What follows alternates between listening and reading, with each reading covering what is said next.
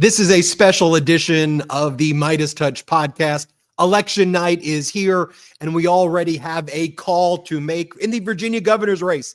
Abigail Spanberger can now be called to be the winner of the Virginia governor's race there. Also, the lieutenant governor's race as well.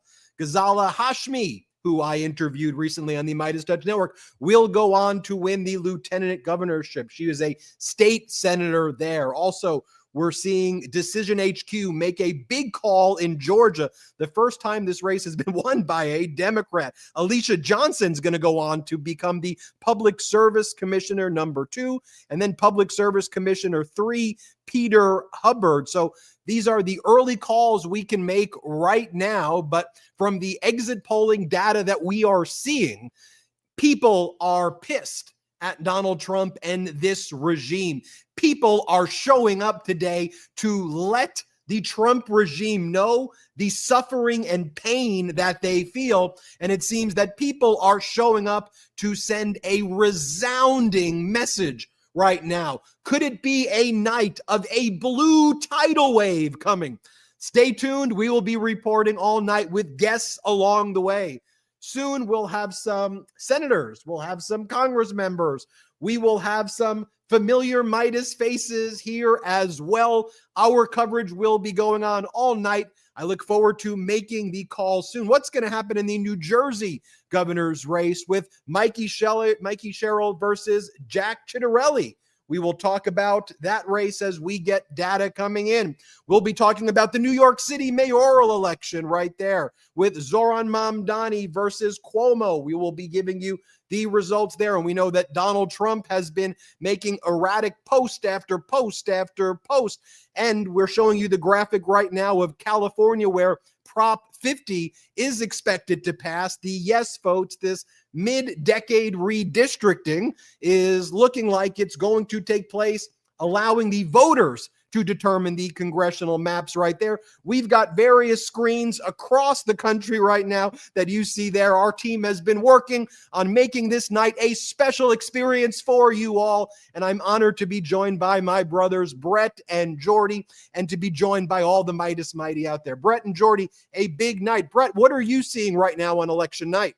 It's big. It's a huge night tonight. Election night. I always love the energy of election nights. And today, if I am the GOP, I am looking out. And in my opinion, as of this moment, I am seeing a blue tsunami heading in my direction. We are seeing the data coming in. Yes, it is early, but it is looking very good as of this moment for the Democrats out there, and very, very bad for Donald Trump and the Republican Party. We are already seeing signs of a major repudiation, a full-on rejection of Trumpism, and everything the Republican Party stands for. Voters are saying, we trusted you, we voted for you, we regret it, you let us down. How dare you do what you're doing with immigration? How dare you do what you're doing with all the federal layoffs and all the chaos and everything that is going on? We are sick of it. No more. You are destroying our lives. You are destroying the economy, and we will not stand for it. As Ben said, a major call happening very early in the night, a closely watched, highly contested race. Democrat Abigail Spanberger winning that Virginia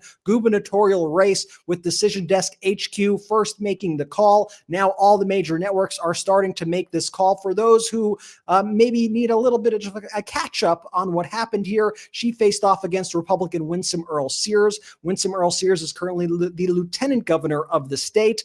This means that Spanberger will be the first woman to serve as governor of the Commonwealth. This was one of the most closely watched races of the night. A huge race. We all know that Virginia is a bellwether state, and Virginia is also heavily impacted by Donald Trump's actions. Being a place where there are so many federal workers, they have been heavily impacted by these layoffs, by Donald Trump's erratic behavior. Then you have Spanberger coming in. Spanberger, a representative in the House from 2019 through 2025, a former intelligence officer. She ran a campaign that was inspiring, a campaign that was disciplined against a very highly erratic MAGA candidate. And brothers, if you remember, we here at MeidasTouch broke one of the major stories about Winsome Earl Sears earlier this year. It was our exclusive reporting. We obtained a leaked recording of her down downplaying the Doge cuts. In Virginia, she made some sort of comment saying, people lose jobs all the time. Who cares that you all are losing jobs? I'm supposed to feel bad that you're losing jobs? I mean, who cares? It shouldn't be that big of a deal that Trump is doing all these firings.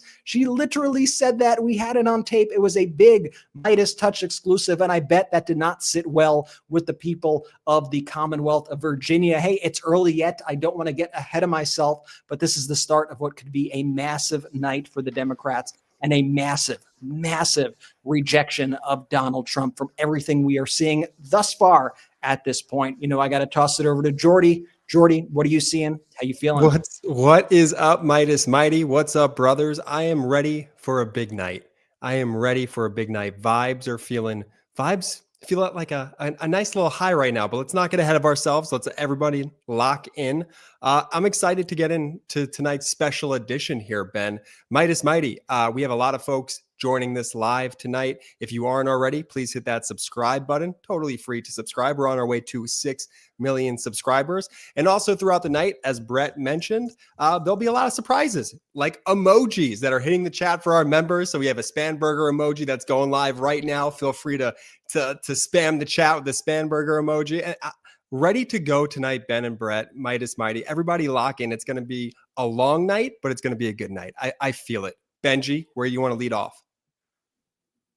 You're on mute there, B. And Ben's on mute, but it's all good. We all have, when the candidate wins, you get, and I was so excited about the emojis that I got ahead of myself there. I was going to say, when a candidate wins, you get an emoji. So we just launched the Governor-elect Abigail Spanberger emoji for the big victory in Virginia. Also in the lieutenant governor's race, a big win for the Democratic candidate there as well. Ghazala Hashmi, who we had here on the MeidasTouch Network. We interviewed her end of last week, heading into this big week right here. Also, we have the House of Delegates. The entire Virginia lower house, the House of Delegates, is up for re-election right now. And so what we're focused on here, and we could take a look, is what type of election is this going to be? We'll start to see signs of if indeed this will be a blue wave based on some of these races. This is where Dave Wasserman actually does pretty good stuff here, where he highlights this stuff right here, rather than when he makes his predictions. I like when he just sticks with the data and sticks with the facts. But that's just me right there. You take a look right here. He goes, here are the 8 GOP-held Virginia House of Delegate seats won by Harris in 2024 that Democrats have a great chance to flip, and you see them right there. He says, here's the next stack of 6 GOP-held Virginia House of Delegate seats. Trump won by 0 to 5 points in 2024. That could indicate a Democratic wave. Then he goes, here are the 7 GOP-held Virginia House of Delegate seats. Trump won by 5 to 10 points. If Democrats win any of these tonight, watch out, it's tsunami territory. Now, what we've been covering here at the MeidasTouch Network in all of these special elections is we've seen a Democratic overperformance thus far of around 10 to 15%, in some cases 15 to 20%. You'll recall our reporting in Lancaster, Pennsylvania, in the mayoral race in Omaha. We covered other state Senate races in Iowa, right? And they were all reported as shockers. Big shock, another Democratic overperformance. And we started seeing that early on as well, about 2 months into this regime. And we've seen that overperformance grow and grow and grow. And so the question is are we going to see data that is consistent with the overperformance that we've seen? It's why we've been covering it this way on the MeidasTouch Network, being very data focused, everybody. All right. So let's show you some California voters who are very fired up, excited to vote on Prop 50 and send a big message, as captured recently by MSNBC. Let's play this first clip, Salty. How are you doing? Oh my God. Wait, hold on. What's up? Hi, I'm so excited to vote. It's giving election day. It's giving election day? It's giving election day. If Prop 50 is only one item on the ballot, what is it? Why are you here? What's the motivating factor? No, it's giving yes on Prop 50. It's giving hot people vote yes on Prop 50. There you have it. But let's take a look at some of these voters who in the past were Democrat voters who switched over to Trump and are now regretting their votes in the New Jersey governor's race and in Virginia. Also captured by our friends at MSNBC. Play this clip. Okay, so that's a voter who sat out 2024 but is coming out now over the issue of immigration. I also spoke to a voter who in the past had voted for Democrats. He voted for Trump in 2024. He's coming out today to vote for Mikey Sherrill. Take a listen to what he told me. His name is Romaldo. You voted for the Democrat, for Mikey Sherrill? Yes. Why did you vote for Mikey Sherrill? I voted for Trump before, but now I look at Trump is different. The economy I don't look good. That's a vote for Democrat. You said the economy. Also, when we spoke earlier, you mentioned immigration. What is it about his immigration action? Well, that's I'm very sad for this because some people okay, but a lot of people working good. The family is the more important in the life. So these are a lot of the voters I'm going to have my eyes on tonight, Nicole. Voters who are coming out who may be considered low propensity voters, but they are voting uncharacteristically in what is not even an off-year election. And some of these voters who in the past have been Democrats switched to Trump and are now regretting those votes. I think it's going to tell us a lot about whether or not Mikey Sherrill is able to cut into Trump's gains with Latino voters, potentially proving a path forward for Democrats, or if Chitterelli is able to hold on to some of those gains. You know, at what point, though, Brett and Jordy, do we stop saying uncharacteristically or a shocker or a massive surprise? Because as we've been following this data, we know that Donald Trump is deeply unpopular. I mean, the latest CNN poll had his disapproval at 63%, the worst of any CNN poll in both Trump term 1 and Trump term 2. His approval was at 37%, but this was consistent with the TIP poll, the YouGov poll, the NBC poll. Across all demographics, he's underwater with white people at this point as well. -74 with Black Americans, -38 with Hispanic Americans right now on every issue, whether it's the economy, inflation, the trade war against the world. Are we better off? Right. And on every issue, he's deeply underwater there. On his signature issues like immigration, people are all saying, dude, you've gone way too far into fascism. So we've seen these votes in a generic ballot. Democrats would crush Republicans if there were to be the midterms that would be held, even if they did this gerrymandering right now. Right. So Brett and Jordy, at what point do we stop saying uncharacteristic, and just say, this is the reality? Stop corporate media acting like Trump is this popular guy. He's loathed, despised, vile, trash. People hate this guy. And as Governor Newsom said, it's not even weakness masquerading as strength anymore. It's weakness as weakness and fraud. That's what it is. Brett.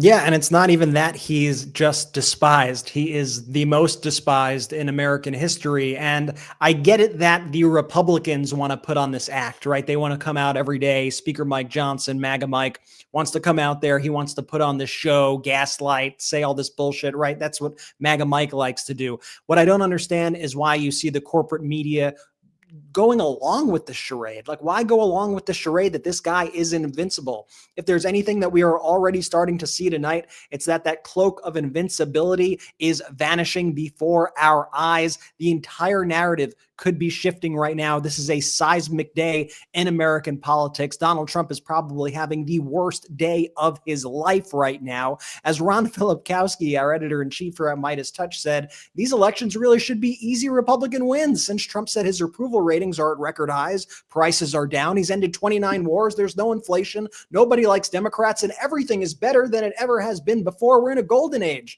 Right, brothers? No, obviously not. And the voters feel it. They see through the propaganda because the voters actually feel what is going on. And now we are getting yet another major projection here from Decision Desk. This is big news, folks. Buckle up. Decision Desk HQ is now projecting that Mikey Sherrill will win the New Jersey gubernatorial election. Another major victory for Democrats here. That is right, folks. For those just tuning in, Democrat Mikey Sherrill projected to win the race for New Jersey governor. This was a hotly contested race, a very close battle in all of the polls. The fact that it is being called this early in her race against Jack Ciattarelli shows you right now the momentum that is out there. I'm sure the other networks will start to catch up with us on this call very soon. But another major W in the blue column right now, a huge win for Democrats, yet another state flipped, well, another state going blue right now during these elections. Ben. Real quick. Don't mean to skip over your little brother. It's all good, Jay. Yeah, Brett, we have a rhythm. It's Ben, you, me. I mean, it's every single time. That's exactly what it drives me crazy when you guys do Brett that. is all into flipping right now as we see this. We're locked in. Well, I didn't even know what you guys are talking about, if I'm being honest. You skipped over me. It always goes, Ben, you. Anyway, immaculate vibes right now. Immaculate vibes. So we're going to keep the vibes high because they're immaculate right now. Shout out Mikey, man. By the way, I think we have a Mikey Sherrill emoji that just hit the members chat. So definitely spam the chat with that. But also to that, I want to say this. If you have been watching the MeidasTouch Network and the MeidasTouch podcast, y'all know one of the things that I urge all the time is do not be gaslit by corporate media. Do not let yourselves be gaslit by corporate media into thinking that any of this, of what you're seeing Trump and this administration do, this regime do, is normal, right? The sane washing of the regime is so out of touch with how the American people actually feel at large. And tonight, again, already, as we see again, the American people are voting this way too, that we are fed up of being gaslit, that what's happening is actually happening, and we're not going to be told otherwise. So shout out to all the voters out there, man. Let's go. Let's keep doing this thing. Now, Benji, what's up? I think we have a special guest I'm going to bring in. We're going to have special guests throughout this evening. There he is. Let's go. Adam Kinzinger, former Congress member and the subject of the last Republican documentary that's made by the great team Kinzinger that worked with you on that. And the MeidasTouch Network is distributing this. So everybody make sure you download The Last Republican right now. I got to say, judging by the results that are coming in right now, it looks like Adam Kinzinger might in fact be the last Republican standing. This is not looking good for the Republican Party tonight, but sorry to interrupt, Ben. As Ben said, Kinzinger, watch The Last Republican, Apple TV, Amazon, Google Play, YouTube. Make sure you check it out. If you've already seen the movie, we have a lot of people right now in the chat. Let them know how you feel about the movie. Encourage others to watch because this movie is a must watch. It's never been more important to watch than right now. Adam, thank you for your service. Welcome to the show. Ben, I'll let you take it. Kinzinger, we made some big calls already. We see Abigail Spanberger winning Virginia, Mikey Sherrill winning New Jersey, lieutenant governor's race, also going blue in Virginia. We've seen some Georgia local races flip to blue, the first time in decades we've seen those seats. So how are you thinking about this evening, Kinzinger, as now we wait to see Prop 50? These results have been called pretty early, man. Yeah, listen, I'm in California right now, in fact, in San Fran. Don't believe me? There's the airport. I'm like right here. Yeah, I mean, Prop 50 is going to win here. I think that's pretty much everybody's saying it's going to happen. It should happen. These results tonight, the fact that they're called this early is big. Now, my hope is what I'm going to be watching for is this a 5-point victory, which is good, or is it a 10 or 12-point victory, which is a blowout? So that'll be interesting to watch there. And but it's a great night for Democrats, and Republicans ought to be a little worried. But you know what, though? They're not going to be worried because Donald Trump's going to refuse to accept the reality of it. And that's probably good for Democrats in the long run. I mean, you saw Trump this morning. It was the votes are all rigged in California and that it's all fake. And then they had Caroline Leavitt and like it just, as you see that with then MAGA Mike's press conferences in the morning, it's just this broken record. And I think Americans want to send a message that this guy is loathed, that people view him as a vile piece of trash. They view this regime that did a great Gatsby freaking themed Roaring 20s party. What was the slogan? A little party never killed nobody, while they're starving Americans to death, half naked women in martini glasses dancing around, while Americans are getting their SNAP taken away, while Americans are getting their health care ripped away. I mean, he doesn't give a shit about, you don't hear this, by the way, on cable news right now. He doesn't give a shit about the people. And I think the people want to let him know we don't want no golden ballrooms or triumphal arches. We want a functioning government. We want an America that works, Kinzinger.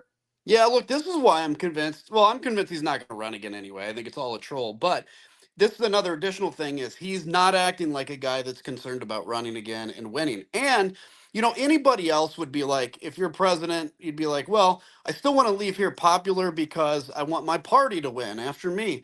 That's not him. He doesn't give a shit about the Republican Party. He cares about himself. And one of the things that has just stood out, which the Great Gatsby Party, as terrible as that was, it's the perfect visual, is the level of corruption, right? The fact that he can sue the federal government and then find in favor of himself. By the way, everybody should want to become president if you can do that, because you could just write your own ticket. The ballroom, the $400 million Qatar jet, all of this is coming together for people to say. And plus, by the way, all the no king stuff, right? That's a strong message that we want checks and balances. So it's a great night. And this bodes well for 2026. We can't rest, but it's a good sign for today. It's funny one you of say the that. things that I like, Kinzinger. Sorry, Brett, I'll go to you before I hog. I got Kinzinger. I'll stop hogging. Oh, I'll give a shout out quickly to MCDC Productions. They're involved with they were the ones who produced it with you. They're great. That whole team is incredible. I was at a loss of words. MCDC Productions, great work by them, who made The Last Republican possible. Brett. And the movie is called The Last Republican. It's available on all streaming platforms in the United States like Apple TV, Amazon, Google Play, and YouTube. Be sure to check it out. If you've seen the movie, let folks know in the comments. We've got more than 20,000 people watching live and hundreds of thousands more that will be watching this after the fact. So make sure that you let people know how much you love the movie and check it out. And one of the most powerful parts of the movie, and like the saddest parts that really ripped my soul out, was first off watching like your relationship with McCarthy and how you guys were actually like buddies kind of back in the day, and how you watched that evolution, how he kind of got entranced by this MAGA thing and got taken over by it. But now I think you've really seen this transformation of your party from Kevin McCarthy that day after January 6th, or on January 6th, I forget exactly when it was, but when he actually stood up to Donald Trump and accused him and blamed him, rightfully so, for instigating the attack on our Capitol. And then you spoke about how he went down to Mar-a-Lago. There was that infamous photo of McCarthy and Donald Trump in Mar-a-Lago in that really horrific golden room that looked like a Gaddafi palace or something. And you knew at that moment that your party had changed. You knew at that moment that they were going to go full on and begin to lie about literally everything imaginable. But then McCarthy got kicked out of his party. He was a victim of the monster that he created. Mike Johnson comes in, and now things to me seem even worse than ever. So could you just walk folks through briefly? I know it's a lot, but you watching that transformation from kind of the old days of the Republican Party to McCarthy being captured by this MAGA movement to now where we're at with Speaker Johnson, where he gets up there every morning in these briefings and just lies to the American people. Yeah, look, it's been a slow progression. I mean, my whole time in Congress leading up to Donald Trump, most of my battles were against the far right in the party. I was fighting to kind of keep them out. And then we do. Donald Trump came, basically embraced them, and that became the party. So watching that was disheartening. And then on top of that, Kevin McCarthy, look, no matter what you think of him, you have to admit he is a good politician. And he was only in his third term when he became like the number 3 guy in the House of Reps, in the Republican Party. That's unthinkable. But you can tell in his eyes and in his soul that, he's a hollow man who needs titles to feel like he's important. So January 6th happens. Actually, really quickly, January 1st, I warn, and this is in the movie, I warn Kevin that there's going to be violence. I'm like, if you convince a third of the country that the election was stolen, there's going to be violence, right? That's like what our country was founded on that. And he's just dismissive of it. Anyway, January 6th happens. And there's like a 4 week silence. There's a really powerful part of the film where I talk about this, like Yeah. a 4 week silence where the party is trying to figure out what it is. And I thought there was a good chance we were going to vomit Trump out of our soul. But it's the moment that Kevin McCarthy went to Mar-a-Lago. He made a very public statement with that picture that I am embracing MAGA again because I want to become speaker.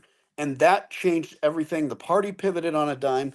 And I think it's less than 50%, but I really think without that meeting with Donald Trump, there was a chance that we could have saved the GOP from Donald Trump.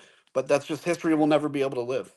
Yeah, there was that moment in the film that I thought was just poignant and powerful, where you spoke about kind of what could have been and your regrets during that moment when you finally saw these corporations pulling their money away from the MAGA movement, from anybody involved with January 6th. And you feel like if you could go back, maybe you could have done more. But I really think you've done a lot. I know you say in the movie that I'm not a hero, everybody else was just weak, but I do think that you're a hero and you're deserving of all the respect that you're getting.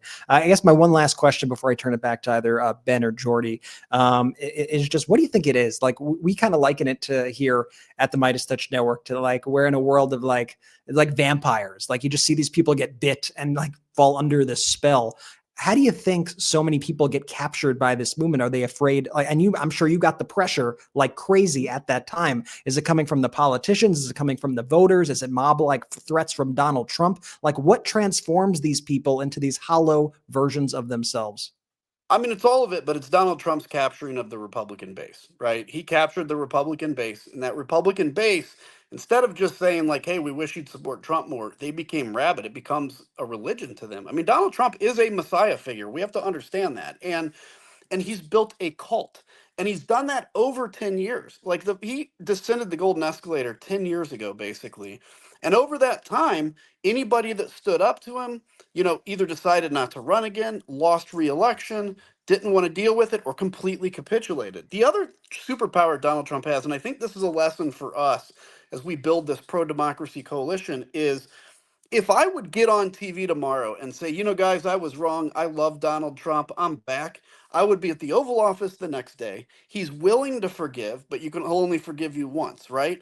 As the pro-democracy coalition, that's why I think it's important for us to embrace people that come out of MAGA today. And there are people doing that. If like Rich Logis from Leaving MAGA really runs that. Who works with us And here we at the have to MeidasTouch embrace Network. them. Yeah, we have to embrace them if we want to win. And so, yeah, I mean, for me, it's just they're in a cult now. And when your identity is at threat, I'll say this lastly, we belong to tribes. We're tribal creatures.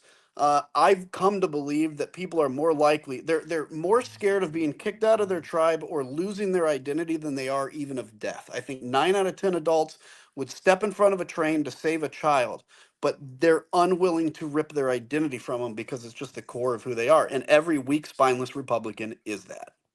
Yeah, well, I so appreciate your insight. I know you got to run. Ben, do you have anything else to say to Adam while we got him here? I want to remind people quickly to watch The Last Republican. Another big call I think we're able to make, as Adam Carlson says, stick a fork in it. It looks like Jay Jones will be defeating the incumbent Jason Myers for Virginia Attorney General. Democrats sweeping all 3 races in the Commonwealth of Virginia. So this is a tsunami, folks. This is big news there to report. Bring out the Jay Jones is the only one. Jay Jones, what's going to happen there?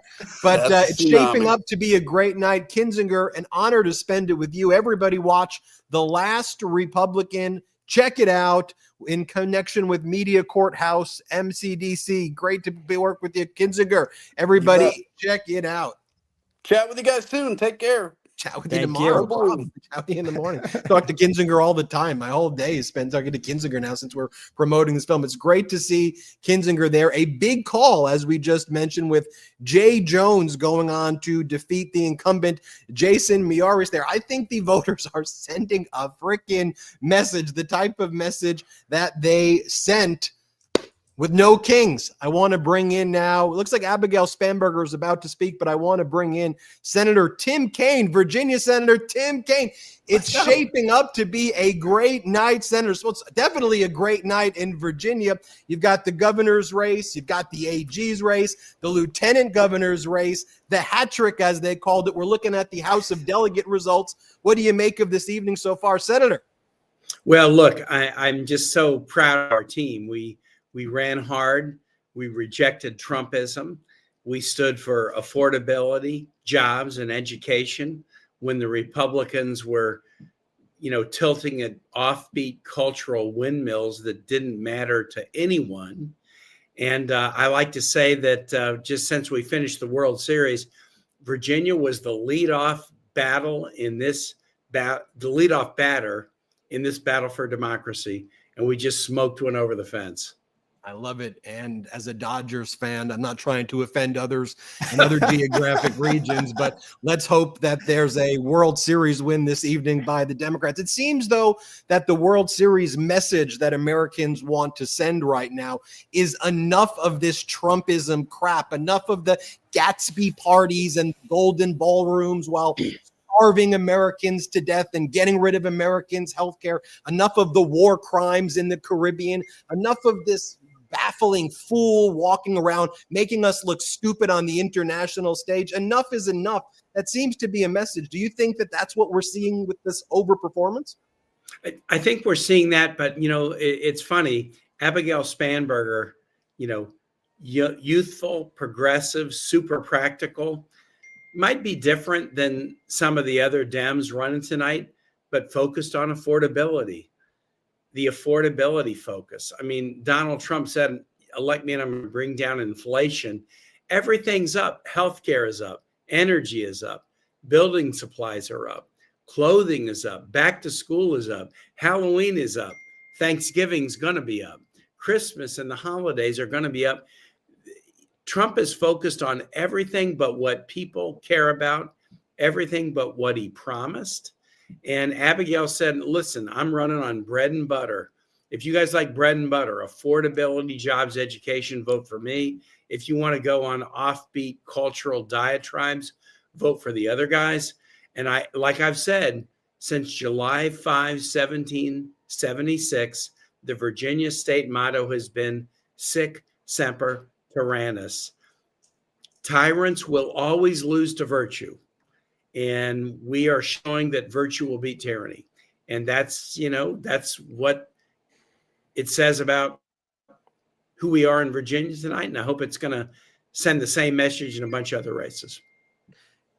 Donald Trump had been ranting and raving like a lunatic all day with his usual shtick that this is rigged, that's unfair, kill the filibuster, whatever it was. It just feels very tired. But if you're okay with it, Senator, you want to hear Abigail Spanberger's victory speech with us? I absolutely do. My wife is there in the crowd with her. I'm in D.C. because we're trying to work through government funding and stop a war in Venezuela, but I want to hear this. Well, You're let's see if we can spot her. The Midas Mighties hanging with Senator Kaine. Let's go into Abigail Spanberger, the new governor of Virginia. Let's hear it.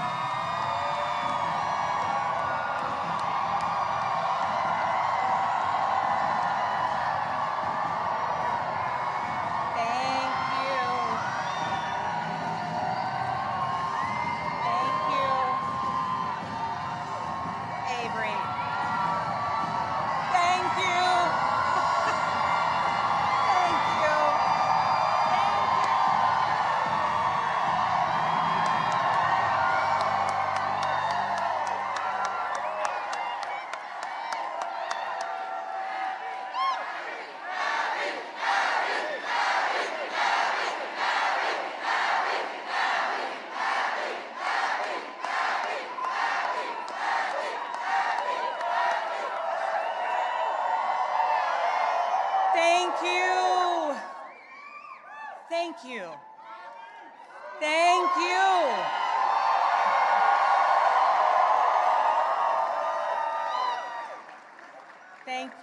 Thank you all so much.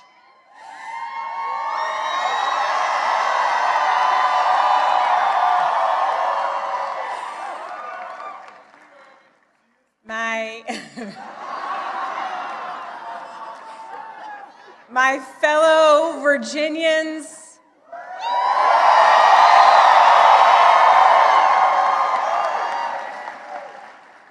tonight we sent a message.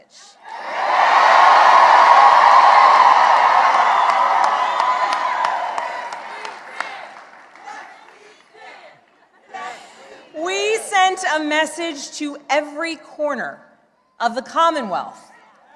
A message to our neighbors and our fellow Americans across the country. We sent a message to the whole world that in 2025, Virginia chose pragmatism over partisanship. We chose our Commonwealth over chaos.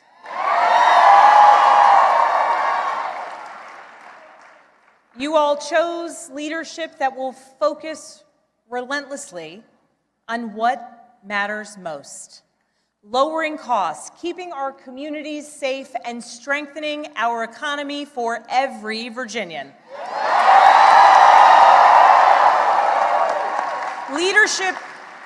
Leadership that will focus on problem solving, not stoking division.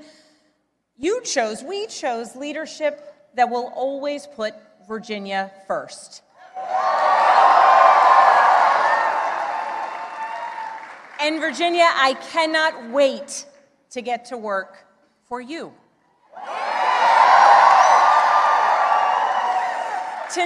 Tonight we turned a page. We turned that page by listening to our neighbors, focusing on practical results, laying out a clear agenda, and leading with decency and determination.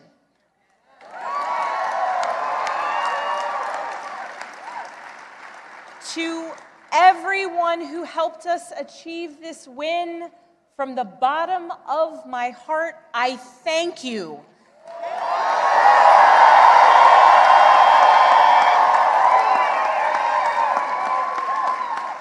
I thank you for the trust that you have placed in me, and it is the honor of my lifetime to be elected the 75th governor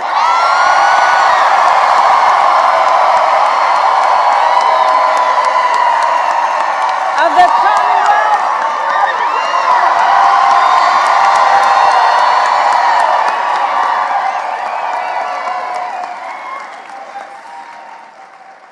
I would like to thank my opponent for a hard-fought race, the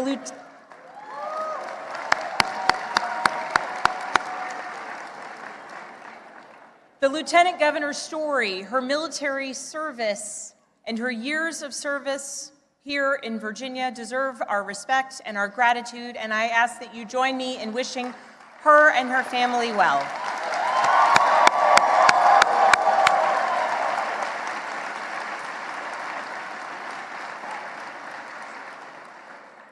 I also know that those who were supporting my opponent are disappointed today, and to those Virginians who did not vote for me, I want you to know that my goal and my intent is to serve all Virginians.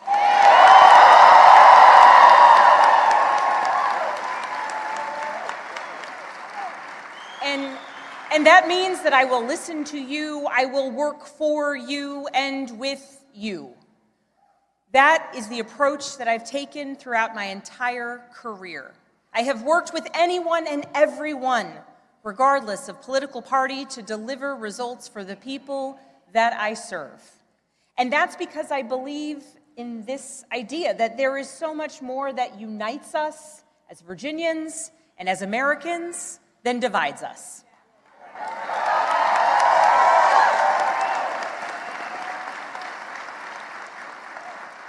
And I know in my heart that we can unite for Virginia's future, and we can set an example for the rest of the nation.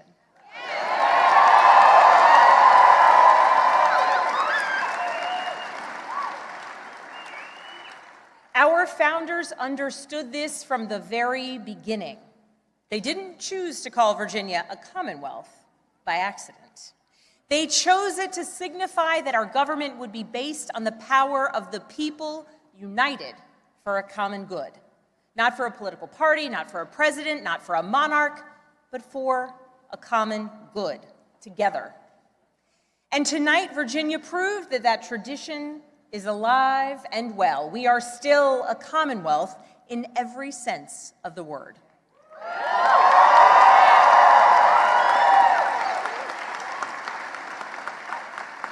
We are built on the things we share, not the things that pull us apart. And I am proud that our campaign earned votes from Democrats, Republicans, independents, and everyone in between.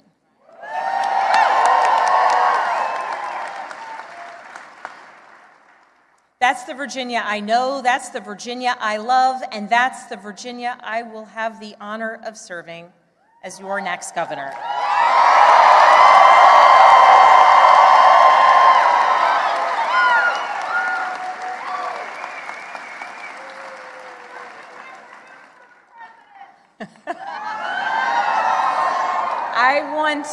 I want to thank so many people for the support that they have given to our campaign.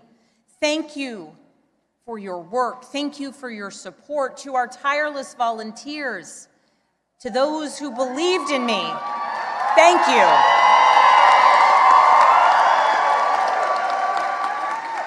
Thank you for devoting your time, your energy, and your conviction to this campaign. Thank you for braving the weather, the heat, and then the cold, and then the rain, and then the sun.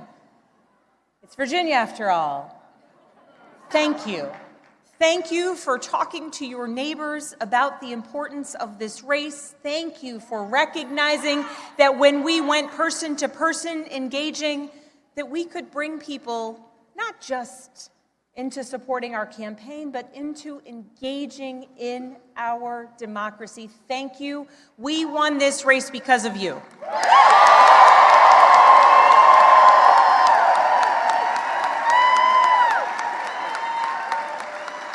To our campaign team, you're the best in the country.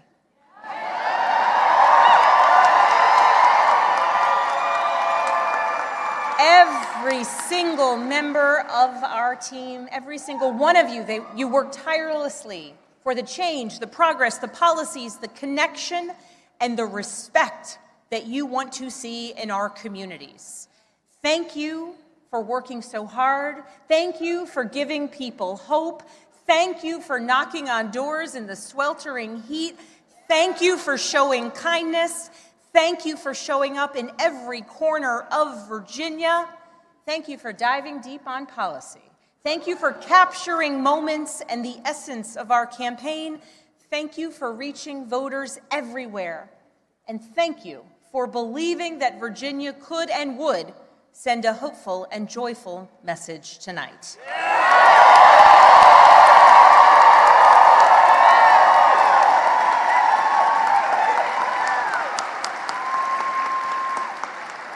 Thank you for giving everything to this campaign and then some.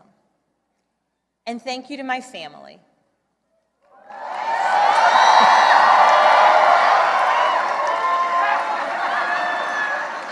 To my husband, Adam.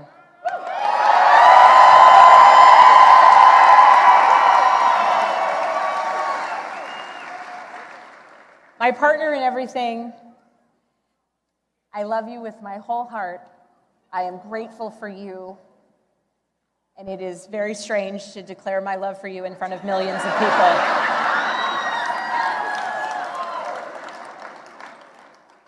But every adventure we have ever been on has been worth it because you have been by my side. I love you. I'm grateful for you. And I cannot wait to see what the next couple of years bring.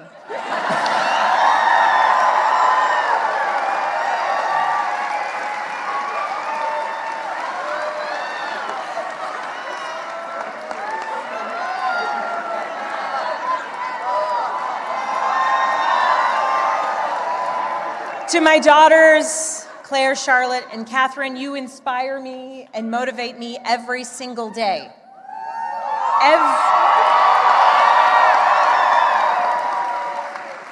Everything I do to build a better future for you and for all of Virginia's children, and I am so proud of you every single day. I am lucky to be your mother.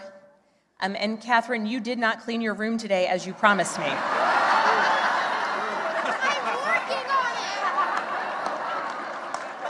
She's working on it. If I was working on it, we wouldn't have won this election, okay?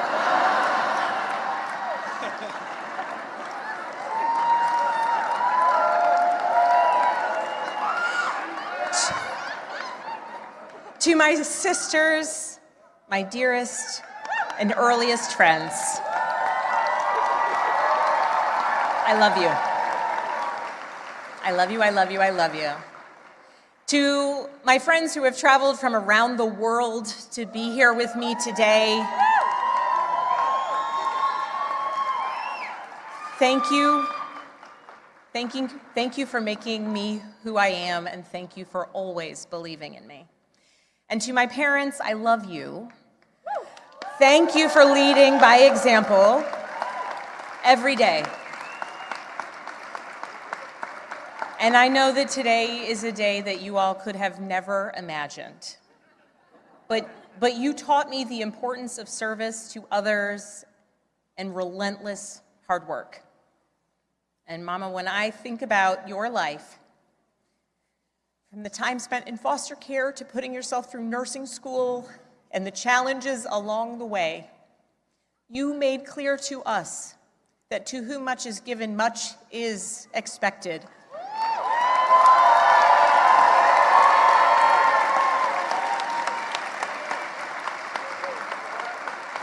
And you have given me so much, born of your own struggles and your own challenges, and I know much is expected. And Dad, thank you for your example of service and tireless devotion to family and country. Nothing has made me prouder than to follow in your footsteps, so many steps along the way. I love you.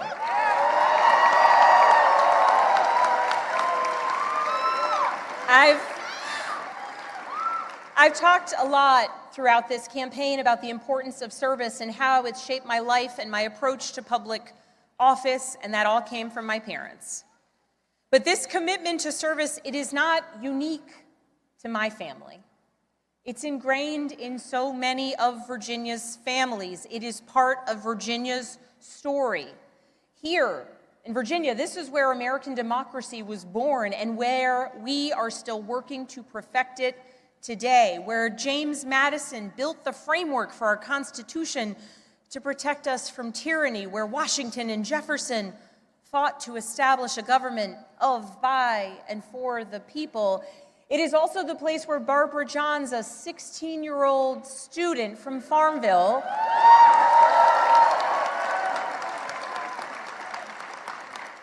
led a walkout of students that became part of the Brown versus the Board of Education case to integrate public schools.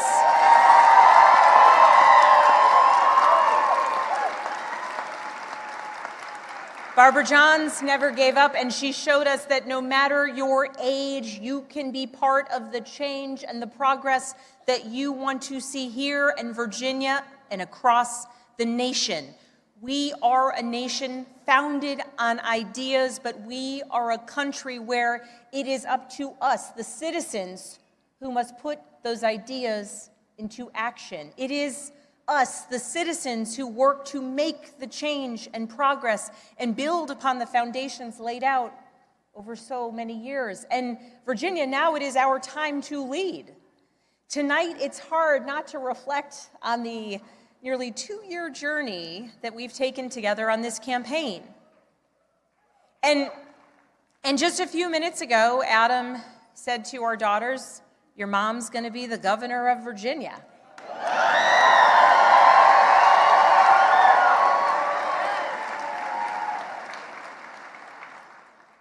And I can guarantee those words have never been spoken in Virginia ever before.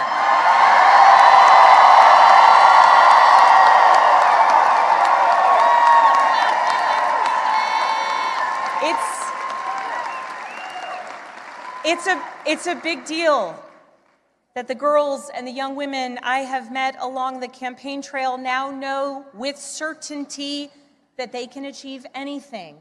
It's a big deal to the women older than I am who forged the path in dreams, hard work, and in a belief that change and progress would be possible so that so many of us could follow in their footsteps in any career, in any role, in any challenge. The history Virginia is making tonight, it is yours. And I thank those who have come before me, and Mary Sue Terry in particular.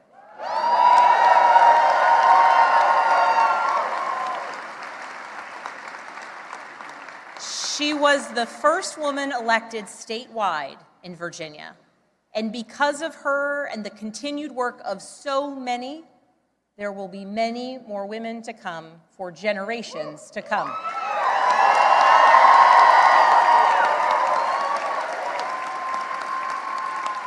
So now that the campaign is over, the real work begins, because this was never about just winning an election. It was about what comes next. It's about the governing. Virginia voters made our choice tonight, and that choice was loud and clear.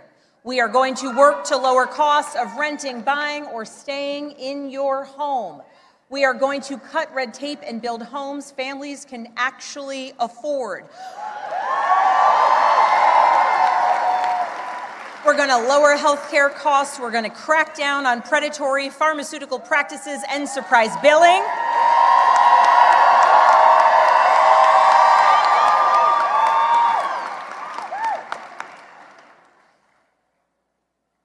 And we're going to produce more energy, and we are going to lower costs, and we're going to do it by producing more energy here in Virginia, and we're going to make sure that large utility users make sure that they pay their fair share.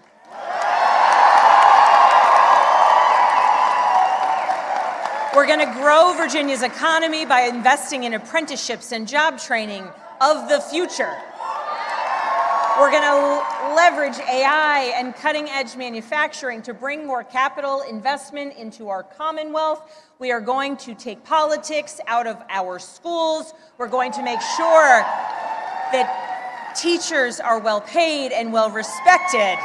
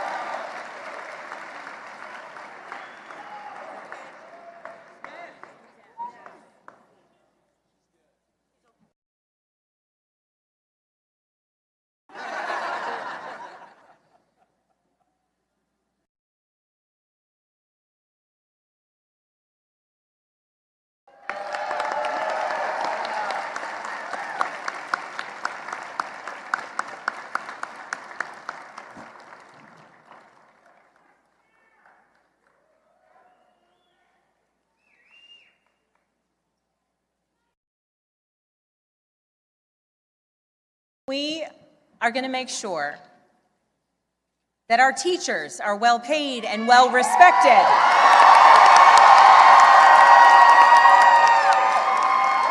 So that our students can focus on actually learning, and so that parents know that their children will succeed. And And we are going to make our communities safer by providing the training, pay, and support that our law enforcement community needs and deserves. These aren't slogans on a bumper sticker. They are actionable policies that I am ready to implement starting on day one. And starting now, that work begins. So as we begin this transition to a new administration, I want to be absolutely clear about a couple things. First, Virginia is the only state in the South that hasn't restricted women's reproductive rights since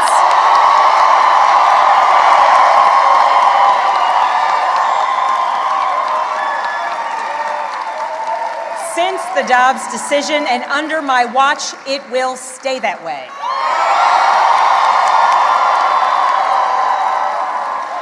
In Virginia, healthcare decisions about contraception, fertility treatments, and reproductive care will continue to be made between women and their doctors, not politicians. That's a promise I've made and a promise I intend to keep. Second, I will always stand up for Virginia workers, always. And right now, our federal workforce is under attack. And the chaos coming out of Washington is killing Virginia jobs and creating economic uncertainty for tens of thousands of families. Government employees, government contractors, small business owners who are impacted by the chaos coming out of Washington. Virginia's economy doesn't work when Washington treats our Virginia workers as expendable. To those who have been impacted by the mass layoffs, by furloughs, by the hardships that you are experiencing, please know that I will direct the full power of the governor's office to support you.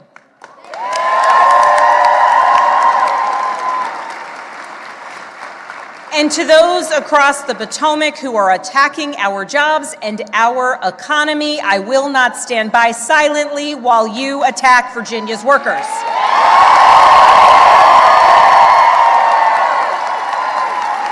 I will fight every single day for every single Virginia jobs, the ones we have now and the ones we will bring to our Commonwealth into the future. I will stand up to anyone who tries to harm our economy or the livelihoods of our Virginians.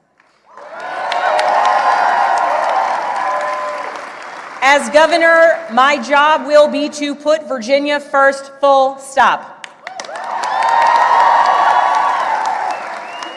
And tonight, as the governor-elect, I call on Congress, Republicans and Democrats, and our president to make real progress on bringing this shutdown to an end.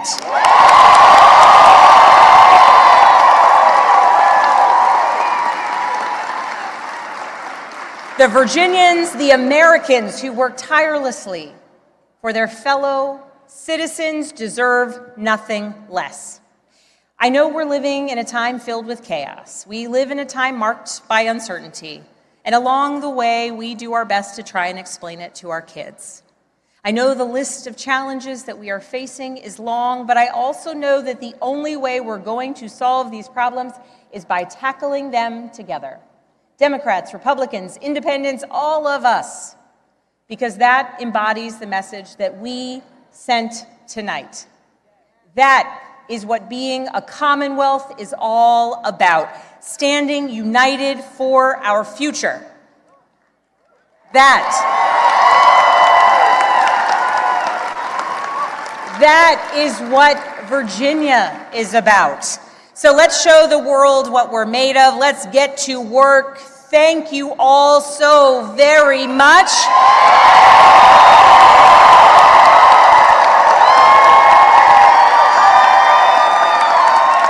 And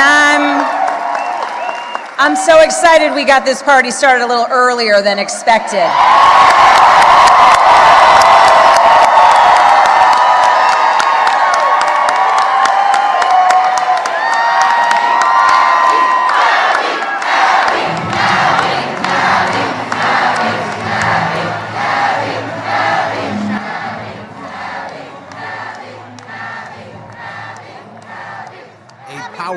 speech there by Governor-elect Abigail Spanberger, hitting on all of the major subjects. I want to bring in right now Virginia Senator Tim Kaine, if we could bring him in a bit. I'd love to get his reaction to the speech by Governor-elect Abigail Spanberger. Senator Kaine, what did you make of that powerful speech by Governor-elect Spanberger? You know, MeidasTouch guys, she hit the notes. I mean, it was youthful, it was energetic, it was practical, and it was progressive. I mean, Virginia is the single best red to blue turnaround in the last 25 years. And we've done it by being, I call us pro-growth progressives. We're very practical, but we're also very progressive. And that's how we've turned this thing around. And Abigail ends up with a sweep tonight, by all accounts. Governor, Lieutenant Governor, Attorney General. It looks like our House of Delegates is coming in strong, which will give our history-making Speaker, Don Scott, the ability to really help be a wonderful partner for Spanberger's progress going forward. So I'm really, really excited. You know, her campaign was about 3 pillars. It was about affordability, jobs, and education. The bread and butter, she put the economy front and center. That's the issue that always matters the most to the most people. So often Democrats don't put that front and center. They talk about other things, but Abigail may help us with her strategy, you know, get to a place where the Democrats win the economic argument. She certainly won it in this campaign. You talk about the House of Delegates. We obviously know the kind of big races that everybody's talking about. Governor-elect Spanberger, Democrat, wins. Lieutenant Governor-elect Ghazala Hashmi, she wins. Attorney General Jay Jones, Democrat, wins that. Big races there. But then in the House of Delegates, we've seen some major flips as well. 3 major flips so far, and I know more are coming in. Virginia House Delegate seat 57, 22, and 82, all flipping thus far. And we're focused on a lot of these seats as well. To see, you mentioned Speaker Scott, who we were fortunate enough to have here on the MeidasTouch Network, who was incredible. He made me laugh and inspired me. What an incredible person. But I want to get your final message to the Meidas Mighty. It's incredible having you here as the Senator of the Commonwealth of Virginia to give us your perspective. But before you go, I know you've got a busy night ahead of you as well. What message do you want our audience currently? And then if I could just remind our audience also, 70th Governor of Virginia from 2006 to 2010, the 38th Lieutenant Governor of Virginia from 2002 to 2006. So we are speaking with somebody who knows what it's like to campaign for this position. We are speaking with somebody who knows what it is like to do the job and do it effectively. So now I will give the Did I undersell you, Senator? Did I give you? You undersell the Senator. I don't know if you undersold me. I've been mayor, governor, senator, DNC chair, vice presidential candidate. I can't keep a job, but I have been in office when Virginia has gone from deep red to blue, and I played my part in it along with my wife Ann, and Mark Warner, and Jim Webb, and Terry McAuliffe. I mean, we have been in the vineyards, folks, for the last 25 years. We are the best red to blue turnaround in the United States. And sometimes people want to ask, what are the Democrats doing wrong? Ask what Democrats are doing right and go to some states where we're turning it around and ask how we're doing it. In Virginia, we win by always putting the economy first in campaigns and then always delivering economic results when we have the privilege to govern. A lot of Dems in this country, they campaign on other issues and they cede the economic argument to the Republicans. We kick the Republicans' asses on economy in Virginia. And even at the national level, we've got the goods, we've got the evidence, but folks don't focus on the economy. So Abigail Spanberger, again, affordability, jobs, education, which is an economy argument because it's about the workforce. Focus on the bread and butter, and we kick tail on the Republicans who focus on the offbeat, stupid cultural issues that very few people care about. Do me a favor, Senator. Just don't take that LSU coaching job, because it seems that Louisiana Governor Landry, he's obsessed with that instead of the people there, because you do the contrast to your point, though. Like, what are governors focused on? What are these Democratic governors focused on? What were you focused on? It's the people. It's not these culture war issues. It's fighting for the people. And, you see the stark contrast of that speech that Governor-elect Spanberger gave there. And then I think about the speech 2 days ago that Landry gave, where he was interfering with the athletic director of LSU. It's like, what are you even doing, man? What are you doing? Well, anyway, that we appreciate you so much. You know how valuable your time is. And thanks for being here with us on this very historic night, Senator. Yeah, you guys at MeidasTouch, you do a great job of spreading the word. So just keep putting it out there, and I'll look forward to coming back. Amazing. Senator Tim Kaine, everybody, on election night, the clean sweep right there in Virginia, the governorship, the lieutenant governorship. Jordy's got the broom right there, the attorney general seat right there, 3 flips, the House of Delegates, many flips there as well. And Brett, thank you for stepping in there, because I was not doing the senator justice. I should have. But I gotta say, I always feel bad to interrupt Ben, especially when he's in the middle of his flow. But we had, perhaps like the most accomplished politician on the planet who has held every job, including the jobs that we were speaking about right now. So I thought it was important to bring up that context that Governor Tim Kaine had held all those positions, lieutenant governor, governor. So like I said, he is somebody who knows what it is like to run for these seats. He is somebody who knows what it is like to win a gubernatorial race, to actually be governor of the Commonwealth of Virginia. And I think that is so fantastic. I'd loved having his insight here.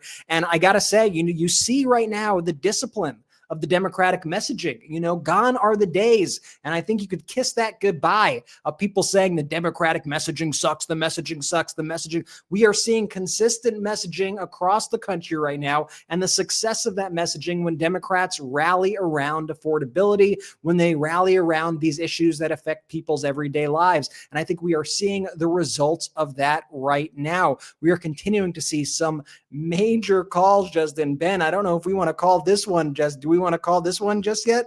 Of course I want to call it. Decision Desk HQ calling the New York City mayoral race, Zohran Mamdani to be the next mayor of New York City. Wow. New York. There we have it. Zohran Mamdani called right now. Decision Desk HQ early in the night, folks. We'll get you more data there, but Decision Desk HQ has been on point. They wouldn't be making this call so early on if they didn't think that Zohran would go on to win. Big call for Decision Desk HQ, and this would be a big win for Zohran Mamdani should he continue to go on this path. He is the projected winner of the New York mayoral race. This would be a massive, massive victory for Zohran Mamdani, somebody who won the Democratic primary after launching this incredible campaign, unlike what we've really seen before, focusing on these very issues that we've been speaking about, focusing on issues of affordability, really meeting people where they are. And when I say meeting people where they are, I mean meeting them where they are. This guy was in the clubs this weekend. He was on the streets with the people driving the taxi cabs. He was everywhere. I don't know where he got the energy. He was at the club till 2 a.m., 3 a.m., and then he was there the next morning at the taxi stand. I'm like, listen, you're only a year younger than me. Huh? Every club. Every club. He was like a bunch of, he went club hopping. I'm here. I'm only a year older than Mamdani. I'm like, I'm tired just watching the guy. I don't want to go. I can't leave that sounds like a lot. He's doing a lot. But it shows you the power of these campaigns when you meet people where they are, when you speak to these issues. This is a big night. And oh my God, Ben, Jordy, we said it when we logged onto this stream, when we were just beginning, that we are looking out right now. And if those Republicans are looking out, it is not even necessarily a blue wave that is coming towards them, but a gigantic blue tsunami. And this is exactly what we are seeing right now. Holy cow, folks. I see everybody in the comments right now. A lot of excitement, a lot of energy. I think it's matching the energy that we saw at the polls. And like Ben has said multiple times during the stream, this, you never want to take anything for granted. You never want to count your chickens before they hatch. But The idea that this is some massive surprise, the idea that this is something unexpected. How could anybody have ever seen this before? That's how the kind of cable networks are framing this. Where did this come from? What do you mean, where did this come from? Have you been watching the data? Have you been looking at the polls? Have you been seeing how hated and reviled Donald Trump is? Or have you been buying the Republican Trump propaganda hook, line, and sinker? I think the latter, and I don't know why. Maybe it's time to stop buying that BS, to start looking at what the American people are telling you loud and clear. They are sick of this MAGA crap. They want people who are actually going to do stuff for them and stop dangling these BS culture war issues every day. What's going on these algorithms with Elon Musk boosting all this crap, it's all fake. It's all fake. There's a real world out there. The people are speaking. The people are rising up. We are seeing it with our own eyes right now. We've had such a great slate of guests tonight as well on the stream. It was so great to have the junior senator from the Commonwealth of Virginia, Tim Kaine, on. It was so great to have Adam Kinzinger on the show. We're going to have many more guests joining us soon. I want to remind everybody, make sure you go out and watch the new Meidas Studios documentary, The Last Republican. It'll actually be a great watch tonight after these election results to show you exactly what we are fighting for here. Adam Kinzinger was on with us before, former Republican congressman who refused to go along with this MAGA toxicity, refused. He stood the line. He held the line. He said, hell no. And I want you all to go check out the movie, Apple TV, Amazon, YouTube, all the various streaming platforms. If you're in the US, if you've seen the movie, let us know in the comments. A big night. I think we're seeing right now, Jordy's got the broom out. We're seeing Immaculate the Mamdani. We are seeing immaculate vibes, B. Yeah, what we're seeing right now is the Mamdani. This is the Mamdani. And Jordy, we got Ron Filipkowski, our editor-in-chief here, so I'd love to bring him in. Sorry to interrupt you. We'll get back to you in just a second. Ron Filipkowski, MeidasTouch editor-in-chief. Ron, I read one of your tweets earlier on the show. The Donald Trump, most popular guy ever, according to him, solved 29 wars. Inflation is where he's actually giving people money, I guess, now. I don't know. How could this have possibly happened, Ron? To me, I was just writing down like my takeaways from this, and I thought I'd have like 2 or 3, and I have like 9. I think that there's just so many things that you can take from the results. Just the first one is, this is not just tonight. We can go all the way back to January. This is every single special election except for like 4. There's been like 48 special elections, and in like 44 of them, Democrats have outperformed what Harris or the Democratic candidates did in 2024. So this has been a long-standing trend line here that's only increasing. The gaps continue to widen. And I think also, you had Mike Johnson and all the Republicans for the last few weeks about talking about no kings, and saying these are all paid protesters. These are Marxists. These are, Antifa, And I went out there, and it was the biggest crowd of people I've seen since I've lived in Maine. And it was all peaceful, nice people of all ages, of all races. Nobody sounded like a Marxist to me. It sounded like a lot of people that were really, really pissed off and wanted to do something and wanted to take action and weren't going to wait for political leaders. They wanted to do it themselves at the grassroots level. And I think that a lot of them felt like what Republicans were saying about them and about their anger and their frustrations only made them more mad, calling them paid protesters and Marxist and Antifa. That only, I think that doubled the turnout of No King. So, the question now becomes, are Republicans what are they going to learn from this? Especially the ones in Congress, especially the ones in those swing districts who have been silent, who have refused to stand up to Trump and refused to say anything about all of his abuses, whether it's his pardons or his tax breaks for the billionaires or you name it, one thing after another, one abuse after another, threatening media companies, threatening universities, threatening Democrats, withholding funding from Democratic states, withholding disaster aid. We can go on and on and on. Will they now speak up because they have to look at these results and say, I'm thinking about people like Mike Lawler in New York. They have to be, who's in a district that I think Harris won, or certainly Biden won it in 2020, and say, I could be next. I have got to separate myself from Mike Johnson, who is in a super safe district in Louisiana, who has never even had an opponent run against him. And I got to stop listening to people like Donald Trump and Stephen Miller and Mike Johnson, because they're leading me to disaster. Hopefully all it would take is 6 or 7 of Republicans in the House to start having that mindset, and a lot of things could turn around. Ron, you look at every single county in Virginia shifted blue, just the way I need to shift to fit straight into the camera and learn how to stand still for a second. You take a look at this post. You don't get this stuff on cable news, everybody. They know how to stand still, apparently. You take a look, right, but we've got the data. You take a look right here. Every single county, whether it's 12 points, 16 points, 8 points, 4 points, 6 points, 9.3 points, 4.4 points, 6.3 points, 15 points, et cetera, et cetera. Every single county, massive shifts blue. And it's not just in Virginia. Mikey Sherrill, we called winning the governor's race there in New Jersey. In the Pennsylvania Supreme Court, Democrats holding all 3 seats there.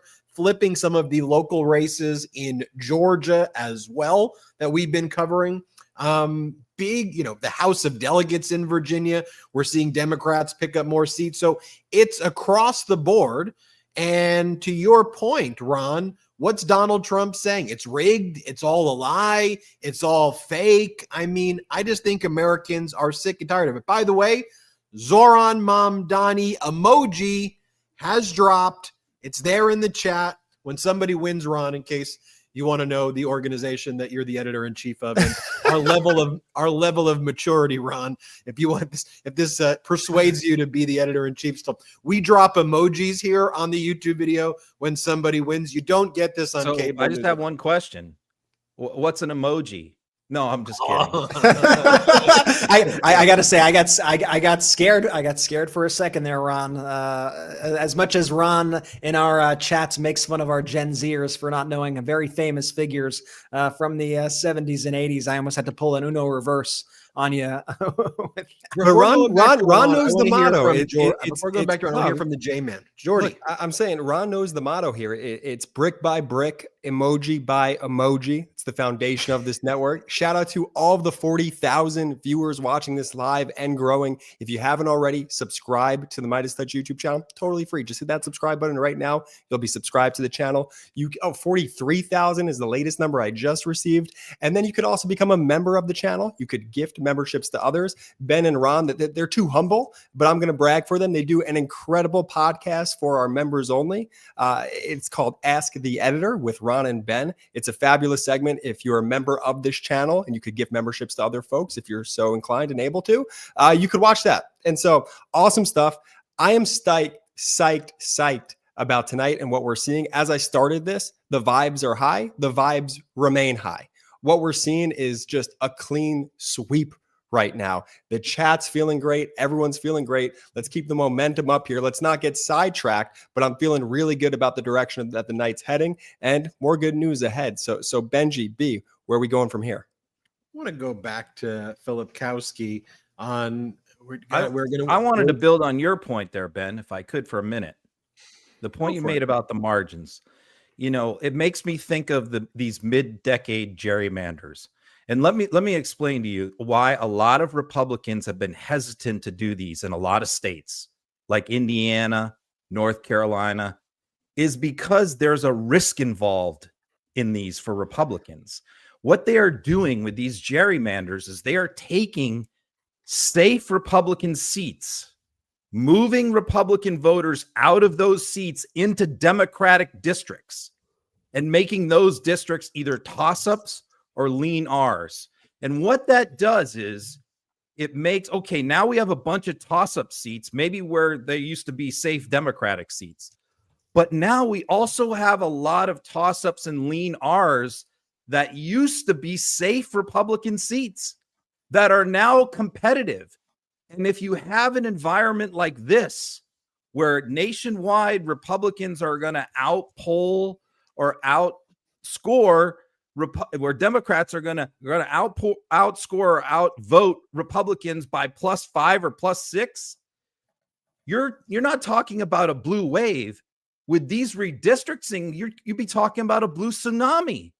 I mean, and I heard a lot of consultants in Texas warn about this when they were doing the they said, look, we have to be careful here what we wish for, because sure, if it's a solid year for Republicans and the economy's great and everything, this will pay off for us and we'll gain seats. But if this is a bad year for Republicans, we could be shooting ourselves in the foot with this redistricting. We could end up losing more seats than we gain. And that's the other problem for them now that they need to start thinking about.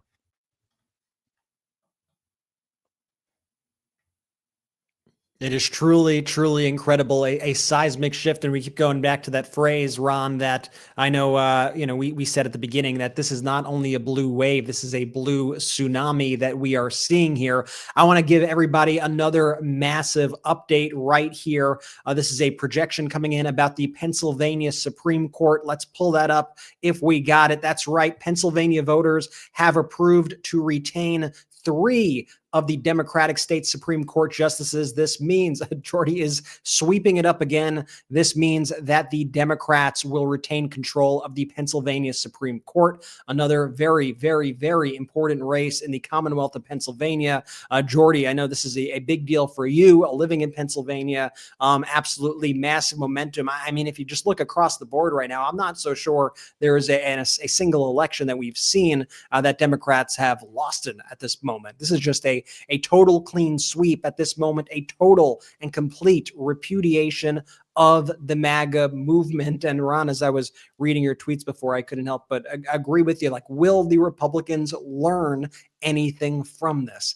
I just am not so sure that they will. They've tried all the propaganda. They tried to push everything. And I think ultimately one of the things that we've seen is they completely misread the 2024 election in so many ways. They viewed it as they had this crushing mandate, that they won by incredible margins. And when you looked at the data even of that election that we saw, there were more people who voted against Trump that voted for Donald Trump in that election, despite the fact that Trump won the election. So they tried to take that, tried to claim this massive mandate, tried to project this idea that they were completely invincible, that nothing could stop them whatsoever, that they had the right to do whatever they want. They became incredibly aggressive with these ICE raids and militarizing cities, and Donald Trump withholding SNAP and the government shutdown. And just day after day after day, it's just kind of traumatic action after traumatic action inflicted on the American people. And these are things that the people feel, at the end of the day. I mean, there are certain things that, you could argue, do the American people care about X or Y or this issue or that issue? People care if they're able to afford putting food on the table. People care about these issues, that people care when they go outside their door and they see the military on the streets, gassing protesters, gassing people, manhandling people the way that they are. Americans don't like that. Americans like freedom. Americans like not really being told what to do. I used to think that conservatives used to pretend that that was their value of having the government off your back. But Donald Trump has just gone ahead with this authoritarian mindset of he wants to control every level of government. He wants to be so intimately involved in everybody's life at every level. And I think it just really turned the people off. I mean, what do you think, Ron? I mean, we Democrats who pay attention to cable news, social media, etc., we knew that Project 2025 was their agenda. But the average American voter had no idea. If they had even heard about Project 2025, and I would say 80% or more did not know what it was. If they even heard about it, a lot of them listened to Donald Trump, who said, "That's not me. I have nothing to do with that. That's not my agenda." And they gave him the benefit of the doubt. I'm talking about like your swing, independent, low information voters, people who don't watch the news. They watch sports, they raise their kids. They don't, they watch cooking shows. They don't pay attention to politics. That's who I'm talking about. And, Donald Trump ran on 2 issues. I mean, he spent 90% of his campaign money on ads for 2 issues. The first one by far was immigrants, deportations, secure the border. By far spent the most money. And the second was trans athletes in sports. He spent 90% of his campaign money campaigning on those two issues. So even though we knew that he planned on doing all this horrible stuff that's in Project 2025, the general low information voter thought he's going to secure the border, he's going to deport criminals, and they believed that's who he was going to deport, rapists and murderers, not the guy who owns the restaurant down the street, not the guy working on a farm, not the guy at the construction site. That's not who they thought he was going to deport. They heard criminals and they thought, what Donald Trump says when he means criminal is all of them. They're all criminals, but that's not what the average voter thought. And so what happened is Trump takes office and, him and the Republicans and all his minions say, we won in a huge landslide. We have this huge mandate to radically transform American society and American government. And the voters immediately recoiled. And that's what's happening now. They're saying, what? This isn't what we thought. We didn't think you were going to be trying to get Jimmy Kimmel fired. And we didn't think you were going to set up a crypto company where UAE is funneling $2 billion into your pocket or Qatar is giving you a jet. Like, this isn't what we signed up for, dude. Or the Department of Justice, rampaging, firing everybody, the FBI, Kash Patel flying around the country, seeing his girlfriend. I mean, this isn't what they voted for. And so the question is, are Republicans going to pull back from some of this stuff and go, man, let's just focus on, keeping our tax cuts and rolling back some of these tariffs? Nobody thought they were voting for all these tariffs. He didn't campaign on that. So, are they going to roll back some of this stuff and pull back, or are they going to plow ahead? I have no doubt that the people inside the Trump administration are going to plow ahead, full steam ahead. Stephen Miller and Russ Vought are not going to be slowed down by this. Pete Hegseth isn't. Pam Bondi isn't. But the question is, are the Republicans in Congress going to be willing to take a beating next year and go down with this fool? Or are they finally going to stand up to him and speak up for themselves and say enough is enough?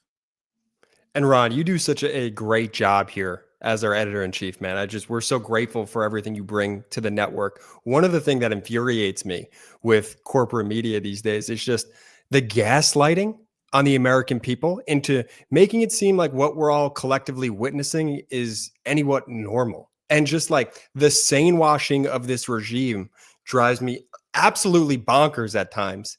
What's your thoughts on that? And how have you been able to sort of manage that and sort of guide the ship forward with all of that nonsense happening on the corporate media side?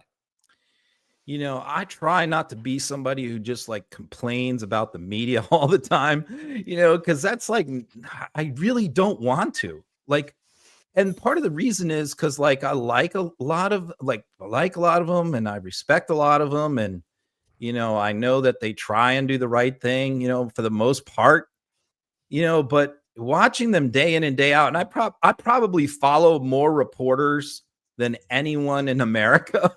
I mean, just like reporters all over the country, not just the ones in DC, not the ones you see on TV, but the ones that are in state houses, local communities, local governments, out there covering courthouses, just grinding every day. Those are the people I follow, and they follow me. So I'm very plugged into, really the reporting that's happening out there. And you do get just so furious and so frustrated at some of these people. I mean, the perfect example, I can give you thousands of examples, but the perfect example was today, where Trump gets asked about the crypto guy pardon, Zhao, that he pardons his crypto partner. And Mike Johnson comes out the following morning for his press conference and says, I didn't see that. I didn't know anything about it. And I tweeted out, knowing that so many of these congressional reporters follow me on social media, I tweeted out, the reason why Mike Johnson gets away with this is because nobody ever asks him that the following day, the same question, and says, okay, Mr. Speaker, now that you've had 36 hours to think about it, And after we asked you about it yesterday and you told us you would get back to us, here we are the next day. So let me ask you again, now that you've learned, what do you think about this pardon? But did one reporter ask Mike Johnson today about the crypto dude? Not one. It's absolutely infuriating, but that's why we appreciate you, Ron, because you force their hand. You actually focus on the narratives that people want to be hearing. I want to remind everybody to check out Ron's daily political news bulletin. It is the single best political news bulletin you will read ever in the universe, bar none. Check it out every day at MeidasPlus.com. Go to MeidasPlus.com, MeidasPlus.com. Make sure you sign up. It's free to sign up. There are extra perks if you do one of the paid tiers, and you're also supporting the growth of this network, but you could sign up completely free. You'll get these in your inbox every day. They are so valuable. There's always a bunch of stories too that I think I'm following the news closely, and then I'm like, how does Ron catch all of this stuff? It's wild. I want to bring in another one of our guests, another great individual. Many people call him the Walter Cronkite of our time. Some people call him the breaking news guy. I like to call him Aaron Parnas. Aaron, welcome to this live coverage on MeidasTouch of election night 2025. A big night, Aaron. How you feeling right now? Aaron's been busy, man. I've been checking out TikTok and Instagram. He's been going all night. Feeling good. Lucky, feeling maybe we'll good. see the creation of a live TikTok live on the air. Yeah, I mean, maybe the sausage is made. Mom Donnie just won, so big news. It's a great night. Democrats are winning across the board. I mean, even in races where you didn't think Democrats would overperform, they're overperforming. They won in Georgia statewide. They haven't won in 20 years. JD Vance's half brother just lost in Cincinnati. Pennsylvania, they retained a 5-2 majority on the Supreme Court. New Jersey, obviously, Cheryl wins. And then you had a trifecta in Virginia, not just on the statewide races, but the House of Delegates and the Virginia Senate all are going to be blue. And the House of Delegates, they may even have 60 seats by the end of the night. Michelle Wu just won in Massachusetts. And if I had to guess, you're going to have Prop 50 pass shortly. So huge night tonight. Aaron, you kind of just glanced over that one. Did you say JD Vance's brother lost in Cincinnati?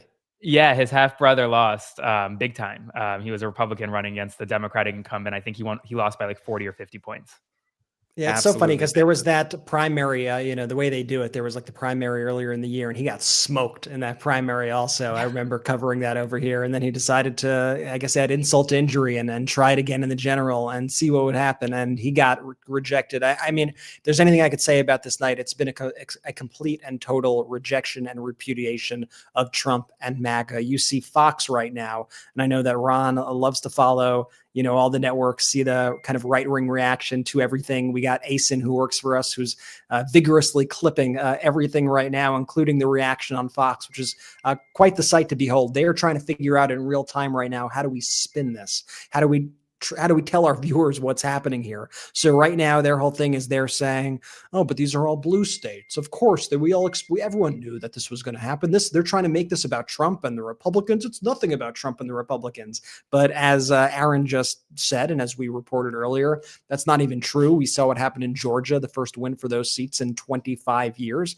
And the energy and the enthusiasm that we are seeing nationwide right now, I mean, it is legitimate. It is real. And they could try to ignore all the signs all they want, but it's not going to help them in the future at all. You saw it with the No Kings protest. What did they try to say? The crowds were fake. Oh no, that's not a clip from this No Kings protest. It's a clip from 2019. They tried to throw everything at us, every single lie, all of the gaslighting, and rather than actually reflect internally and realize maybe people actually don't like us. Maybe people actually don't like being tortured by us. We are, once again, for those just tuning in, we are looking right now at the Zoran Mamdani, looks like their celebration room right there. We expect New York City Mayor-elect Mamdani to speak shortly. We will see what happens there. But across the board right now, I'm not so sure there is a single election that the Democrats did not win tonight. I mean, this thing was a wipeout, a sweep,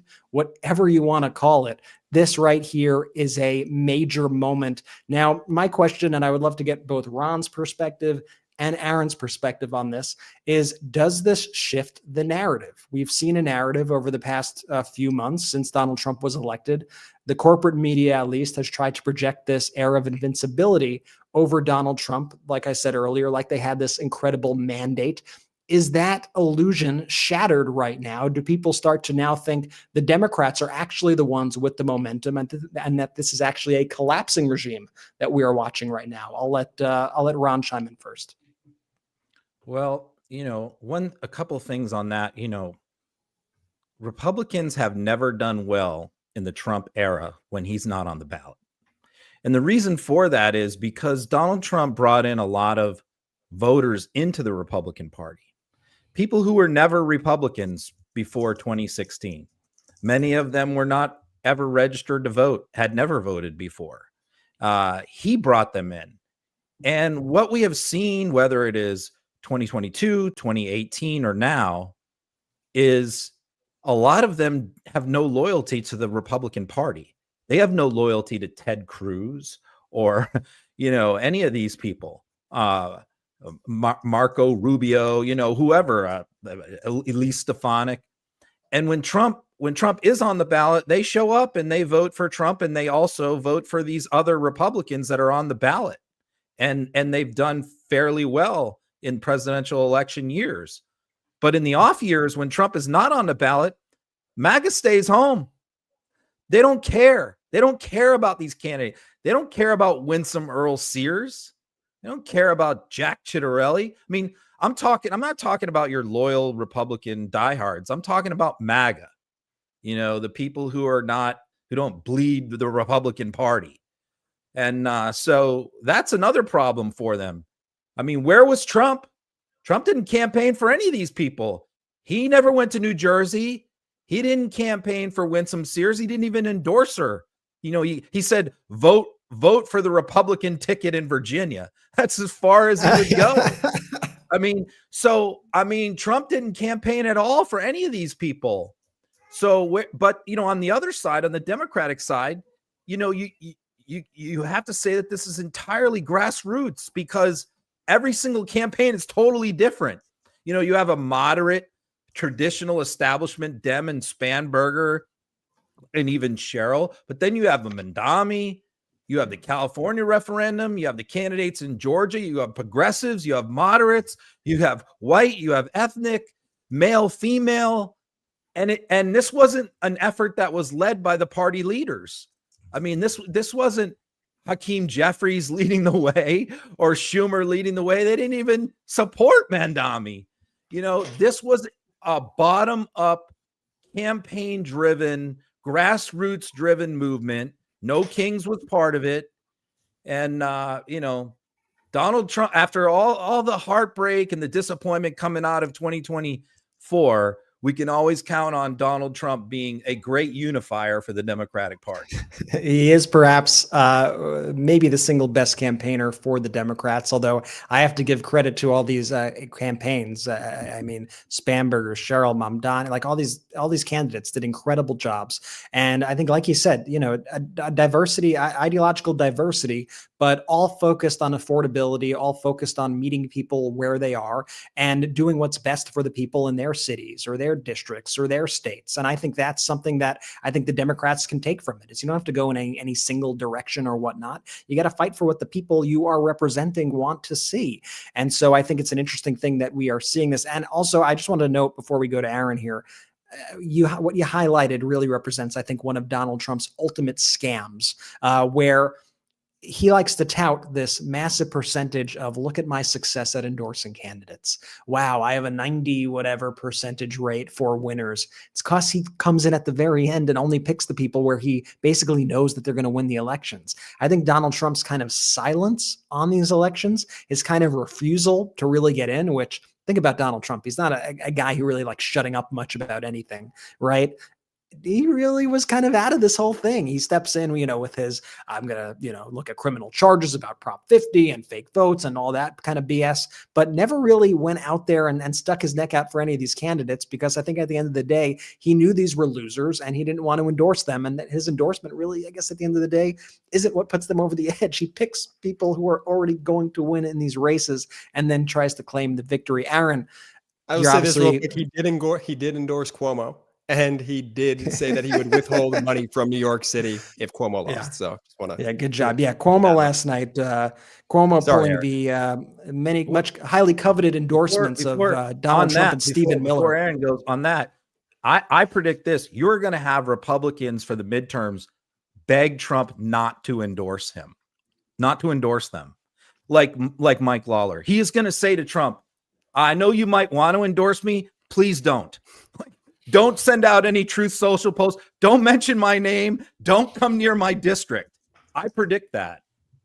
That is a very interesting point, and I could definitely see that, bearing out as we see those elections. There's going to be a Donald Trump stench that people don't want to have anywhere near them come the next elections. All right, Aaron, we've kept you waiting. You've been following the news, obviously, for a while. I don't think there's a single update on breaking news that you've ever missed in your entire life. You're on top of everything. So what's your feelings on this? And you've also seen, the news coverage. There's a reason why people come to you, Aaron, for the news and why they don't go to the legacy media.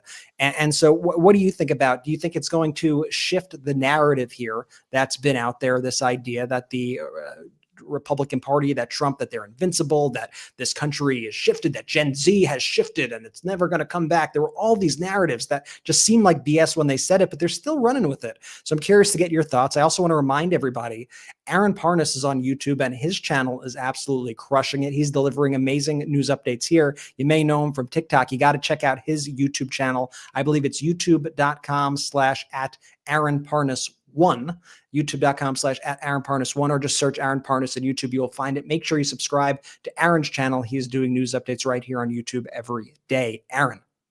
Yeah, no, go subscribe right now. But I think that tonight's elections should not surprise anyone. I mean, if you looked at all of the special election results over the past 9 months, every single time there was a special election, it got increasingly worse for the president and for the White House. And so tonight should come as a surprise to no one. But what surprised me about tonight personally was that Jay Jones is winning, and not just winning just by like a point. He's winning pretty convincingly, now over 3 points. That's a race that I thought would be a bit of a toss-up. Maybe the Republicans would pull it out. That didn't happen. And all of these elections are being called early in the night. I mean, Zoran winning 3 minutes after polls closed. That's pretty nuts. Mikey Sherrill winning 17 minutes after polls closed. No one thought it would be that much of a blowout. As far as the future goes, though, I agree with Ron. I think that Republicans are going to run from the Trump endorsement because Trump's approval rating right now is just at 37%. His disapproval rating is at 63%. That's 2/3 of the country right there, practically. Most independents disapprove of Trump. The only people that approve of Trump right now are in these deep red states. And even then, you have fractures within the Republican Party. And it's not just between Donald Trump and his voters. I mean, you have a major debate about what the future of the Republican Party is going to look like. The Heritage Foundation is falling apart in real time. Republicans can't pass any legislation in Congress, as we see. House of Representatives hasn't been in session since September 19th. And right now, I will say this. After tonight's results, Democrats in Congress have no motivation, in my opinion, to reopen the government and cut a deal with the Republicans. It's got to be Democrats' way or the highway. You got to make sure that you fully extend Affordable Care Act subsidies. That's the kind of the bottom line for Democrats right now. Tonight's results, complete bloodbath for Trump and for Republicans, and it's only going to get worse, I think, with Prop 50. Yeah, and one of the things, I know both of you guys, you're in tune with the conversations that are happening on the internet, which have shaped our politics in a way that I think people even a few years, like I think all you guys have seen it, but I really caught, I think, the legacy media by surprise in the 2024 election when they're like, holy crap, like people are getting their information from podcasts, and they're getting their information from Twitter and Blue Sky and all these various places. Maybe we need to make platforms there. Maybe we need to be talking to people there, but I think there's also an element of some of those platforms, especially the ones that are kind of captured by people like Elon Musk, where people kind of fall into these algorithmic kind of spirals, especially on a platform like X, where they think that the country believes a certain thing, even when all the data tells them otherwise. And especially on Twitter, where you see all of these kind of right-wing MAGA propagandists, many of whom Marjorie Taylor Greene, of all people, was going after on The View today, calling them paid propagandists, saying that they're paid a lot of money to make these posts. That's Marjorie Taylor Greene saying that. But, I think, just what do you guys make of this kind of echo chamber that's developed on the right, especially in regards to platforms like X, where you have the kind of Benny Johnsons, you have these people kind of pushing a certain narrative. Do you think that it's helping them right now, or do you think it's actually backfiring them because it's lulling them into this kind of false sense of complacency? And that, do you think they're living in like a false reality at the moment?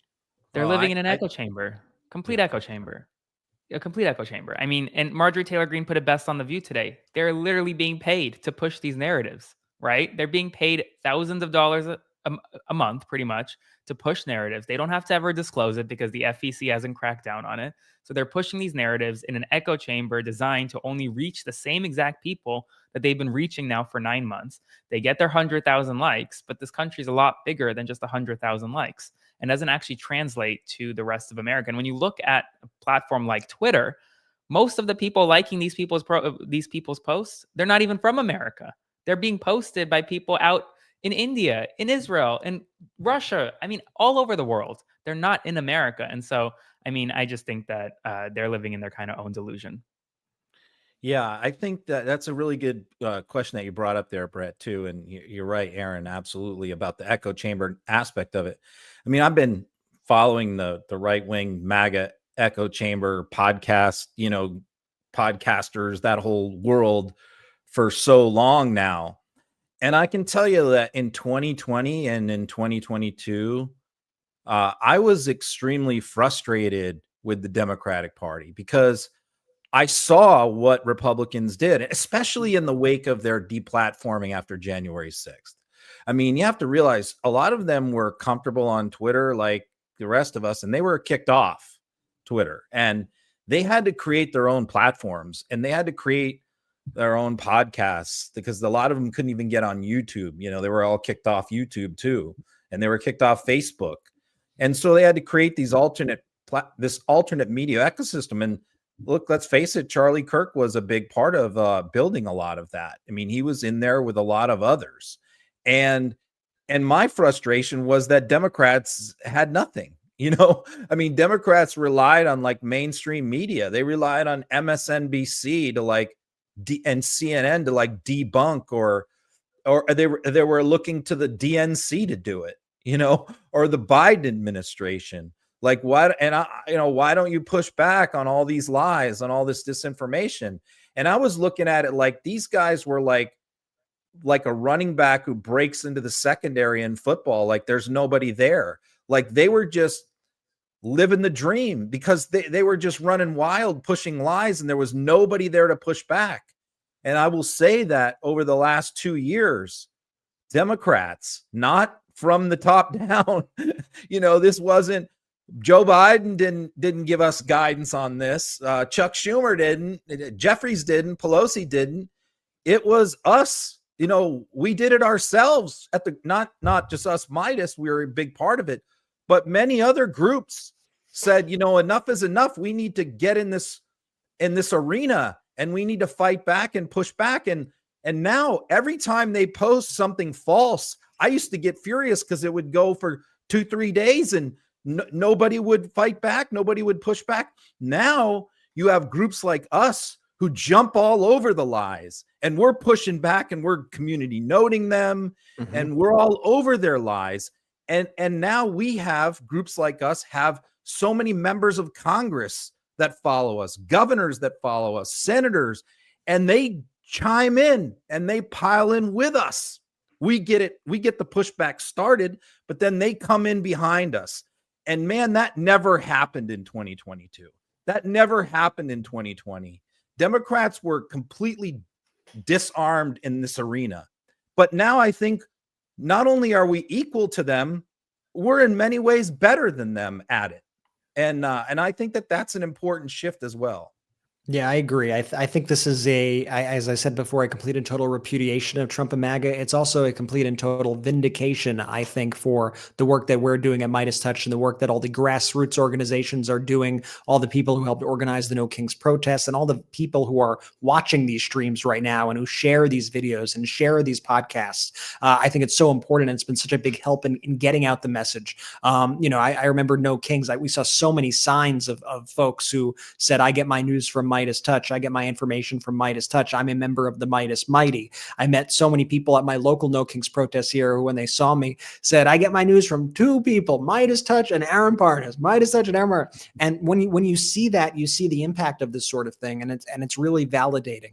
And not just because, oh, it's cool, it's us, whatever. I'm happy that the message is ultimately getting out there. That to me is always the most important thing. And I want to deliver also some other breaking news right now coming in from Virginia. House of Delegates seat 66, Nicole Cole, Democrat, has beaten incumbent Bobby Orrick, the dean of the House of Delegates. That is the 11th flip of the night to the Democrats in the Virginia House. I mean, folks, this is the numbers, the data speaks for itself right now. Jordy's bringing out the broom again.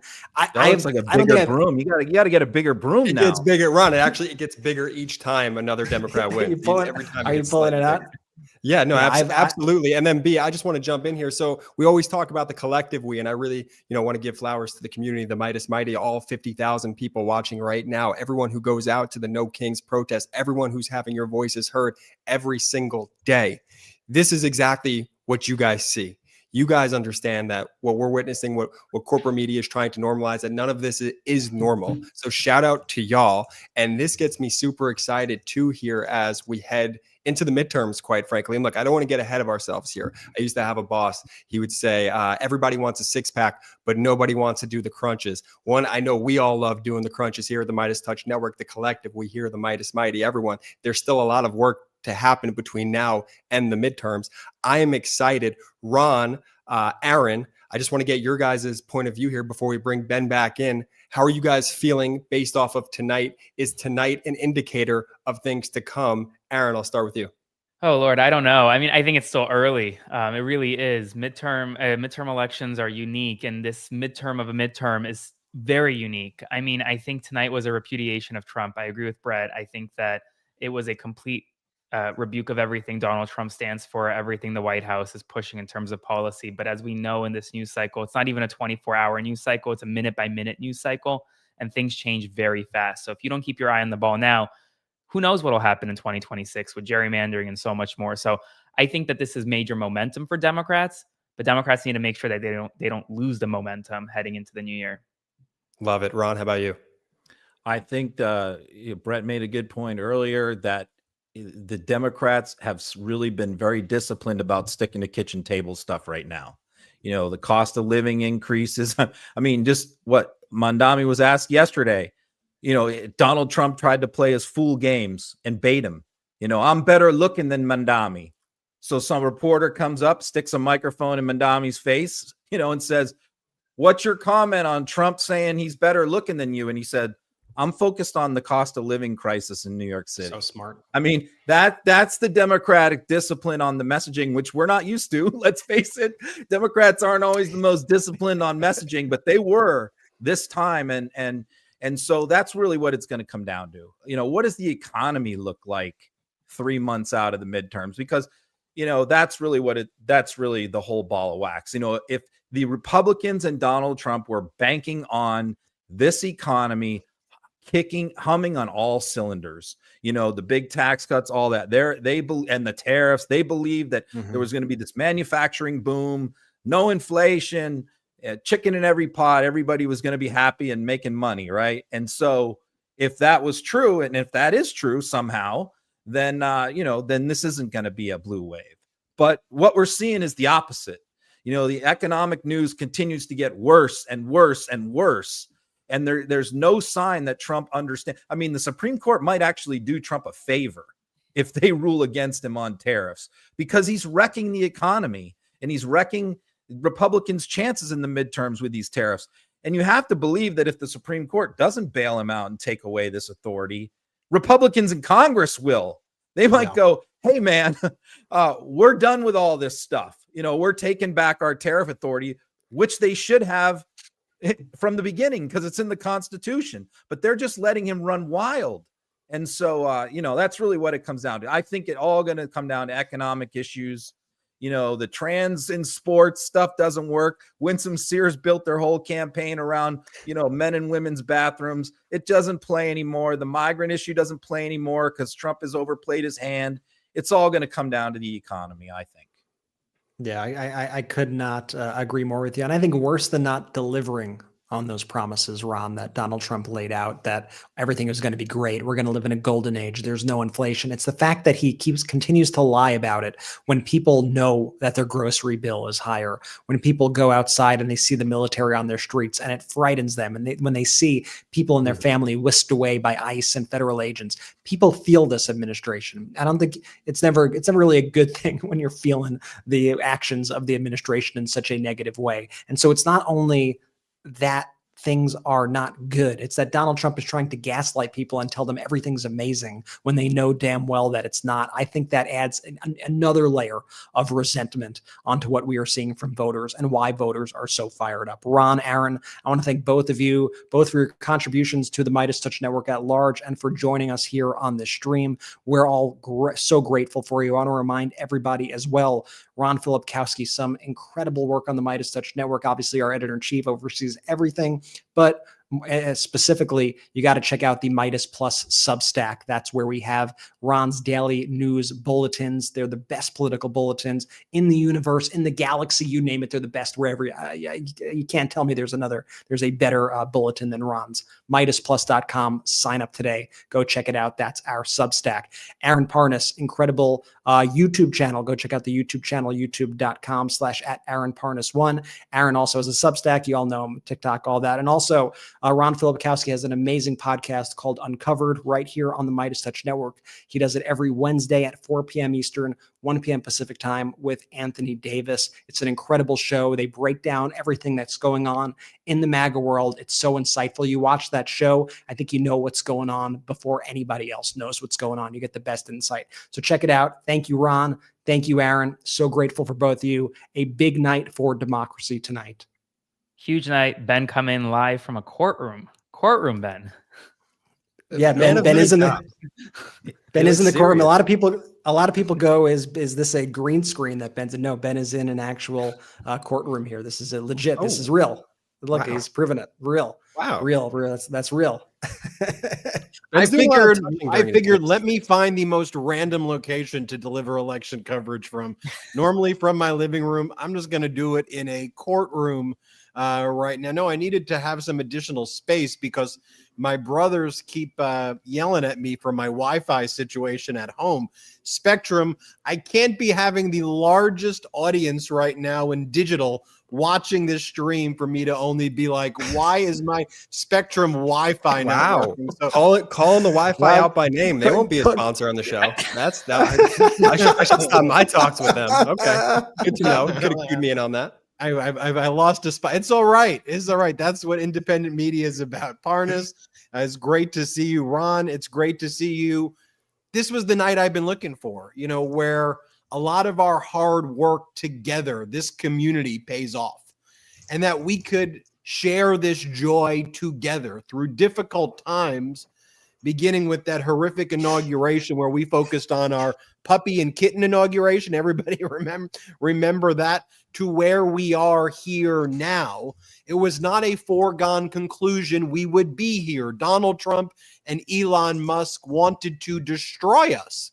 They wanted to destroy the resistance. They thought in a matter of weeks that they would have suppressed all opposition the way they had corporate news showing up at Mar-a-Lago and kissing the gangster ring.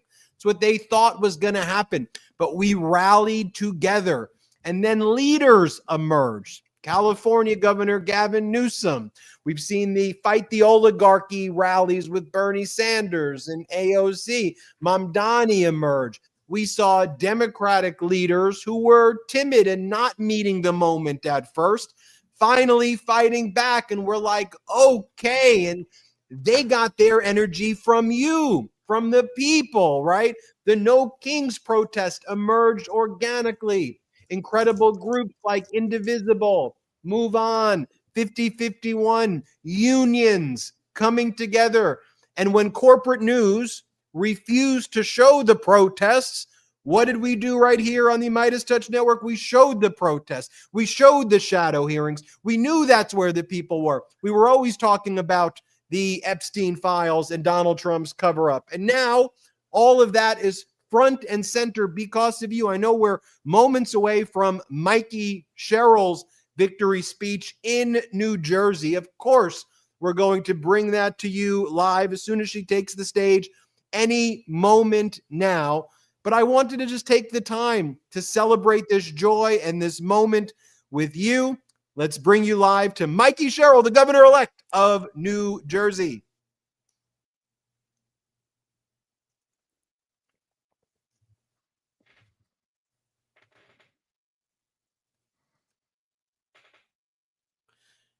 And I think there will be sound there shortly. No sound yet, but we will be bringing you the sound there shortly as soon as that hits. I can't wait to bring everybody Mikey Sherrill. The speech really hasn't begun yet, but Brett, I thought that was an important moment while our sound engineers figure out the sound situation right there. But Brett, a big moment, but no sound yet, guys. Let's get that sound in soon. Brett. Yeah, it's possible they don't even have the sound yet on the feed, and so that should be coming in soon. But no, a big night. We are seeing the celebrations across the country, and I want to remind everybody also, just because we said it so quickly before, that J.D. Vance's half brother Corey Bowman got blown out in his election for mayor of Cincinnati, Ohio. He lost by 64 points, and JD endorsed him. So if JD Vance thinks he's going to have some sort of massive pull over this party, a massive pull in the future, I think he's got another thing coming for him right there. We're going to check in shortly now with Mikey Sherrill. We hope to get her speech soon. I want to check in with our team. Do we have sound on that yet? Can we pull her up at least on the side? We can watch. Okay, not yet. We don't have sound. We should be getting the sound very soon. But just a massive blowout across the board for Democrats. Just a complete repudiation of Trump and MAGA. We're seeing this from Virginia to New Jersey to Georgia to New York City, all over the place. And soon we are going to be seeing the results here in California. I expect that to be called pretty soon as Very well soon. on Prop 50. And I think one of the things that tells you the direction, I'm not going to make any sort of call or projection or prediction right now, but I think something that gives you a little bit of insight into what's been going on here in California is originally this Prop 50. I want you to just think back to that when Governor Gavin Newsom announced this, how derided he was by the legacy media, how Republicans thought this would never work, this would never pass. You saw all those kind of pollster types. Ron knows who I'm talking about. The people on the internet who tried to go, oh, this is doomed from the start. Governor Newsom has no chance passing this proposition. These always fail all the time. And then what did you see? Governor Newsom took the lead. He took charge. He got ahead of the messaging, which is something that we really haven't seen a lot of Democrats do in the past. He set the narrative, set the tone. Republicans ended up pouring in so much money, tens of millions and millions and millions of dollars to try to fight this thing. And what happened? They ultimately, a few weeks before, the Republicans, all the people who were putting in money for this thing decided, actually, we're not going to spend anything anymore. We're done. We're out.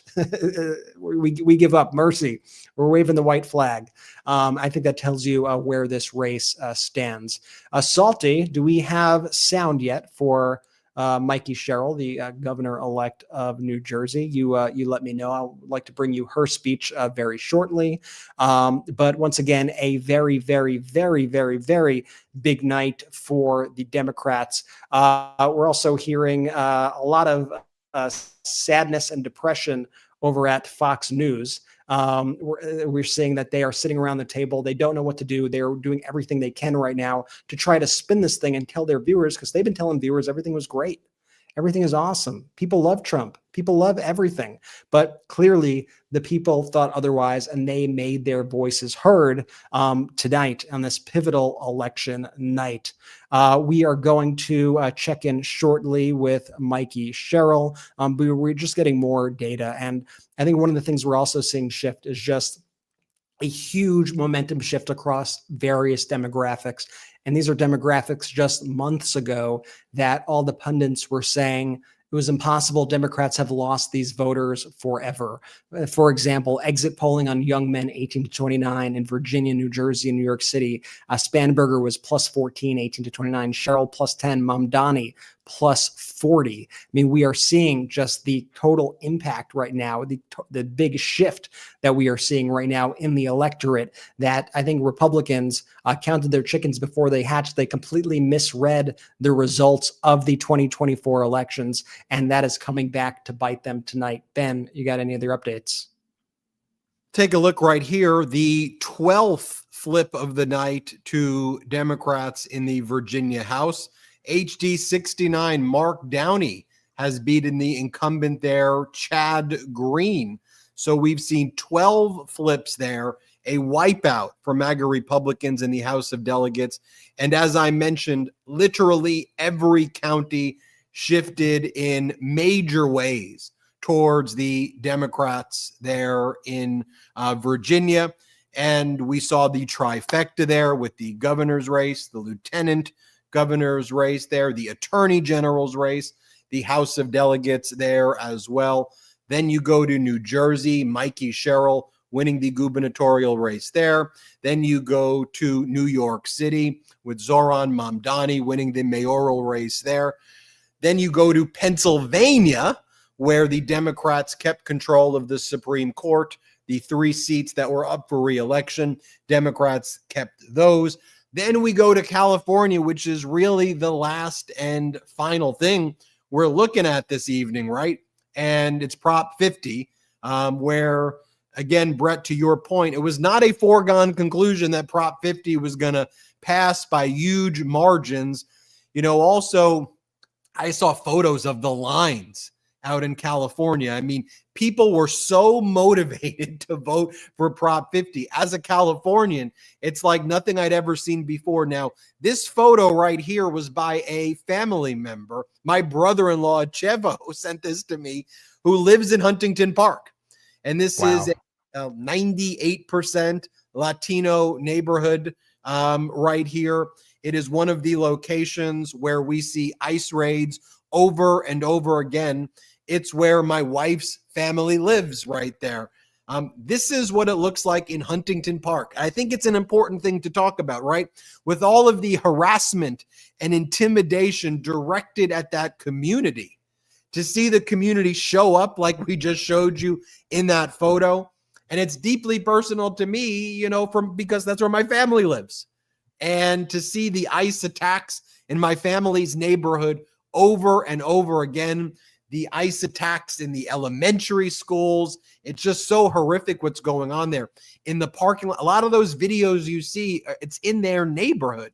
You know, and to hear the stories from, you know, my mother-in-law, my wife's mom, you know, who, you know, is scared to walk. She's a citizen, but she's scared to walk to church in the area, scared to go to the gym, you know, in the area. People are terrified in that community, but they showed up to vote. And so I think it's a really big deal to highlight that. And thank you to my brother-in-law, Chevo, for sending us that photo when he showed up to vote. That's Huntington Park, California. And you can see just how motivated people are there. But I remember, Brett, to your point, everybody saying in California,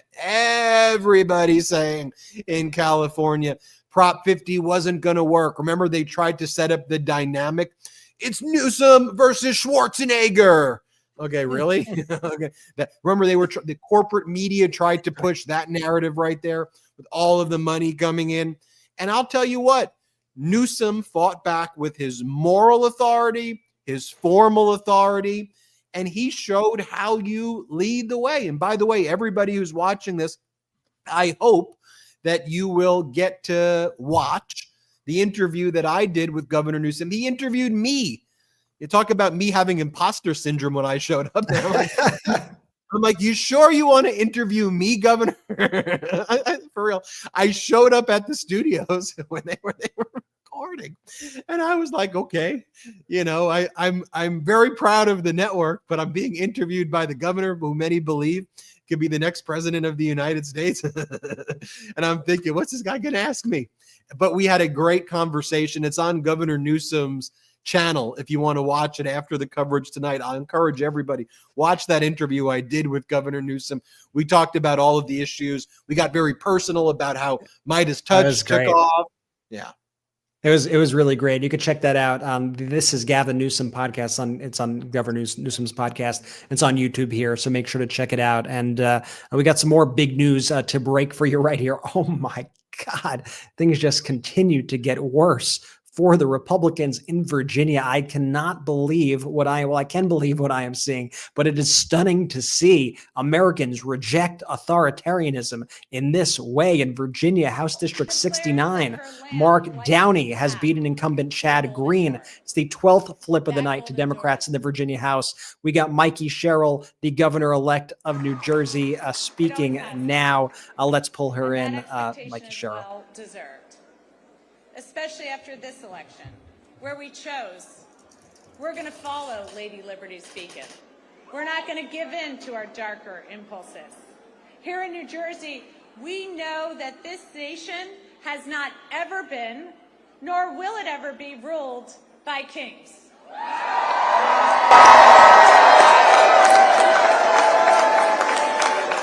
We take oaths to a constitution, not a king. We've chosen liberty, the very foundation of democracy, and we've chosen prosperity necessary to create opportunity for all. So New Jersey, to quote the boss, the future is now. Roll up your sleeves, let your passion flow. The country we carry in our hearts is waiting. Thank you, New Jersey.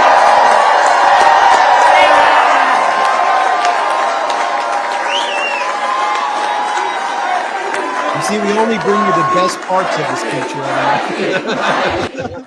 We give you the Cliff Notes version of the speech. No kings, pro-democracy, great leadership. Oh, That's great. That's your speech wrap up in under 1 minute or less.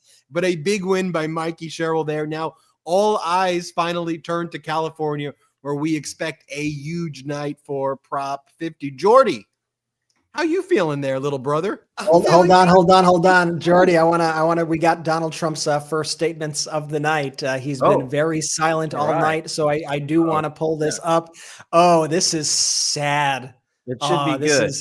I'm sure it's very classy and very. This is a sad one. This is he posting AI images of himself pooping on polling places, Brett. Oh, he's not yet posted any AI videos. Is he posting images of Great Gatsby parties with half-naked women in martini glasses, Brett? Not yet. No half-naked, no Great Gatsby. But let me tell you what he actually is posting. Honestly, like, this is Trump at his most pathetic and weak. Donald Trump writing just moments ago a quote that says, Trump wasn't on the Trump. Brett, can you read the post? Oh, Can you read the post, man? Of course. Well, okay. I won't sell out what I was doing. I was waiting for our people to get the graphic made. But go and throw me under the bus as I try to help our editors.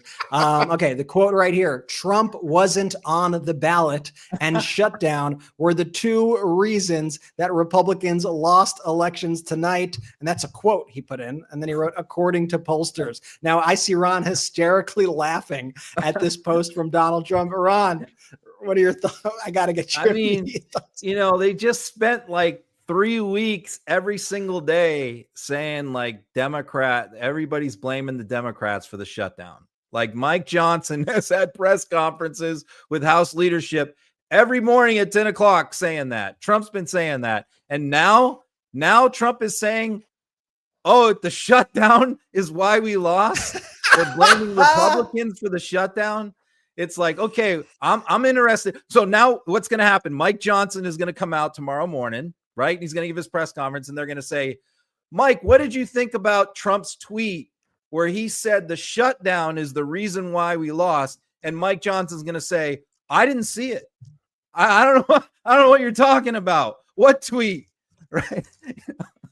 I mean, that's unbelievable, that post. That is Mike Johnson. I haven't seen it yet. I'm gonna have to process it. But we're surely not covering up the Epstein files. I love when the guy just like brings up the Epstein files on his own now, and it's like yeah, we didn't ask about Epstein, but it's interesting. It's such a nervous. I just want to let you all know that we're not covering it up. Okay, you know what I as always say when I watch as a reminder, the Epstein thing, that's a red herring. One of the funniest things about this post that's underrated is the My Pillow ad underneath right there for $17.98 that you get. I mean, the whole thing is prices a keep freaking going down, by grip. the way. What'd you say, Ron?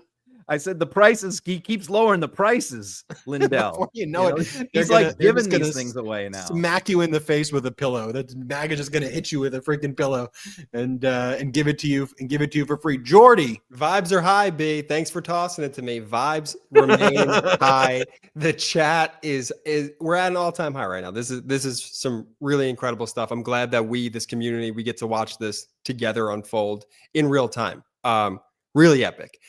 As House Republicans have worked, what is it, Ron? 12 days now in the last 3.5 months. This is absolutely insane. And for Donald Trump to put out that Truth Social. I mean, can we just stop and pause and just reflect on how weird it is that he has his own social media platform that he's called Truth Social that runs these My Pillow ads that we were just talking about? We live in just absolutely insane times. And I'm so glad, though, that we're living it together to keep our heads on straight, because it's maddening. I mean, it is absolutely maddening what we're seeing. And that's why I'm so excited about tonight, because folks are able to put their votes where their mouth and their frustrations are. And like I said, I'm going to keep bringing this out, Ron, because every time Brett gives us an update, I mean, it's another sweep here. This is unbelievable. And for those of you who really enjoy that Schadenfreude, as Brett mentioned earlier, the exact opposite of the vibes of what's happening right here on this screen and this chat, that's what's happening on Fox News right now. I mean, they are spiraling. Absolutely. I'm shocked that they're so surprised about what happened. And look, again, I just want to also ground ourselves here, because the midterms are a ways away. And I don't want to necessarily, be like, oh, we're going to now take this all the way to the mid. No, there's still so much work that has to be done. You cannot take your eyes off the ball here as we continue. But you should be able to celebrate tonight that pro-democracy is seemingly winning the night by a landslide. And that is all thanks to all of you here at the MeidasTouch Network, the editors behind the scenes here, everyone that's in this chat, the Meidas Mighty. And again, once again, all of those who take to the streets, who have your voices heard peacefully. This is everything that you guys have been talking about now, living out before our eyes. And I know I'm excited. And the chat is excited, but again, I don't want to get ahead of ourselves here. We could appreciate what's happening right now, isn't that right, Ben? For sure, it's a big night. It's a big night, and it's a good night for democracy. And at the end of the day, for me, it's not about political party. I don't care about political parties. I don't care if you have a D next to your name and R next to your name. I don't care. What I do care right now is that one of our political parties has been co-opted by an authoritarian movement, a movement that threatens it's an existential crisis to our very nation and everything that it stands for. And that's what troubles me so much. And that's why it is a great thing to see these results. And it's a great thing to see the American people rising up and standing against this and going back to what this country actually stands for, the freedom and liberty and justice for all. And so it's great to see all of that. And we've seen this this transformation of the Republican Party over the past few years that has just been so grotesque and disheartening. How they turned into this cult of Donald Trump, have just put aside all pretense and embraced this kind of weirdo, bizarro identity that just does not resemble anything close to being American at all. And I want to remind everybody, we have a new documentary out there that follows Adam Kinzinger, a patriot, a Republican who stood up against this. It's called The Last Republican, the documentary. We did it with MCDC Productions. It's a fantastic movie, available in the United States on Apple TV, on Amazon, on YouTube, on Google Play, on any of those kind of big major streamers where you can kind of rent movies. Go check it out. If you've seen the movie already, let us know in the comments. I think it is powerful. I think it is so of this moment, and it's so important as to where our country is, where it was, where it is, where we are heading.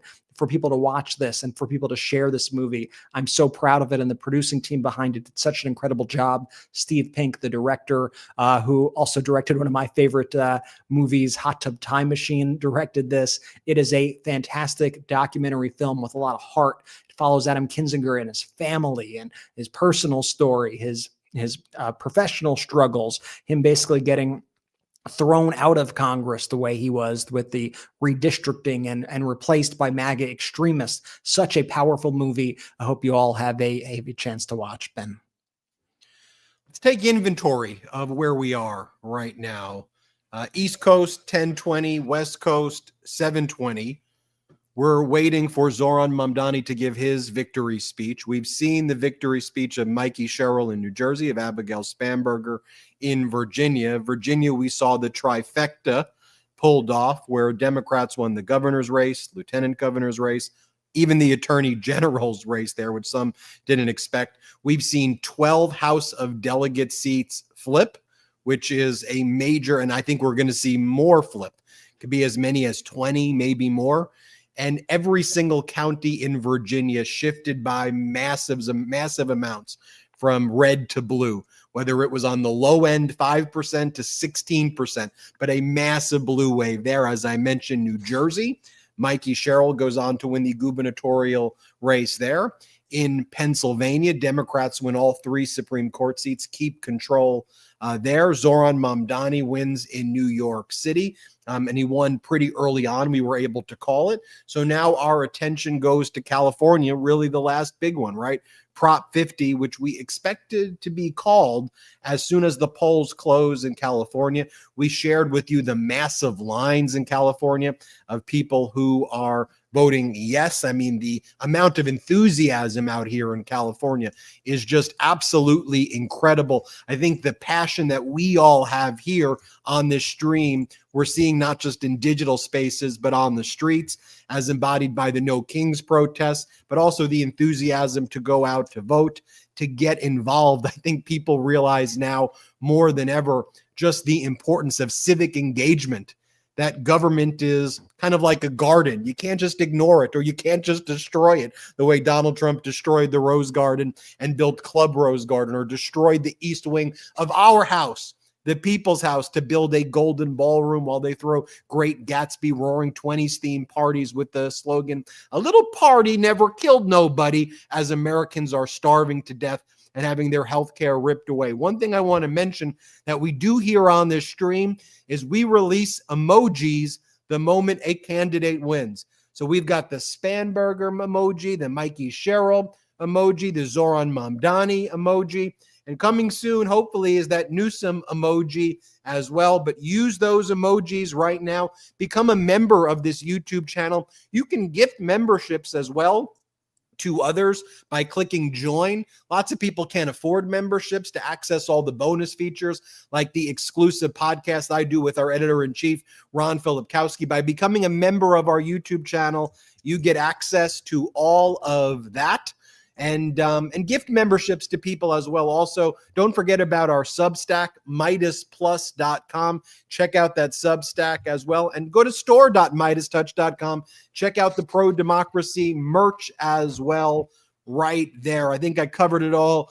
Jordy, Ron Filipkowski. Let me do one more just to cover the bases. I don't think he said this. Make sure you check out the MeidasTouch podcast anywhere you get podcasts. We were honored to win Podcast of the Year at the Webbies this year, and I think that was a big turning point too, where people started looking, and when they saw us compared to some of these other kind of right-wing podcasters in the charts, and they said, "Oh, whoa, where the hell did this come from? Where is this energy coming from?" We thought it was all Joe Rogan and these right-wing podcasters. How did the heck did this happen?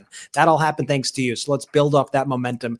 Everybody here right now goes to their favorite podcast app on their phone, Apple Podcasts, Amazon, Spotify, you name any of the big podcast apps, wherever you find them. I'll go and look for the MeidasTouch podcast, add the show, listen to the latest episodes, check it out, leave a 5-star review if you already subscribe. The way we do the podcast is every Tuesday morning and every Friday morning, we release the long form podcast with all 3 brothers, where we go through all the big stories in about an hour and a half.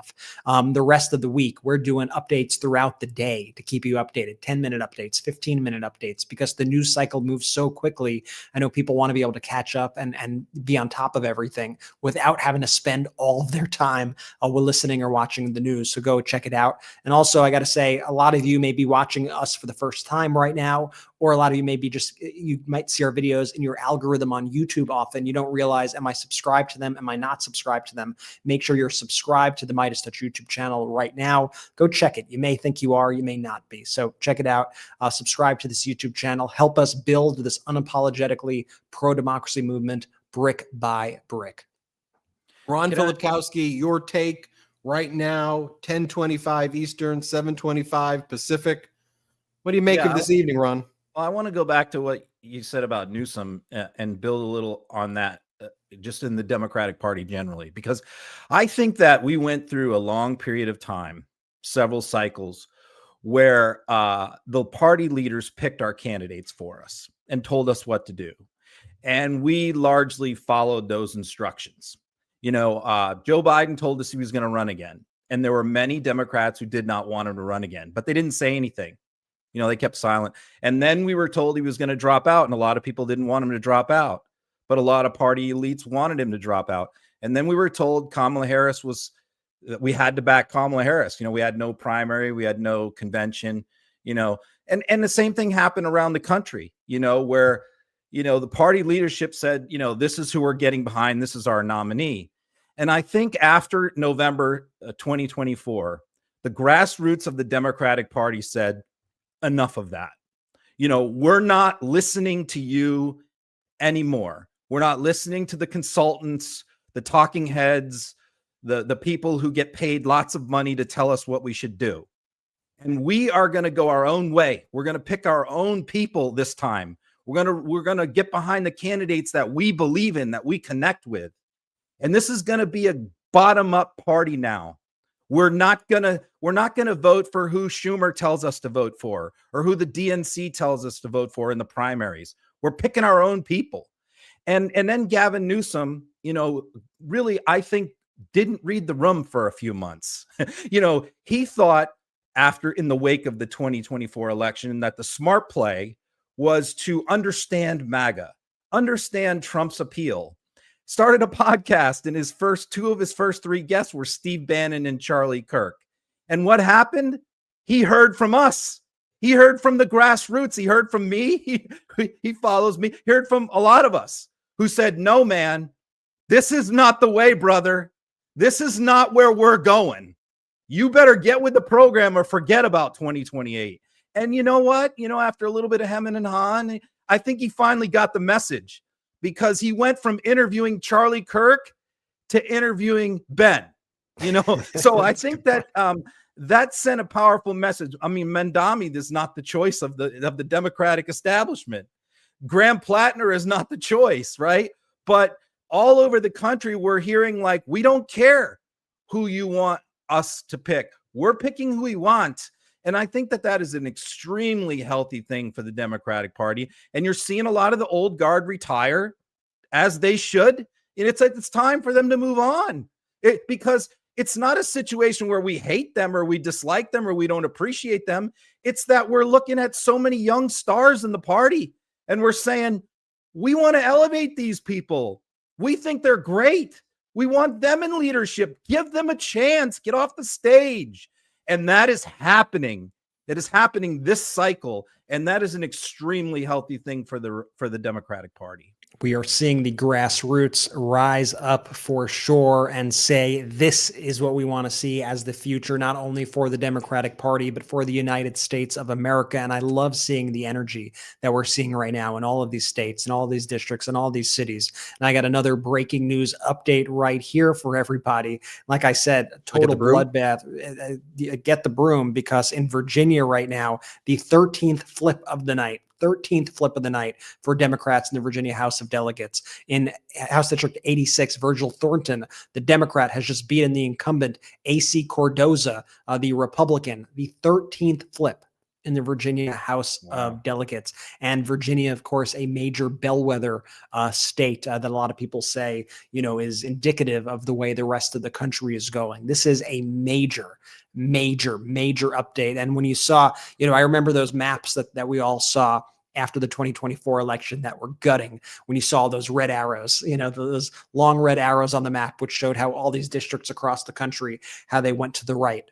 Now we're seeing the complete opposite of that. We're seeing a spring back, because I think personally, and I feel like maybe a lot of you out there agree with me, that these Republicans overplayed their hand, that Donald Trump overplayed their hand. They viewed they had this seismic mandate to do whatever they want. That was not the case. And they have psychologically tortured Americans. They have made their lives hell.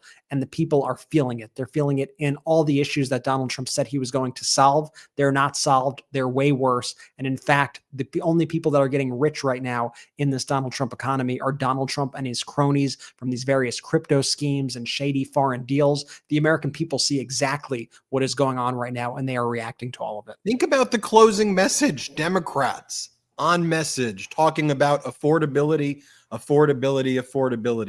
Donald Trump and MAGA partying at Mar-a-Lago in the Great Gatsby-themed Roaring Twenties party. And what was the slogan? A little partying never killed nobody.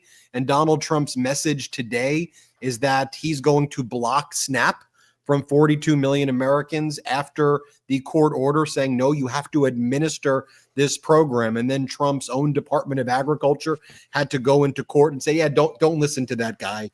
Don't listen to what he's saying. We'll follow the court order. But that was their closing message going into the election. I mean, those images, a lot of which were captured by our editorial team here, Ron, of the half-naked women in the martini glasses dancing around while Trump's like grotesque rich male oligarch right-wing guys were out there like looking at them, oh, look at it, and look, Mar-a-Lago, in my opinion, I think it's an undisputed fact, was used for Epstein sex trafficking. I mean, that's where Virginia Giuffre was found, as Donald Trump said, and taken from him, using a direct quote from Donald Trump, and where Epstein found her underage, to use Donald Trump's own terminology. And to see that grotesque Mar-a-Lago where Trump hid the nuclear secrets and other classified information all throughout the floor, and then you see what they were doing, it was like they were giving us all the middle finger. It was like they were mocking us all, and they thought we were all stupid. And they seemed to relish and enjoy our suffering. And that was screwed up. And the people showed up, and the Meidas Mighty showed up, and people across the country showed up and said, no kings, no to this, but not just no to this. Here's what we're for. And, you look at, obviously, Spanberger is a very different type of candidate than Mondami. But to me, Ron, Brett Jordy, Meidas Mighty, that's great. I'd like to see that in their own ways. Young candidates in Virginia and Spanberger doing it her way. Mamdani doing it his way in New York City. Mikey Sherrill doing it her way in New Jersey. And how they get there is their own way. But affordability, such an important message, I think. And Ben, let me just add to that exactly, because all the candidates you just mentioned did do it, in fact, their own ways. But one of the things that connective through line through all campaigns is that they were talking to the people, right? These candidates were having conversations, real legitimate conversations, and actually listening. And I think that is just so powerful. And it might sound obvious, but sometimes do the obvious. Talk to people. People want to be listened to. Okay. And I just want to go back to what we were talking about with Donald Trump and his closing message at Mar-a-Lago, the Gatsby themed Halloween party. That is a choice, ladies and gentlemen. That is a choice. MAGA Mike said it was Halloween. MAGA Mike said it was obligatory. Halloween Halloween is already a theme. So now to have a Halloween themed party to be Great Gatsby, that is a choice. That is a slap in the face to the American people as federal workers go unpaid, as SNAP is running out for 42 million Americans. They had a Great Gatsby themed Halloween party. And I don't want this one to be overlooked. And I think we should actually have the governor of Pennsylvania, Josh Shapiro, on the show relatively soon, brothers. That Democrats, that we retained control of the Pennsylvania Supreme Court here, that means that they maintained the 5-2 majority here. I mean, that is absolutely massive. I would love to hear Shapiro's thoughts on that and what that can mean for the Commonwealth going forward. Again, I am stoked, Meidas Mighty. I mean, this again, and it's not because I'm a Democrat or I like I like when people are heard. I like when people's voices are heard. And that is what is happening right now. That is what we are seeing across the country play out, is that people are being listened to and they're having their votes matter and count. If you haven't already, we got 53,000 people watching this live stream. Become a member of the YouTube channel. It's very easy. You could just become a member. You get access to emojis. You get access to special podcasts, ad-free content. So become a member. You could gift memberships to others if you're so inclined and able to. That would be very greatly appreciated, I know, for a lot of folks on the stream. So become a member. Download the MeidasTouch podcast wherever you listen to podcasts. Give it a 5-star review. That's hosted by Brett, Ben, and myself, the three brothers. It was just recently the Webby Podcast of the Year. You could download that podcast anywhere you listen to audio podcasts. That's the MeidasTouch podcast.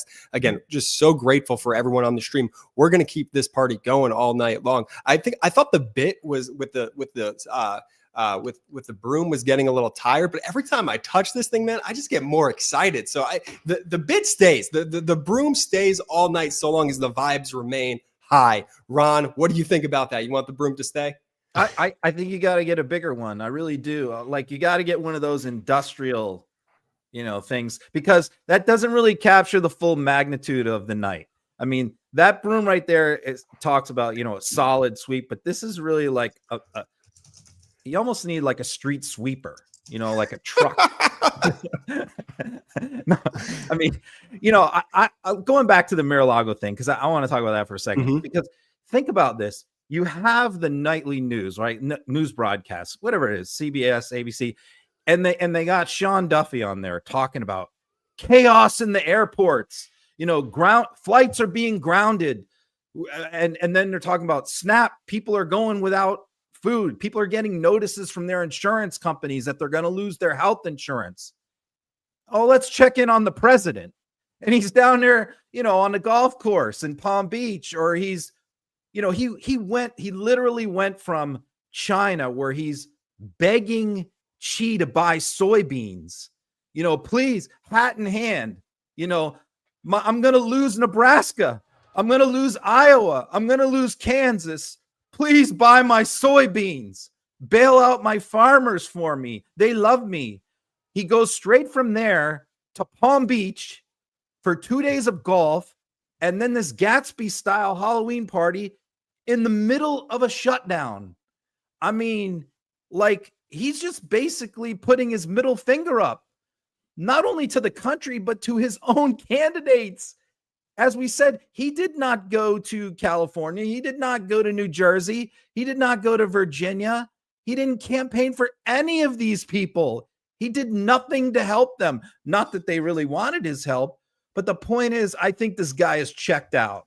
I don't think that we're going to see him doing a bunch of rallies in the midterms. Well, Ron, you say checked out. I got some breaking news for you right here. We have a second statement from Donald Trump just released on his social media platform, Truth Social. And I think checked out hits the nail on the head with this one. Donald Trump bragging about his 60 Minutes ratings in his latest post.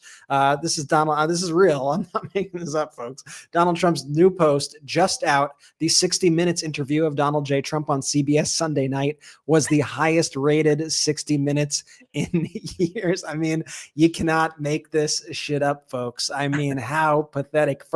His first message, Trump wasn't on the ballot and shut down were the two reasons that Republicans lost election tonight, quoting unnamed. What is the image right under? What is that? Dude, let me just tell you. So ads are wild. I advise. Are we going to get taken down? What is that? Listen, I advise people not to go into Yeah, Brett, whatever that looks is, take it down. But what even is it? What am I looking at? I don't know. I don't think I want to know. Salty, please scroll up. Here. Don't get closer. Vital He got pulse. closer. I think it's a knee. That's what I mean. Like they have all these miracle cures and drugs on True Social. Yeah. It could have went in either direction. That could have been anything. I thought it was not a knee, I will say. But no, when you go on Truth Social, as people, what's his ad? Let's look at this. Let's look at this pathetic right person. There. Yeah, what the hell are they selling? List the president of the United States, the most pathetic, vile human being on the planet. This is his website. You go to it. It spams you with a million pop-ups of like all of this bullshit, all this grifty nonsense, and you have to scroll through it all to even get to a single post. Then you finally get to the post, and then underneath it, you have all of these other various scams and the MyPillow ads and the weird.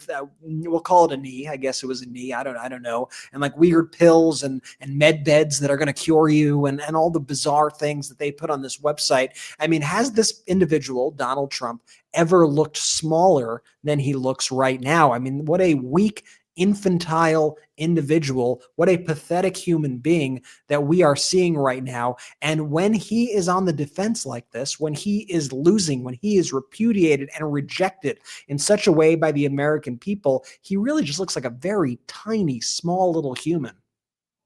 You know, most people, when they lose, they do some soul searching.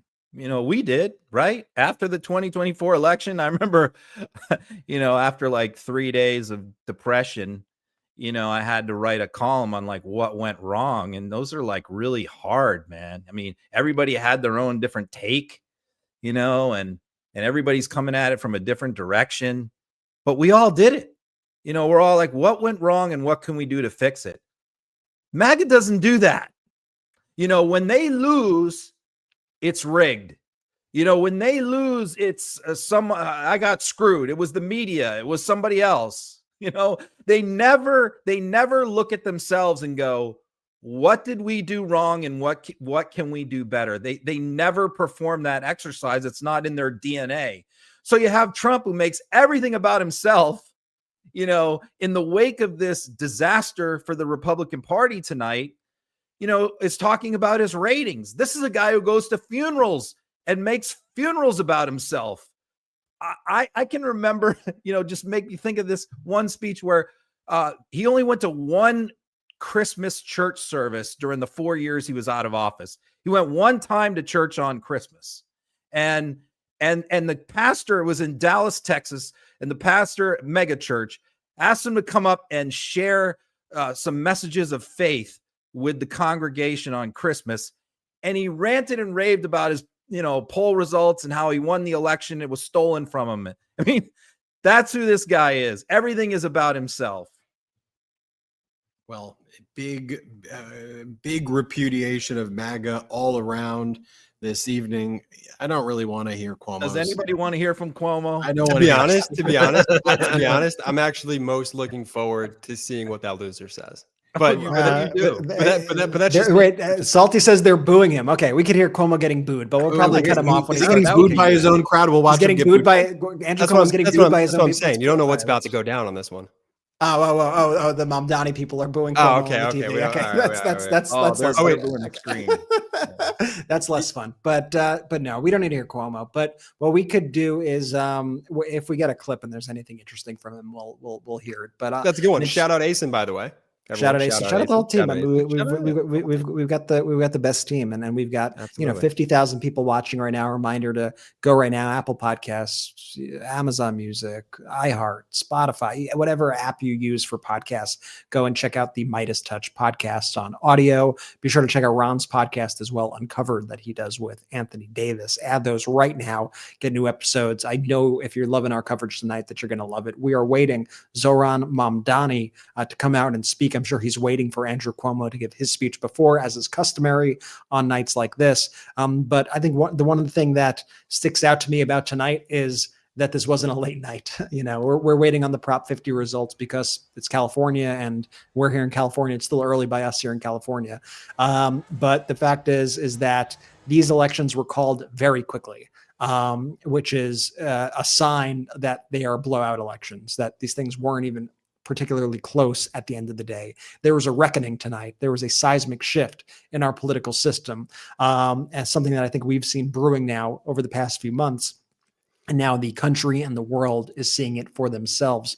And that's why I just think it's so short-sighted and shameful that we've seen so many of these companies capitulate to Donald Trump, that we've seen all these companies right away, they pretended to have all these various values over the past few years and that they cared about certain issues. And all of a sudden they either went dead silent or completely cut those issues loose the second they became a little inconvenient for them. And I hope they're seeing tonight that it's a mistake to tie your anchor down to be anchored down by somebody like Donald Trump, a certified loser, and somebody who has taken our country in the wrong direction, and how hated these people truly are. And I hope now that the Democrats use the power that they're gaining in these various states and cities, and they use it for good. They use it to better people's lives, to fight back against the authoritarianism that we're seeing, to truly focus on these issues of affordability and make lives better for the American people. Because I think winning is great, but at the end of the day, governing is the job, and the job is about helping the American people. That's what politics is all about.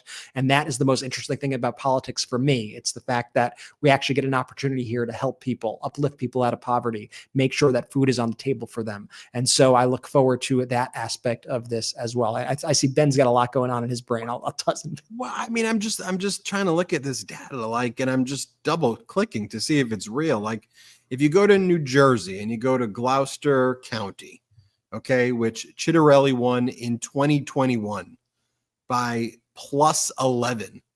Mikey Sherrill won Gloucester County. I mean, it's wild, and won it convincingly. And so you said this, Ron, if you're a MAGA Republican Congress member like Mike Lawler, I think it's New York's 17th congressional district, and you're sitting there in Rockland County or whatever it is, or ROC, and you're looking at the margins that you've won before with some incredible candidates in that primary on the Democratic side who remind me a lot of the Mikey Sherrills and the Abigail Spanbergers. They're very kind of similar candidates like that. We've interviewed them here. Whoever comes out of that primary is going to be very, very impressive. You got to be thinking, I'm toast. What am I going to do?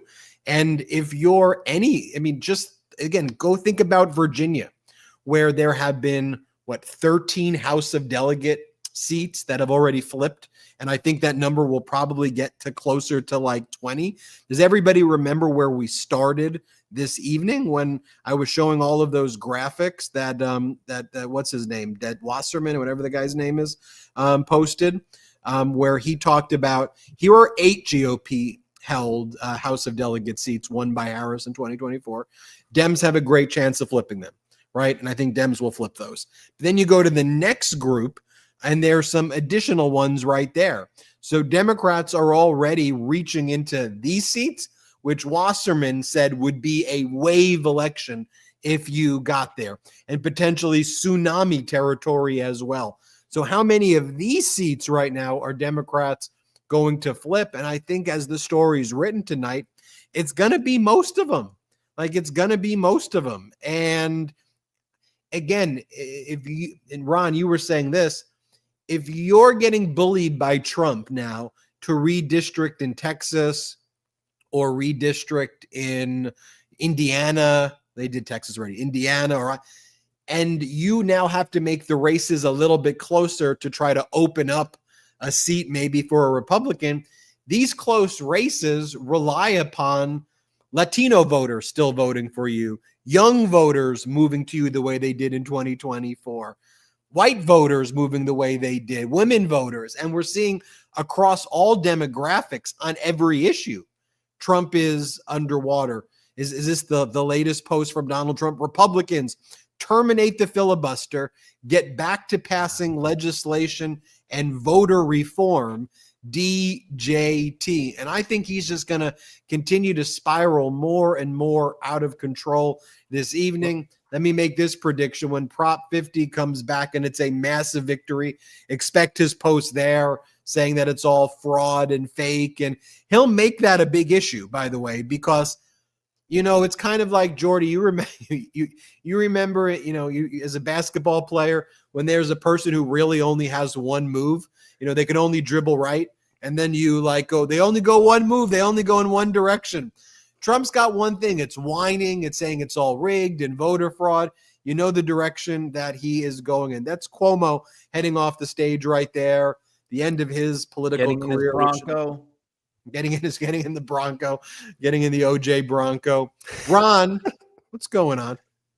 What I think is Greg Abbott might be calling back the Texas legislature to switch back some of those districts and undo some of the redistricting, because you think about it, what is Trump asking a lot of these Republicans to do? In safe seats, if I'm a Republican, I won my district last time by 10, 12 points. And he's asking me now to take 6 or 7% of my Republican voters out of my district and put it into a Democrat's district. So now my margin of victory is projected, hopefully, to be, instead of a safe 12, 13 points, now I got to work my butt off to win by 5 or 6. And in a blue wave year, 5 or 6 doesn't look so good. So you're asking these Republicans all around the country to give up their cushy, safe seats and to put themselves in jeopardy. Why? So Trump can pick up a few more seats in other places?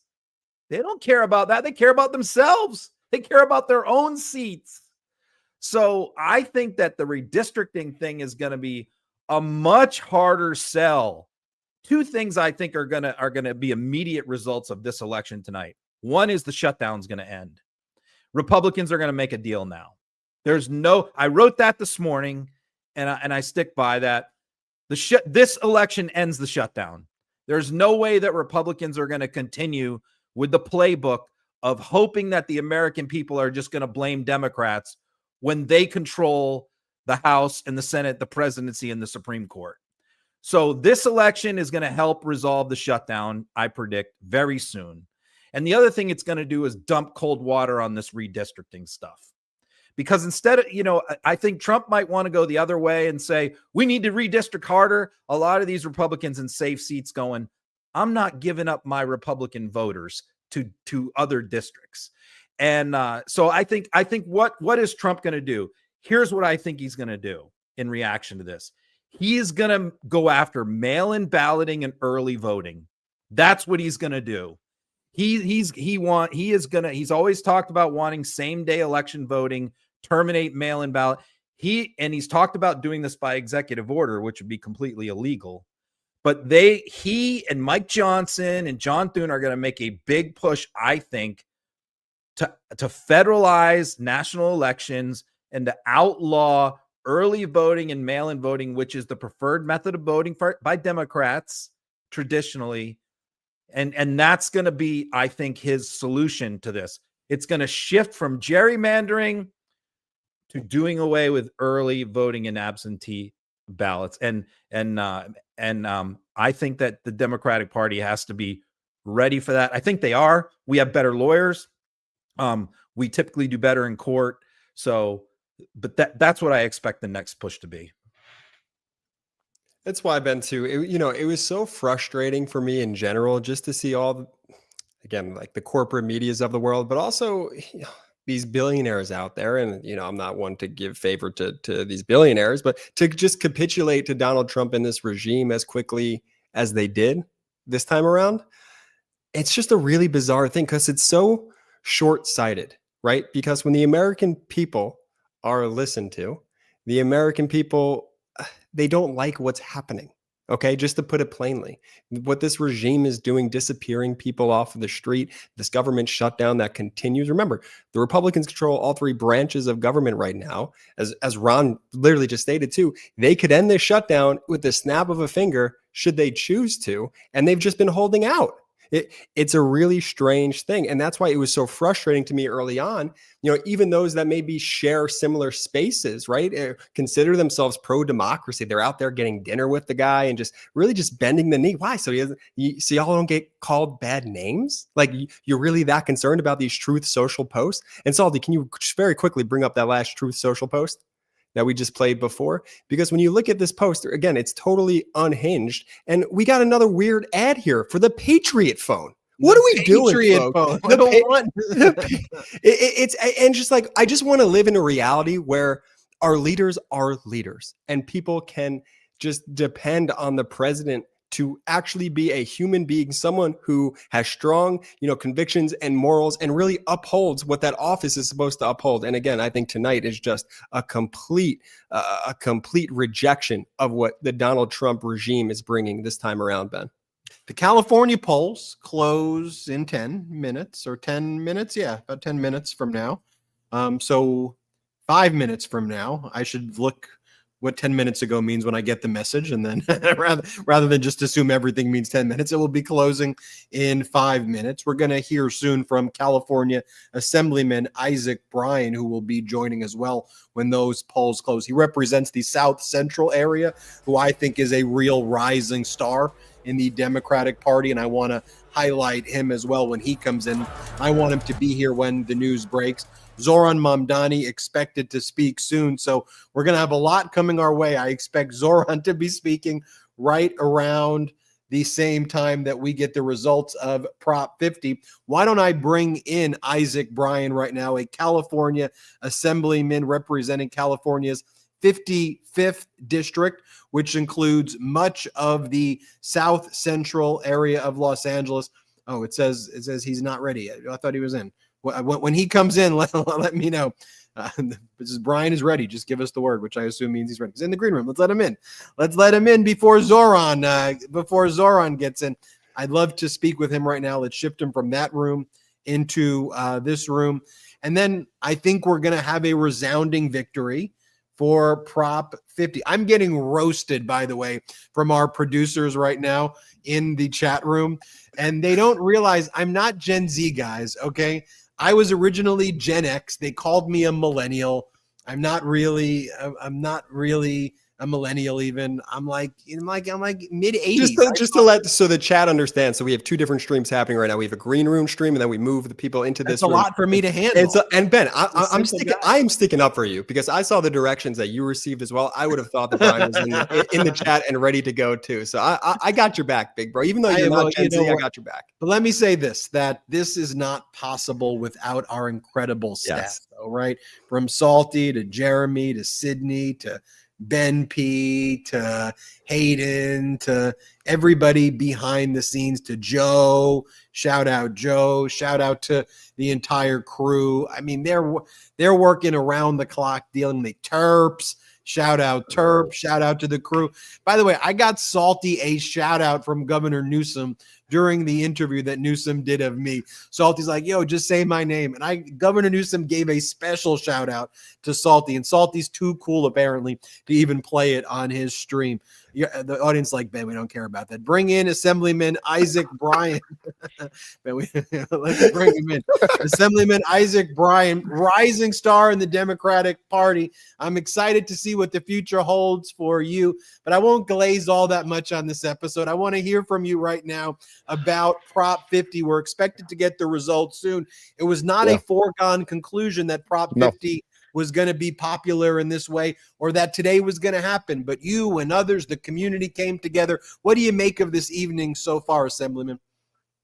I think the early results are looking good. The polling is looking strong. But remember, they told us at the beginning, by a 2/3 majority, we were going to lose, that this was not possible. And we hit the ground because we knew that everyday Californians and everyday people across this country were looking for their voice. And out here in California, that voice is Prop 50 tonight. I remember you were standing shoulder to shoulder with the governor at some of the initial announcements when the Trump regime sent their ICE Gestapo to arrest and intimidate people, right there. Bavino showed up with the military there. And y'all rallied. You stuck with the people, and they're still trying to knock us down here in California, like we see in Chicago and so many scenes across the country. But it seems that there's real perseverance on the part of the people, real people power tonight. Yeah, you can't silence the people. You're not going to bully the people of California or Chicago or New Jersey or Virginia, people are getting organized. We're tired of them taking food out of the mouths of children. We're tired of them taking healthcare away from our seniors. We're tired of stripping vulnerable families from our communities without due process, without legal representation. We are tired of this authoritarian power grab, and we're going to stand up and we're going to fight back. That's what you were seeing in Democratic cities across California and across this country. And when Prop 50 passes in about an hour, I think the first results, when they drop, we're going to see a dramatic landslide victory for Prop 50. And it's because every Californian knows this is our moment to send a message to the entire country. Right. And that'll really connect it coast to coast. We saw the results in Virginia. We saw the results in New York City. We saw the results in New Jersey. And I think we'll see the results soon in California. We saw it in the Supreme Court in Pennsylvania. What I like, and I'd love to hear your view about this, is that these candidates are very different people. Spanberger's different from a Mamdani, who's different from a Newsom, even though he's not on the ballot, Prop 50 is, who's different than a Mikey Sherrill. But everybody was talking about affordability, and they all had their own way of doing it. And I like big tent. I like uplifting, as long as the messaging is there about fighting for the people. That's kind of my view about this network. What do you think about that? It kind of feels like we've spent so much time putting each other through litmus tests, trying to find the differences among us, that we forgot what real harm looks like. And the return of the Trump administration has shown us just how fragile our democracy is, just how many people can get hurt by failed policies, just what's at stake. And we've got to be a big tent. We've got to look for commonality. We have so much more in common than we have differences. But even in those differences, if we're truly listening with love and compassion and solidarity, we can rise above those too, and they make us stronger. That's what we're seeing tonight. Different candidates across the spectrum, across the party, across the country, making the entire party stronger. How about our governor here in California stepping up in such a big way? And we saw that early on, and we saw him. I remember that first handshake with Donald Trump on the tarmac, kind of looking at him, and it seemed also that Newsom was looking at just how the right wing flooded the zone with lies and disinformation about the wildfires here in Southern California. And then it seemed like it hit him, that it's like, shit, excuse my language, I got to be not just the governor operationally, but from a comms perspective, I have to flood the zone with the truth, because they're flooding the zone with lies to bend reality. I got to rebend it into the truth. And then it seemed he's like, got it. And he was saying, where do I, what's that voice look like? But he's found it and he's led the way. And I'm so proud to see the governor of California exercising his moral authority and formal authority. And I think leading the way. It's a great thing to see in the fourth largest economy of the world, California, showing what an America could look like. What do you make of our governor? I think the governor has been incredibly courageous and brave. I mean, for me, this clear moment started when he came to Los Angeles during the peak of the ICE raids and said, look, if you want to arrest me, but I'm going to stand with the people. And you got to give yourselves a lot of credit here at MeidasTouch and all of the viewers who are turning in. When Elon Musk bought Twitter and then utilized it to push for this authoritarian in the White House, we all had to go back to the drawing board. We had to find new means of communicating, new means of organizing, new means of getting the truth out, getting a message out. And that is what's happening now. We're building that infrastructure, and the governor is the tip of that spear. But don't get it twisted. MeidasTouch is right up there with him. So thank you guys for all that you do, and all the folks who are tuning in tonight. We appreciate you, Assemblyman. Before you go, any final words that you want to bring to the 50,000 plus people who are watching this, the largest digital stream right now across all networks, more than ABC and NBC and blah, blah, blah, BC. We're beating them right now. And, I've told everybody, I think you're the future of our Democratic Party here in California. But I'd love to hear from you about what message do you want to leave our viewers with here at the Meidas Mighty?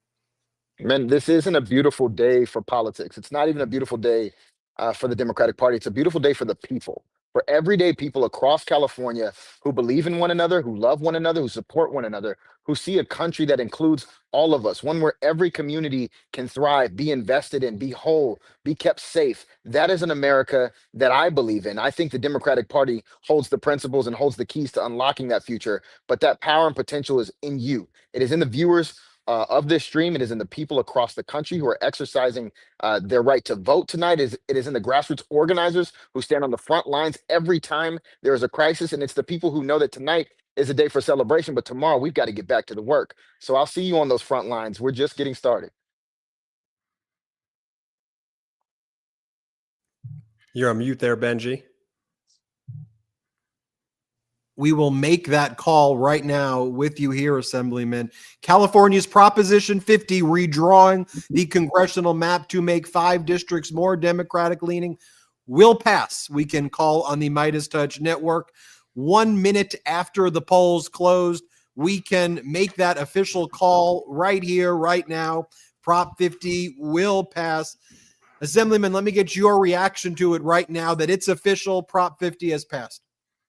The people of California are very clear about who we are and what we stand for. And we are tired of seeing this power grab coming out of DC. We've turned the other cheek for far too long. We're ready to squabble up. We're ready to fight fire with fire. We're ready to get down in the trenches. If that's what it takes to save democracy and to protect vulnerable communities, there's nothing we won't do. And Prop 50 is an example of that. I'm proud of California. I'm proud of Democrats across this country. But again, we're just getting started. We've got so much more work to do together.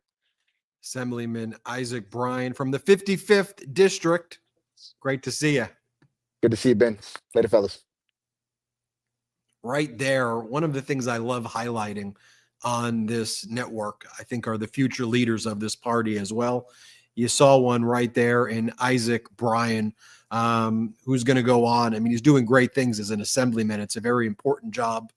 He's a very humble guy, but what's going to happen in the future with him is meteoric rise I see happening. You know, one of the things for us too is we had Zoran Mamdani on before the primary. We had him on 5 months ago. We had Graham Plattner on many, many months ago. You know, we want to connect with the base and where people are, you know, and following the Fight the Oligarchy rallies. We streamed every one. I know very soon we're about to see the Zoran Mamdani speech. Why don't we bring you live right now, New York City, Zoran Mamdani's victory speech. Thank you so much for joining us this evening and for making this event possible. Before I begin, let's give a big thank you to the venue staff who have made this night such a celebration. Now, Zoran is about to join us on stage, but before he does, I want to say a few quick words of reflection and thanks and introduce a very special member of our team. So first, let's hear a round of applause for our day one endorsers, those who helped build this movement into what it's become. New York City DSA.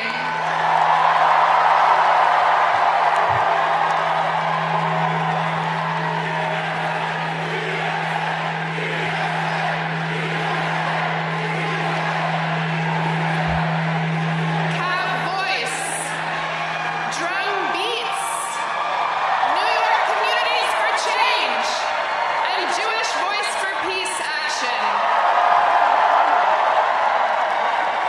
And please give it up for our friends at the New York Working Families Party who have been such a leader in our long fight for an affordable, livable city. Now, do we have labor in the House? Throughout this campaign, we have stood shoulder to shoulder with our brothers and sisters in organized labor at 1 a.m. in Queens, at 4 p.m. in We will be bringing you that shortly. Seem to be some technical difficulties right there, which boom, we intercepted it very quickly. Let's figure out what happened with that stream. We'll bring you back when Zoran Mamdani speaks. One of the things. Okay, we're doing a little music. All right. One of the things we're seeing as well is that the Democrats have seized the majority in the Minnesota Senate as well. So as we wait for Zoran Mamdani to take the stage, figure out whatever the technical things are there, Democrats have seized the majority in the Minnesota Senate. So let me just take a step back and let's reflect on what's happened coast to coast. Prop 50, yes, passes in California. Let's just go a little east. Minnesota, Democrats seize the majority. in the Minnesota Senate right there. Pennsylvania Democrats take control or keep control of the Supreme Court there. In Virginia, the trifecta, the governor's race, the lieutenant governor's race, the AG race, Democrats win there. In New Jersey, Democrats win the governor's race there as well. So big wins all around. I think we hear the audio. It's a little low, but we can hear it. Let me zoom in on that. Movement and care for our people has infused every part of this campaign from top to bottom, and without whom we would not be here tonight. L. Biscard Church.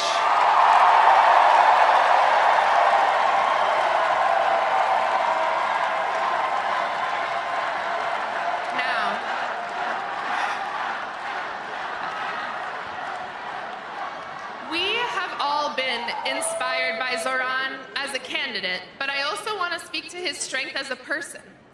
He has led our team and this movement with grace, curiosity, good humor, and thoughtfulness. And this race has been difficult. He has been the subject of attacks and threats, but he has truly risen above it all to give us hope. So please join me in giving Zoran, our friend, a round of applause.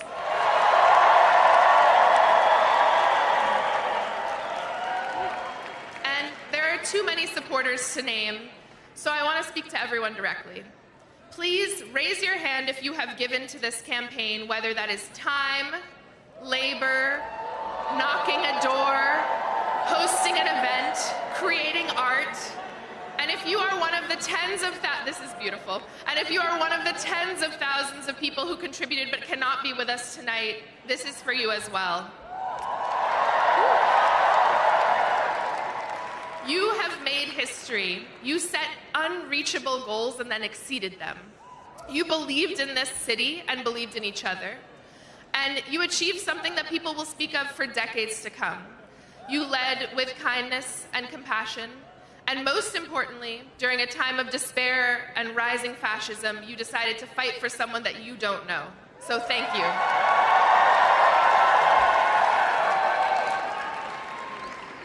Friends, the scope of this campaign was truly unprecedented. We had hundreds of thousands of conversations with our neighbors and trained leaders who will help us deliver our agenda for the next 4 years. But this record-breaking program did not come out of nowhere. It was the product of years of organizing and leadership development by New York City DSA and so many of our movement partners.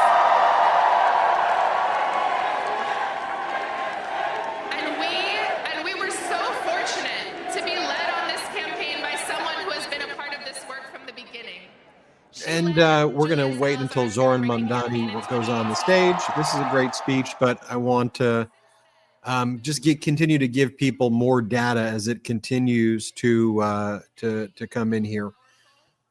Jordy, Ron, we haven't heard from you in a while, Ron. I gave the lay of the land: California, Virginia, Pennsylvania, Supreme Court, New Jersey, Minnesota, Senate.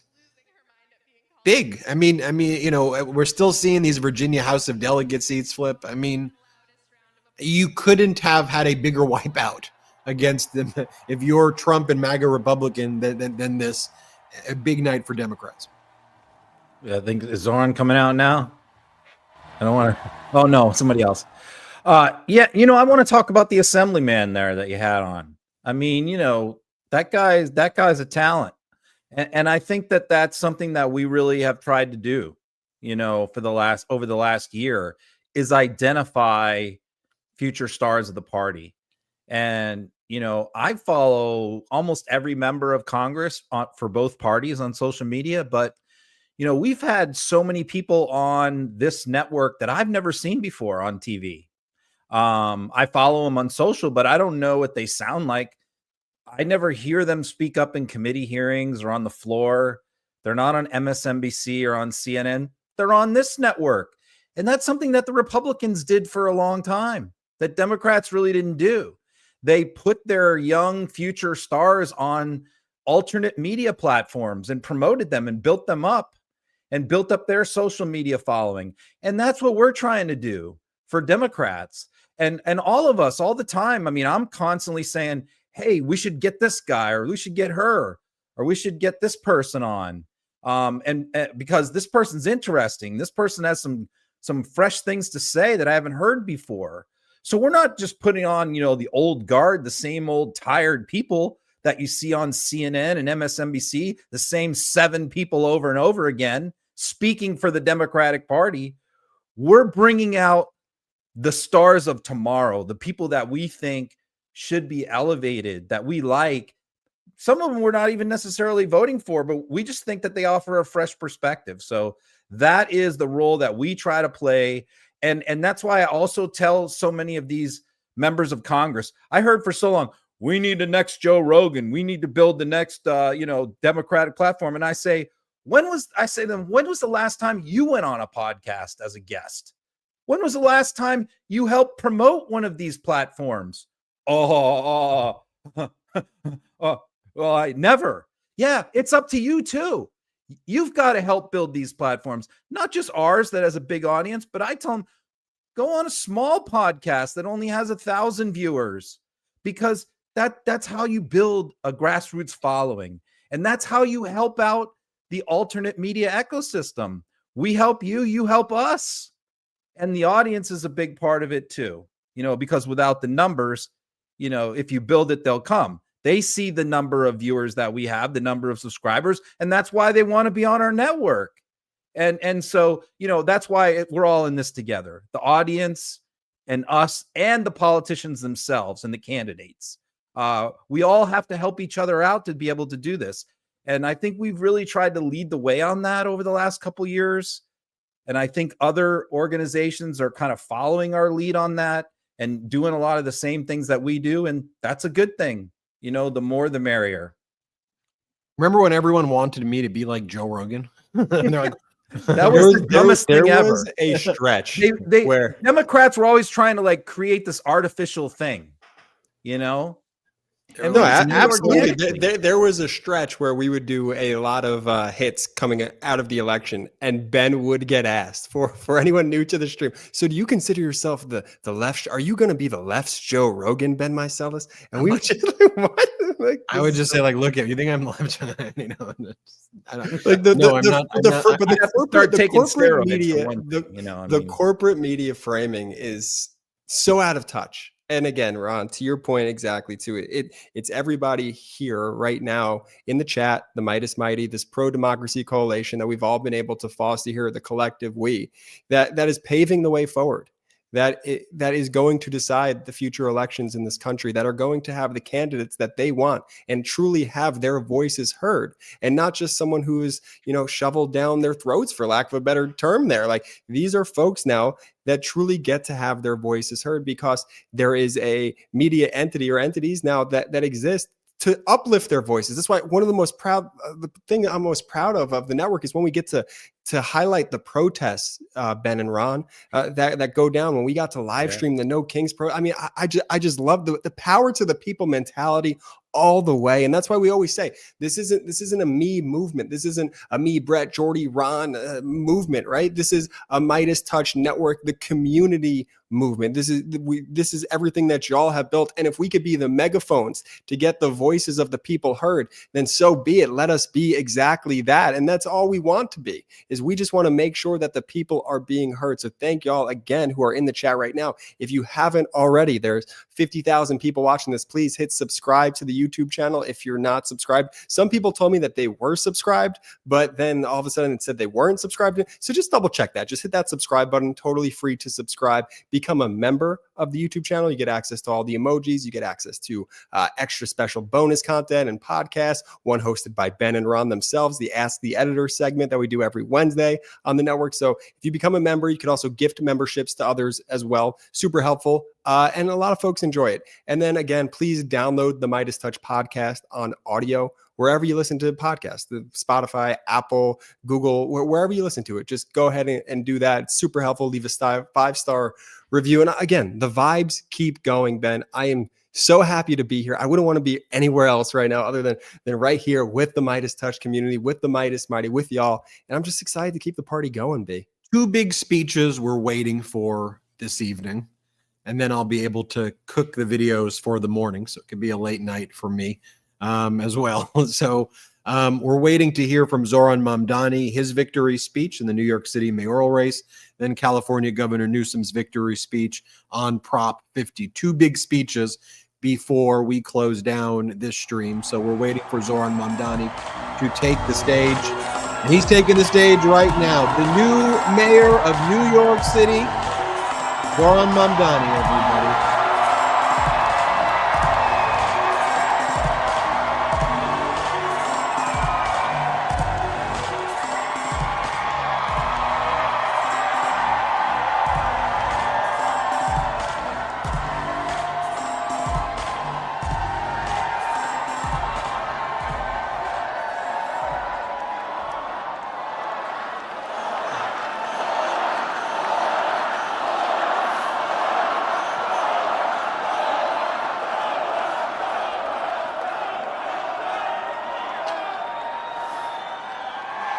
Thank you, my friends.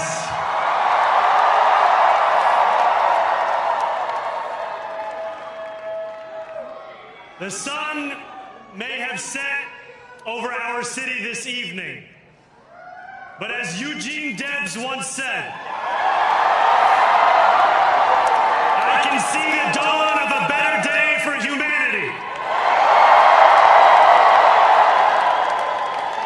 For as long as we can remember, the working people of New York have been told by the wealthy and the well-connected that power does not belong in their hands.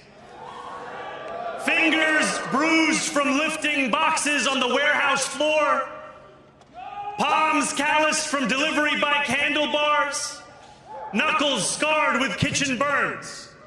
These are not hands that have been allowed to hold power. And yet, over the last 12 months, you have dared to reach for something greater. Tonight, against all odds, we have grasped it. The future is in our hands. My friends, we have toppled a political dynasty.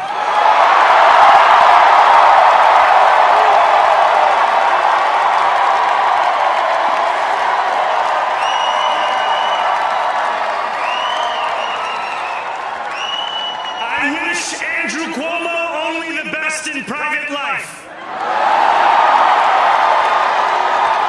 But let tonight be the final time I utter his name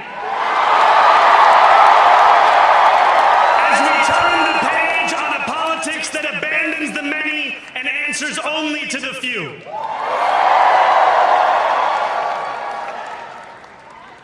New York, tonight you have delivered a mandate for change.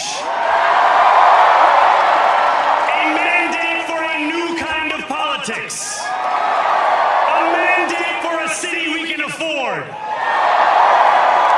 And a mandate for a government that delivers exactly that. On January 1st, I will be sworn in as the mayor of New York City.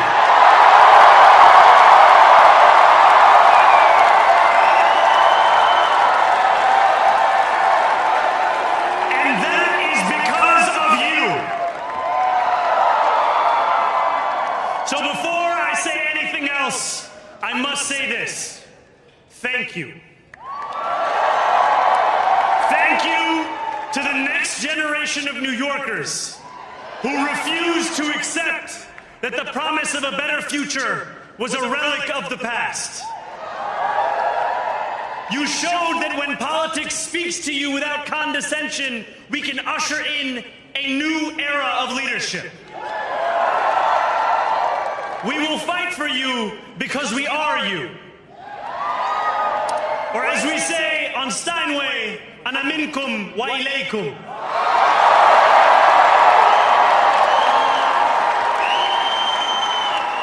Thank you to those so often forgotten by the politics of our city who made this movement their own. I speak of Yemeni bodega owners and Mexican abuelas, Senegalese taxi drivers and Uzbek nurses,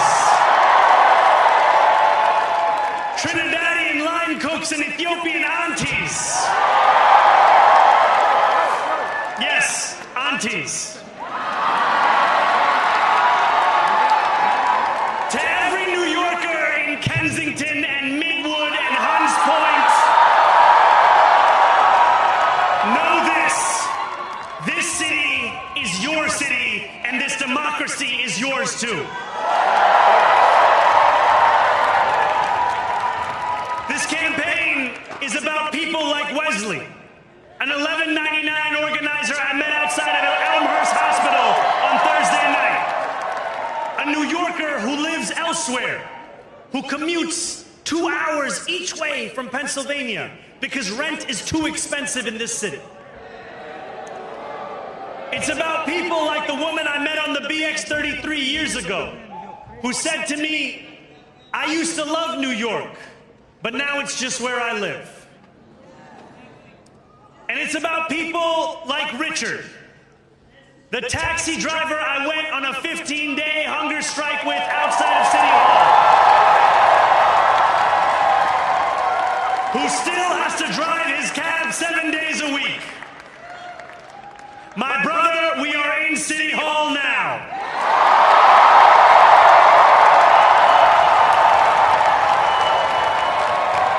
This victory is for all of them. And it's for all of you. The more than 100,000 volunteers who built this campaign into an unstoppable force. Because of you, we will make this city one that working people can love and live in again. With every door knocked, every petition signature earned, and every hard-earned conversation, you eroded the cynicism that has come to define our politics. Now I know that I have asked for much from you over this last year. Time and again, you have answered my calls. But I have one final request. New York City, breathe this moment in. We have held our breath for longer than we know. We have held it in anticipation of defeat. Held it because the air has been knocked out of our lungs too many times to count. Held it because we cannot afford to exhale.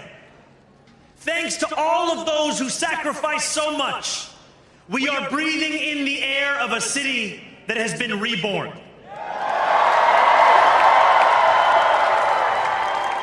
To my campaign team, who believed when no one else did, and who took an electoral project and turned it into so much more, I will never be able to express the depth of my gratitude. You can sleep now. To my parents, Mama and Baba,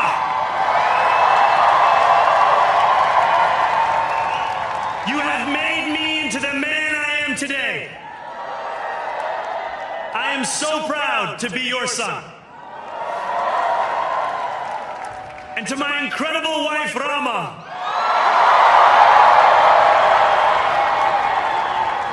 Hayati, there is no one I would rather have by my side in this moment and in every moment.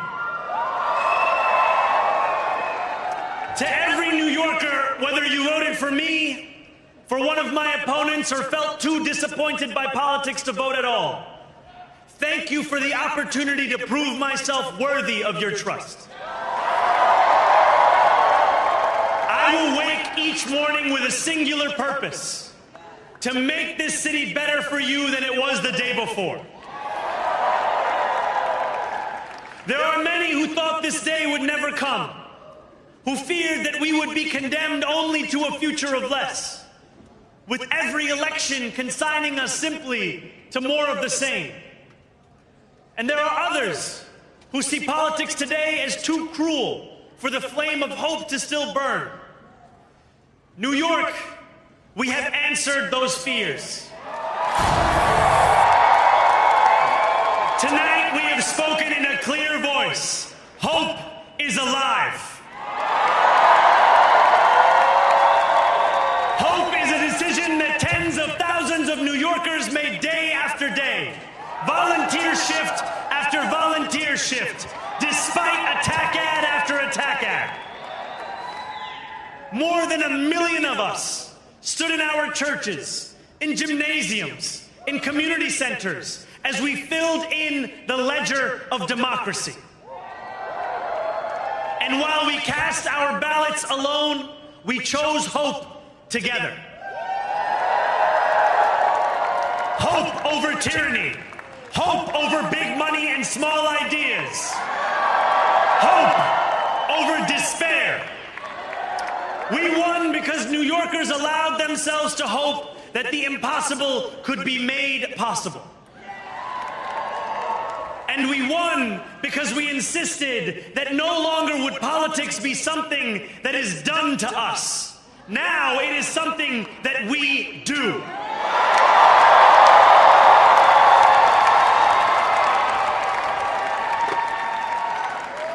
Standing before you, I think of the words of Jawaharlal Nehru. A moment comes but rarely in history when we step out from the old to the new, when an age ends and when the soul of a nation long suppressed finds utterance. Tonight we have stepped out from the old into the new.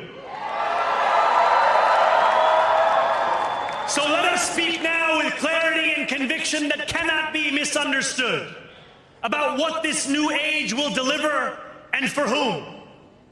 This will be an age where New Yorkers expect from their leaders a bold vision of what we will achieve, rather than a list of excuses for what we are too timid to attempt. Central to that vision will be the most ambitious agenda to tackle the cost of living crisis that this city has seen since the days of Figueroa LaGuardia.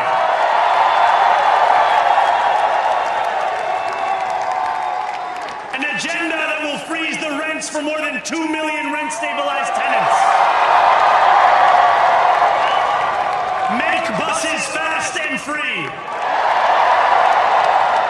And deliver universal child care across our city. Years from now, may our only regret be that this day took so long to come. This new age will be one of relentless improvement. We will hire thousands more teachers. We will cut waste from a bloated bureaucracy.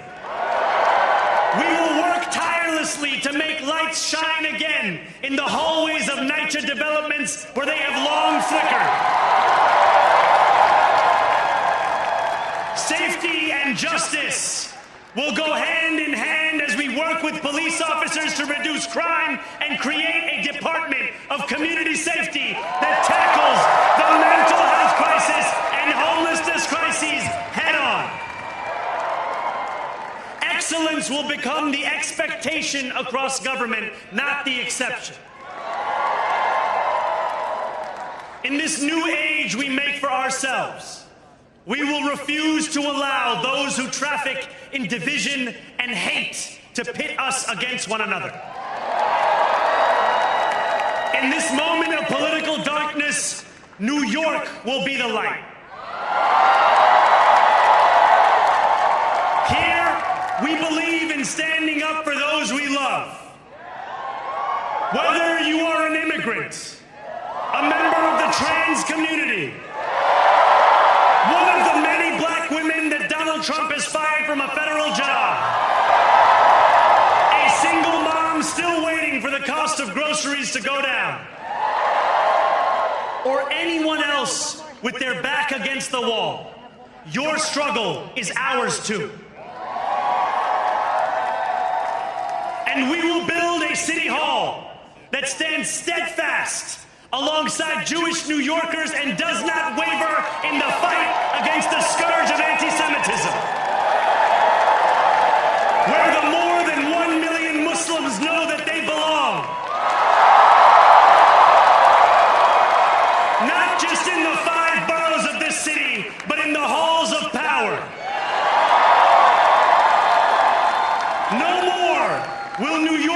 a city where you can traffic in Islamophobia and win an election.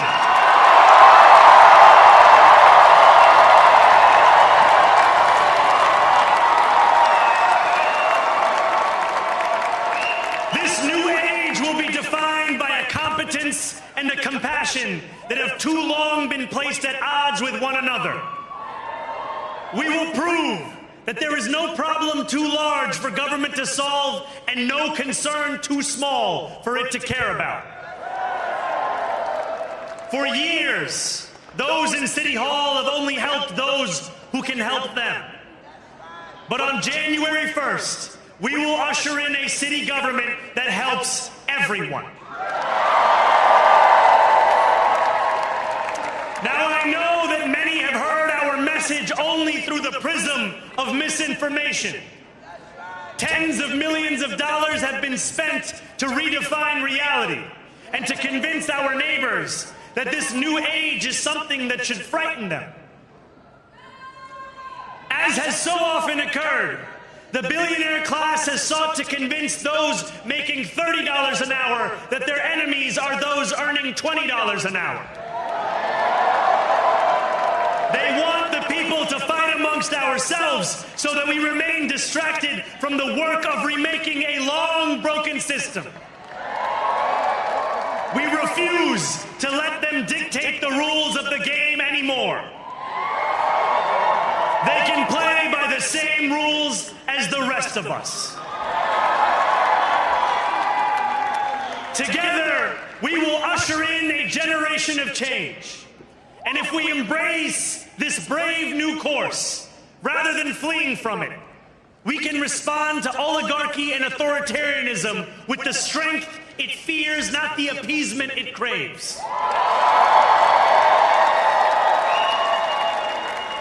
After all, if anyone can show a nation betrayed by Donald Trump how to defeat him, it is the city that gave rise to him.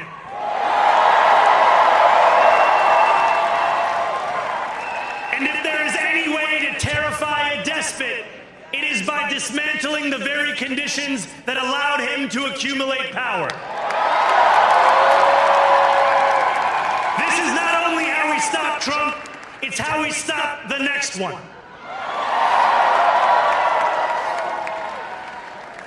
So Donald Trump, since I know you're watching, I have 4 words for you. Turn the volume up.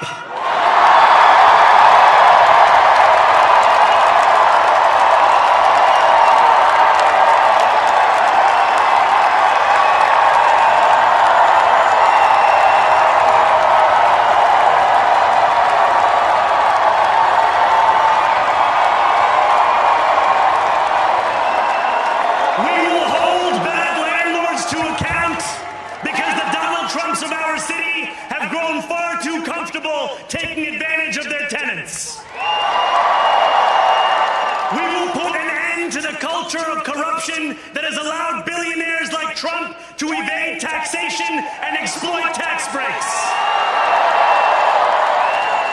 We will stand alongside unions and expand labor protections because we know, just as Donald Trump does, that when working people have ironclad rights, the bosses who seek to extort them become very small indeed. New York will remain a city of immigrants, a city built by immigrants, powered by immigrants, and as of tonight, led by an immigrant.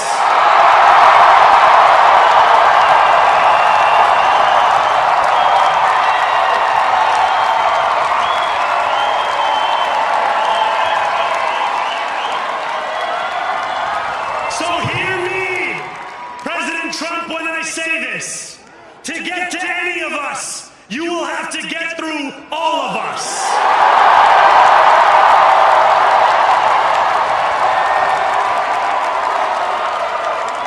When we enter City Hall in 58 days, expectations will be high. We will meet them.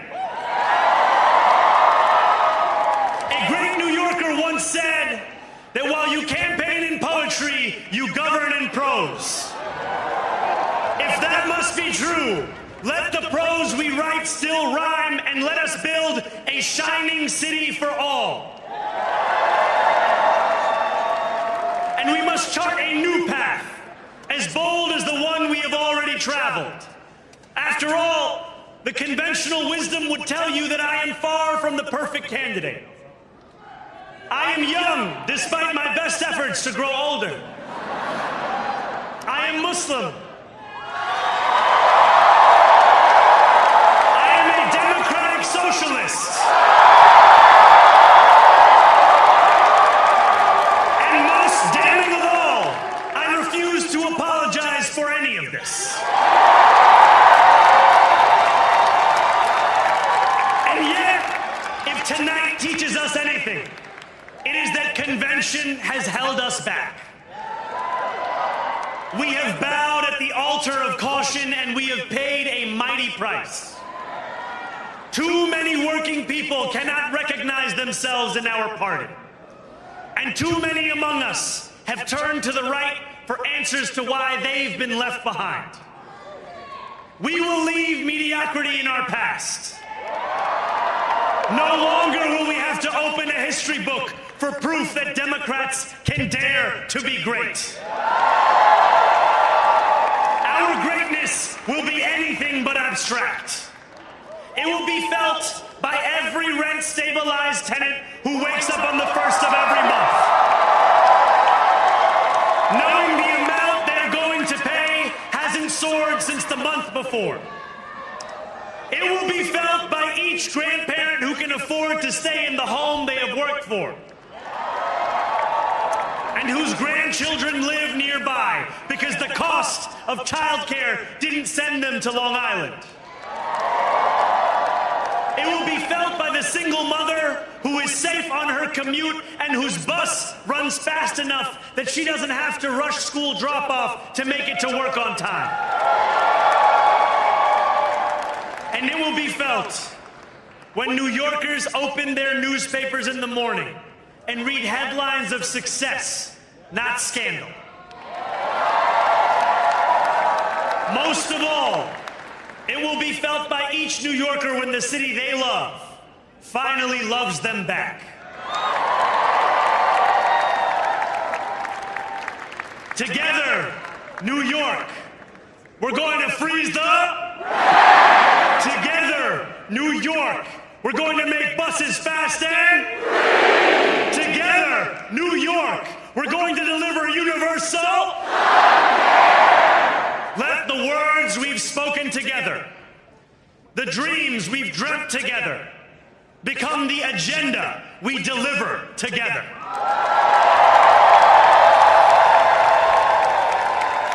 New York, this power, it's yours. This city belongs to you. Thank you.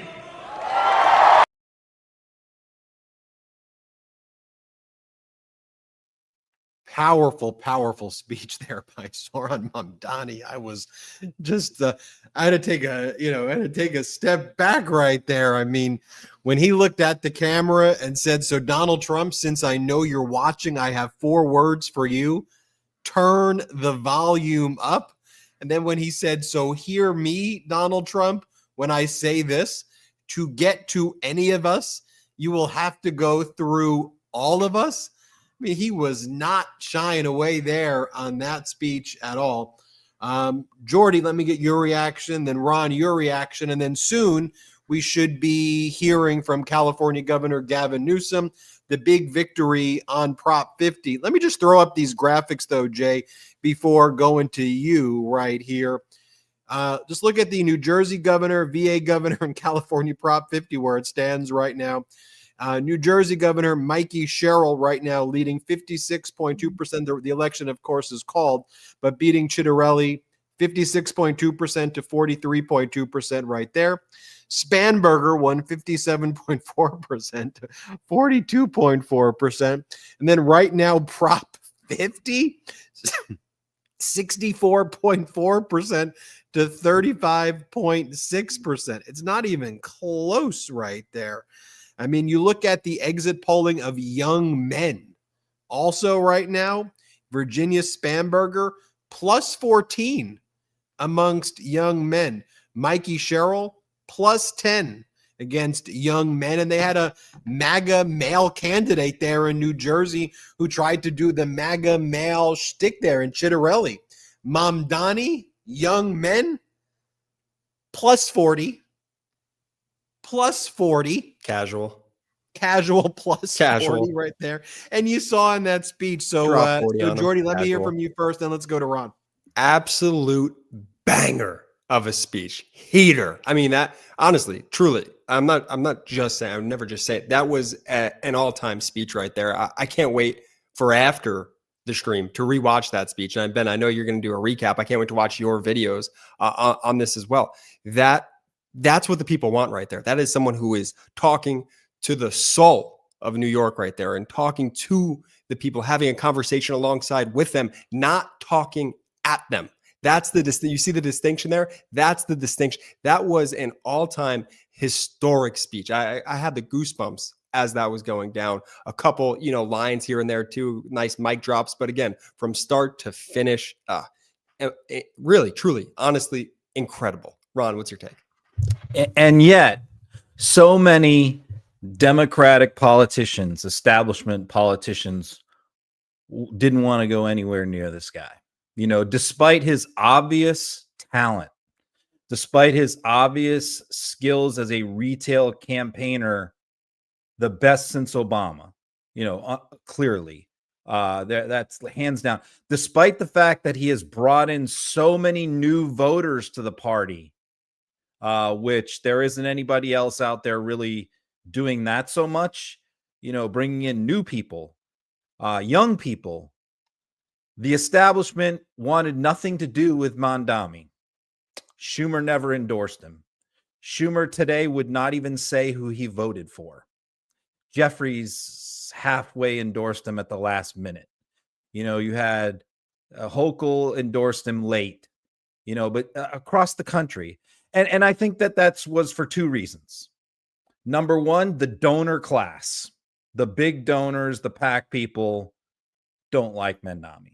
They don't like his message. They don't like his anti-billionaire stuff and all of that. And they also are worried that he's going to fail. Not as a politician, but as a governor of a big city. And they're worried that if he isn't successful, that's going to hurt the Democrats nationally, because they're going to make him the poster child for the Democratic Party, right? And Republicans have already said that they want to make him the face of the Democratic Party because they think he's going to fail. But if this guy can marry success as a mayor with economic success, people happy, crime not being out of control, all of the things that a mayor has to do. If he can put that together with his political skills, you're now going to have a guy that none of the establishment Democrats wanted to go anywhere near, so they're going to be begging him to come to their districts and campaign for them. This guy could become the most popular politician out there, besides Obama, that other Democrats want to get to help them out, fundraise for them, campaign for them, all of that. But it's really all going to come down to how successful he is as a mayor. If he's successful as a mayor, he's going to be a superstar. There's no question about that. And we know that Donald Trump is going to go after him. And when he gave that line, by the way, when he said, to get to you, I really believe that he was going to say what we expect every other politician to say, what Donald Trump would say, which is, to get to you, they got to come through me. That's what politicians typically say. But the magic of Mamdani is he said, they got to come through all of us. His campaign was so inclusive. He made people feel like it wasn't about him. It was about all of them, because he was consistent about that message. And you can tell it comes from the heart. He's not just reading some crap speech that somebody wrote for him. He's speaking from the heart there. And that really connects with people. So, I mean, he can't run for president because he's not from the wasn't born in the United States, but he could be a force in American politics outside of New York City. You know, and I've said this before, and let me reiterate it again, especially as we see these victories in Virginia, New Jersey, New York City, California. I want to see the Democratic Party be a big tent.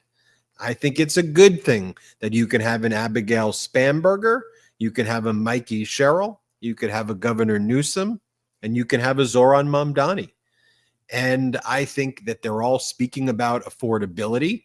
And I think that the MAGA Republicans and the establishment would love to see the Democratic Party pointing fingers at each other, divide and conquer, trying to take each other down. But what I always wanted to use this network for is uplift us with your ideas. You know, I don't want to try to platform people who rip each other down, who are trying to find solutions, who are solution oriented.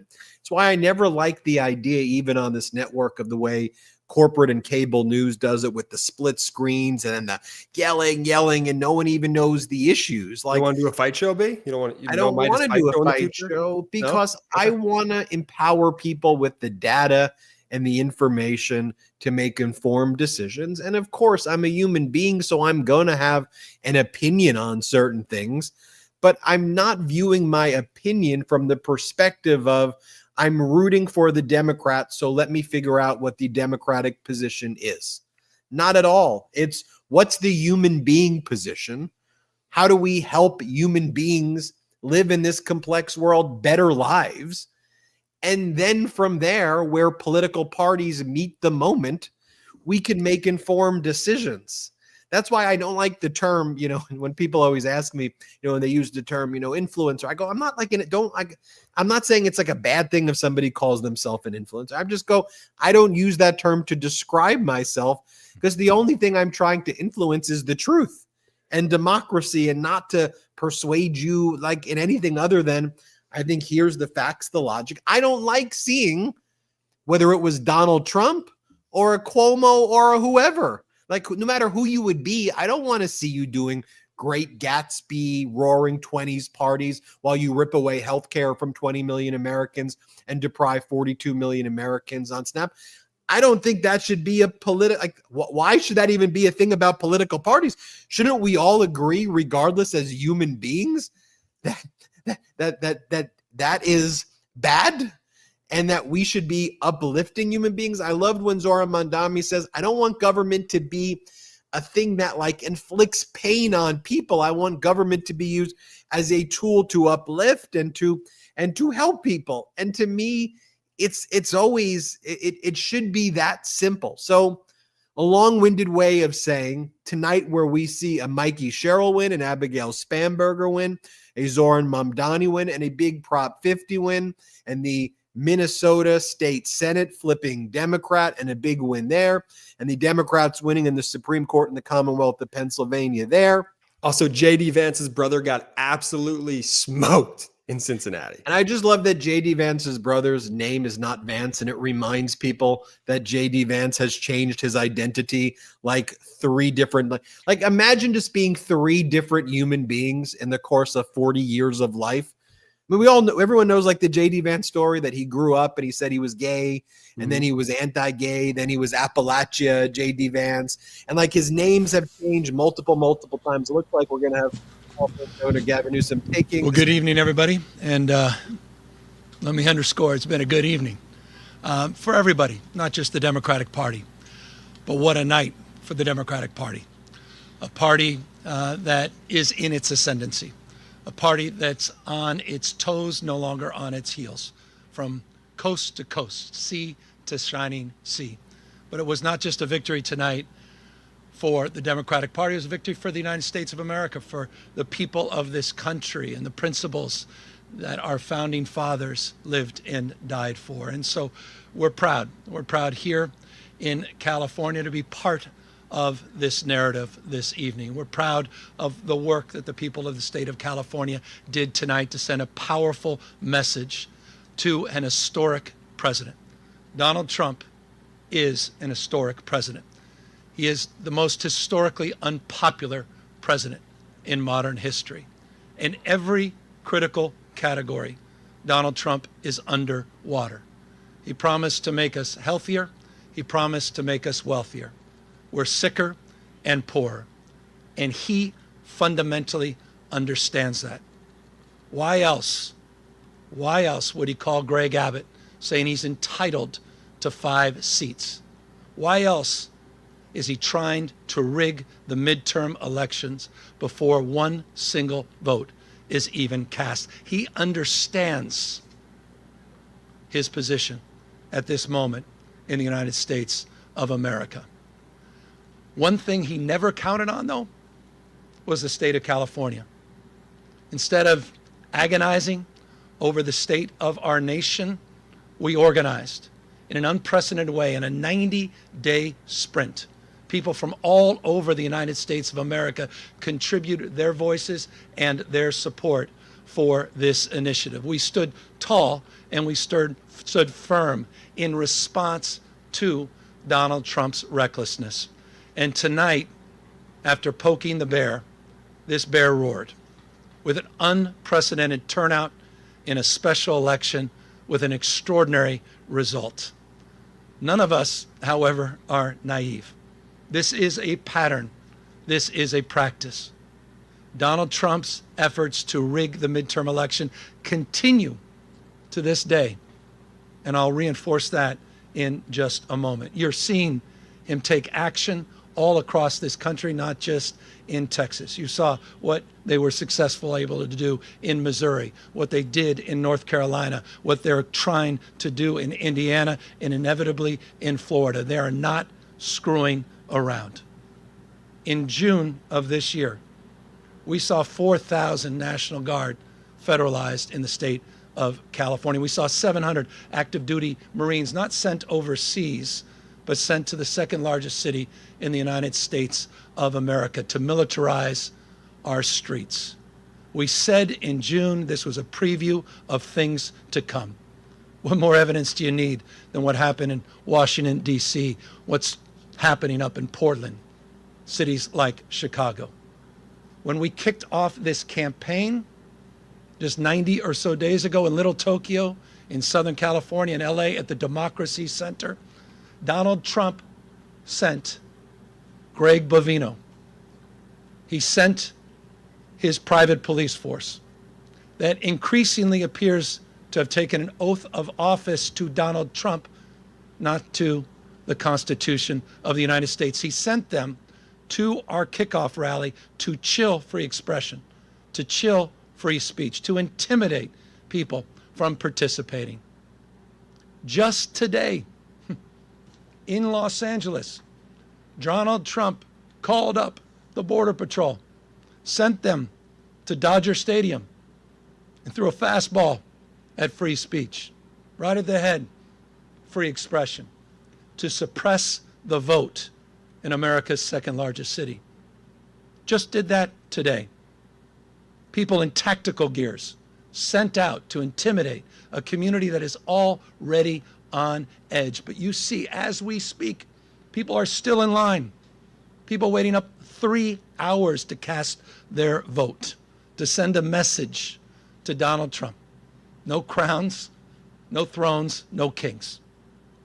That's what this victory represents. It's a victory for the people of the state of California and the United States of America.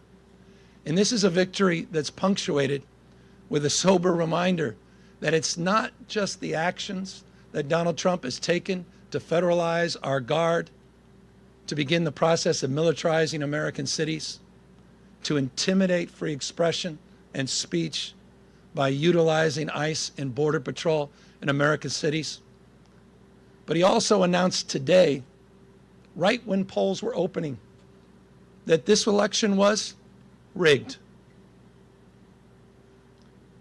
That this election was rigged. Of course, those are familiar words It's exactly what Donald Trump said after January 6th, that day of love, where he tried to light democracy on fire. He tried to wreck this country, and he called in to the Secretary of State in Georgia, calling up for 11, 12,000 votes, just like he called Greg Abbott, saying he's entitled to those 5 seats. He said this election was rigged, and he's moving to look for criminal prosecution and investigations at the Department of Justice. He is not screwing around. So tonight, I'm proud, but I'm very mindful and sober of the moment we are living in. Donald Trump does not believe in fair and free elections, period and full stop. This is not complicated, and it's self-evident to anyone paying attention.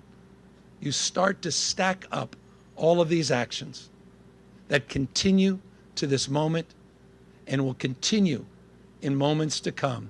If you think I'm exaggerating, consider his announcement just a few weeks ago to send rapid response teams all across the United States, in all 50 states, tens of thousands of members of the military prepared for urban deployment. A preview of things to come. But back to this state. Our state of mind was resolute. Our state of mind was resolved to stand firm and to stand tall, to not be intimidated, to not be humiliated, to not fall prey to cynicism, to not fall prey to fear and the anxiety of someone that believes in only one thing, shock and awe, to intimidate and exhaust us.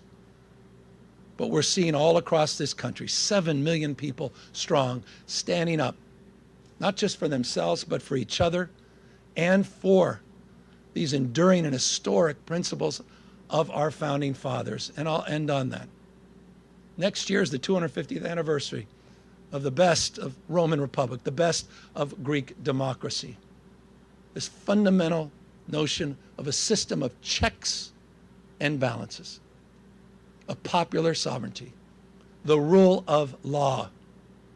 Mr. President, the rule of law, not the rule of dawn. And I hope it's dawning on people. The sobriety of this moment, what's at stake. Tonight, as I said, is an extraordinary moment for our party, but again, it's an extraordinary moment affirming those principles. Yeah, baby. This republic and our democracy that Donald Trump is trying to perpetuate. And so my call tonight, in the spirit of Whitman, we talked about the powerful play goes on. We all must contribute a verse. And so we need the state of Virginia. We need the state of Maryland. We need our friends in New York, in Illinois, in Colorado. We need to see other states with the remarkable leaders that have been doing remarkable things meet this moment head on as well, to recognize what we're up against in 2026. And let me make this crystal clear.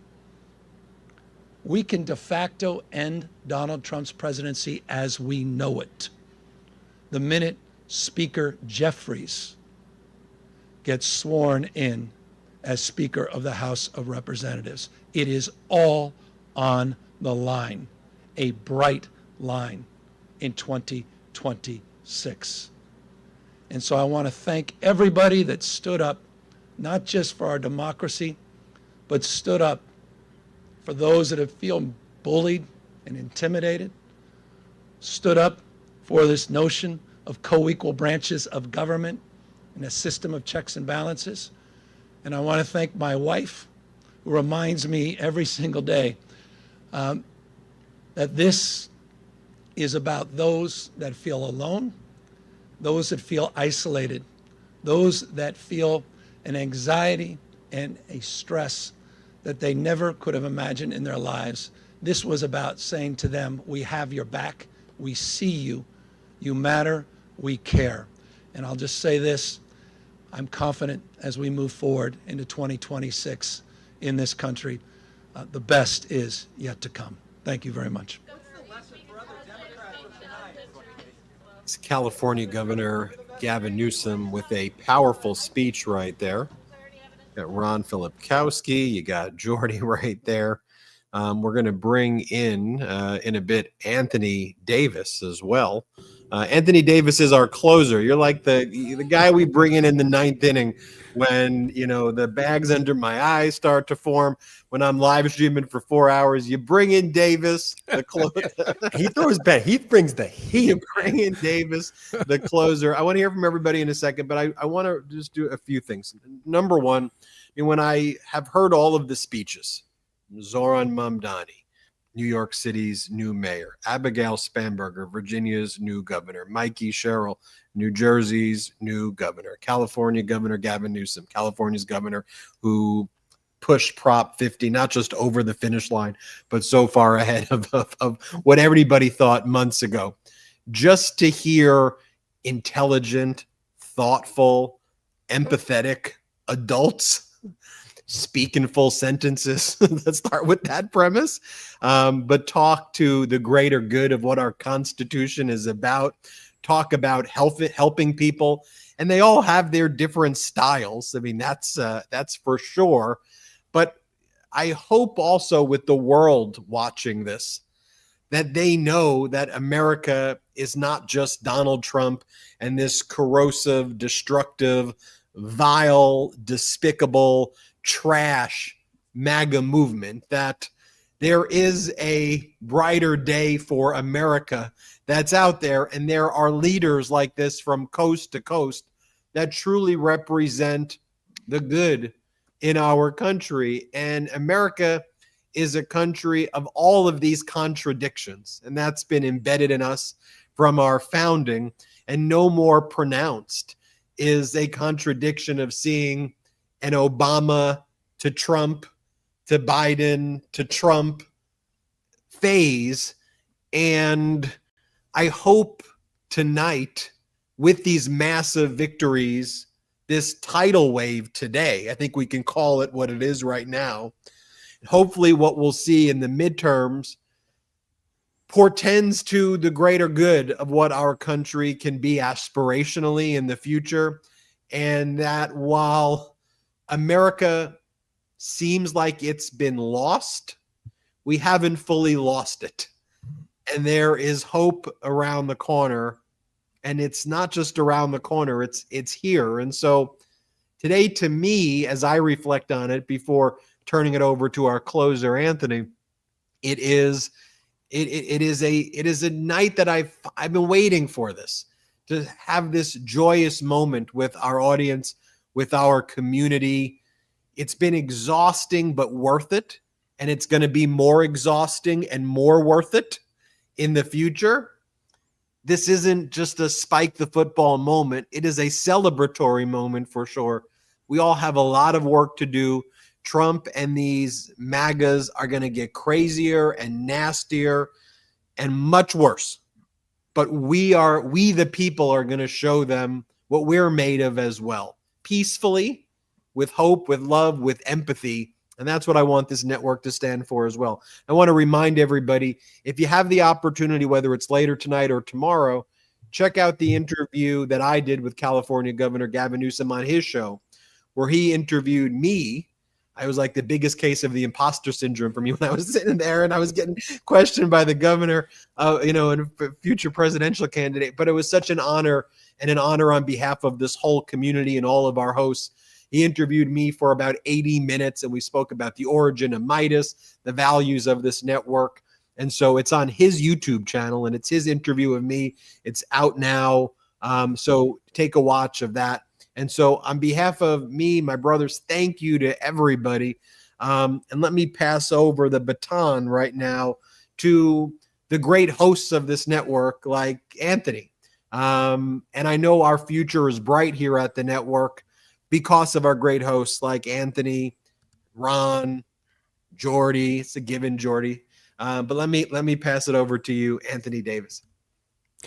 Thank you, Ben, and thank you and well done for the coverage tonight. Quite amazing. I mean, I'm feeling, because I mean, I've been very clear with people that I've been a bit depressed for the last few months, and I'm sure you have too. And yet here we are seeing a glimmer of hope, but it's in no small amount. This is a significant win with more than 50% of the vote in New York. Zoran Mamdani has been elected as the 111th mayor of New York City, defeating former disgraced Governor Andrew Cuomo. 34 years old, Mamdani becomes both the youngest person to lead the city in more than a century and the first Muslim to hold the office, an historic moment in New York's political landscape. I should say, just as an Englishman, that we elected in London the first Muslim mayor nearly 10 years ago, and he's still holding that position right now. That's Sadiq Khan. So I'm very interested to know kind of how everybody is feeling tonight, and please continue to put your messages on the live chat and continue these conversations amongst the MeidasTouch community in the various locations that you do. But this is I mentioned hope. This is a feeling that I think is buoying everybody, giving us a great sense that actually what is to come is hopefully the snowball effect. And Donald Trump posted, hi Ron, by the way, Donald Trump posted just a few minutes ago on Truth Social, and so it begins. Ron, what do we think about this? Because, you can translate it in so many ways. I translate this stuff as just racism, right? Pure racism and bigotry and prejudice, because they've made Zoran Mamdani out to be a communist, to be a terrorist, all the ists. The fascist in this cast of characters is Trump himself.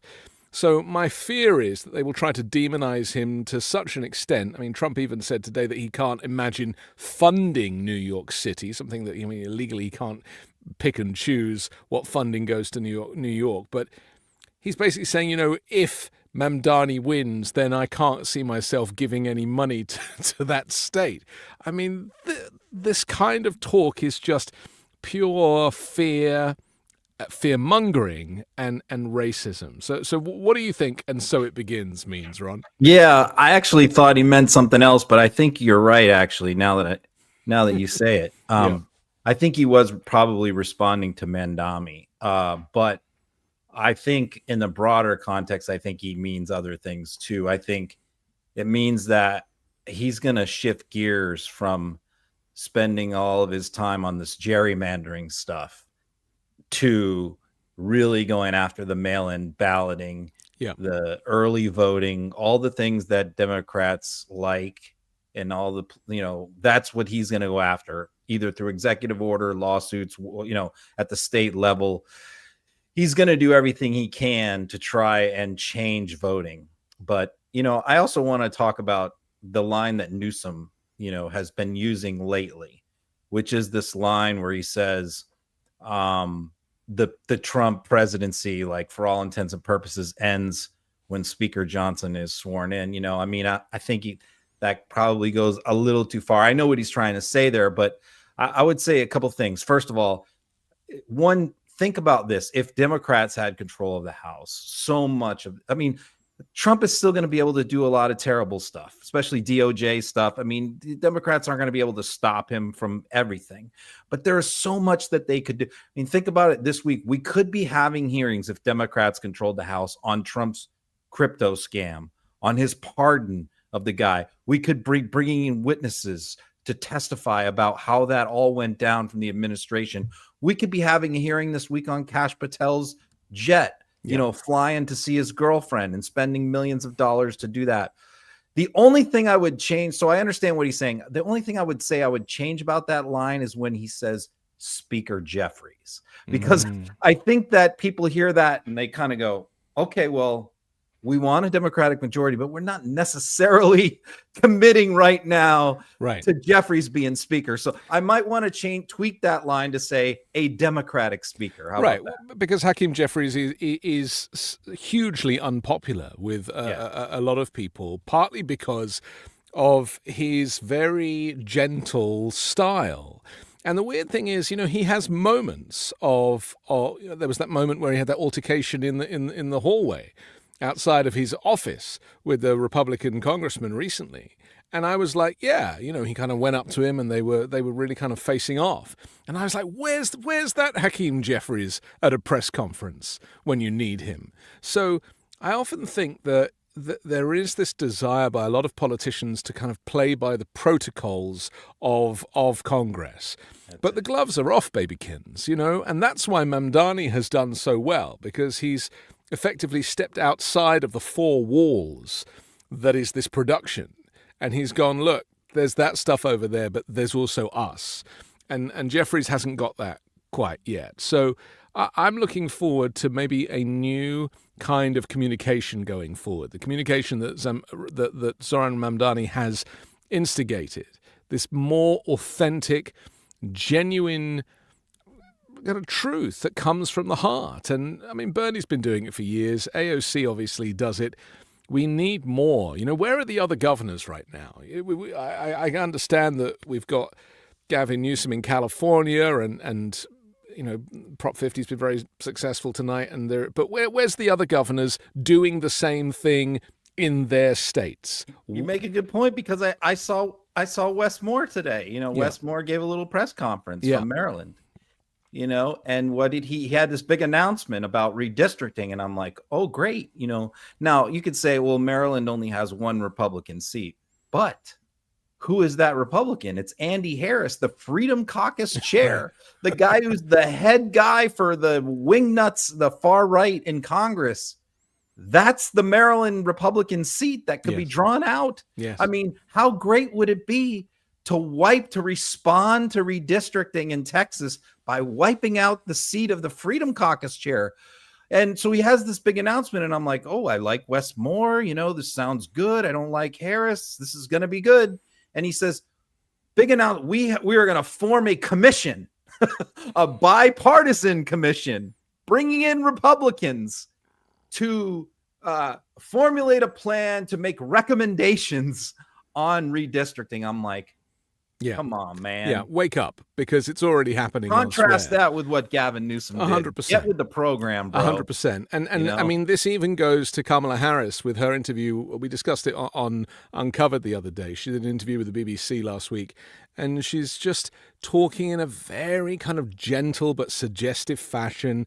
And I'm like, I just don't know that style is going to wash right now and going forward. So there needs to be a shift of energy and also authenticity in any candidates, or certainly Democratic leaders that step up in this moment, because I think that Mamdani has set a standard now, and you've either got to meet it or beat it in order to get this kind of groundswell to propel this movement forward. And the movement is huge. I mean, let's not forget, Donald Trump tells us how popular he is, but he really isn't that popular. He does not represent the majority of Americans. His views, and also the kind of far-right nationalists that he associates with, are very much the minority in the US. But because he is a propagandist and a marketeer, he will tell you that everything he's doing is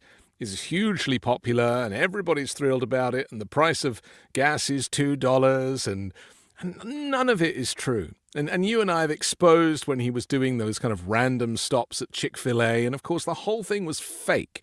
And no different to his rallies where they have to move everybody to, in front of the camera just to fill out the space. He is not popular, and he also hasn't brought in $22 trillion worth of investment. Remember, even when he worked at the McDonald's, we found out that he closed the McDonald's. Right. They closed it down for the day. Yeah.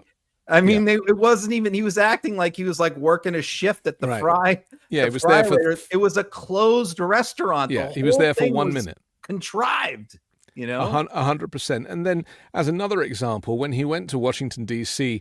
to the restaurant, that chain restaurant, to supposedly have dinner, and the protesters are there, the guy is a coward. He basically sees some real people, some actual members of the general public, not terrorists, not activists, just people who were demonstrating peacefully in front of him. How they got that close to him is further proof that he's it's amateur hour with the Secret Service right now.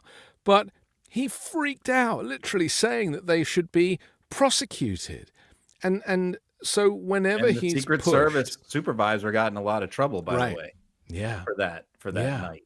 I'm not surprised, but it's just so nice that people recognize that this free speech and this free protest is an essential foundation of the democracy. And democracy will hold provided people exercise that right. And that right has been seen tonight in this massive vote, 50.4% of the vote to Zoran Mamdani. And the victory caps a remarkable rise for the Queen's Assemblyman, who just months ago was a relatively obscure state legislator. And he first shocked the political establishment in June when he won the Democratic primary against Cuomo. Took quite a while for senior leadership in the Democratic Party to actually endorse him. Hakeem Jeffries only woke up to that last week. Chuck Schumer hasn't bothered at all. But his campaign has drawn national attention for the grassroots energy, this unapologetically progressive message.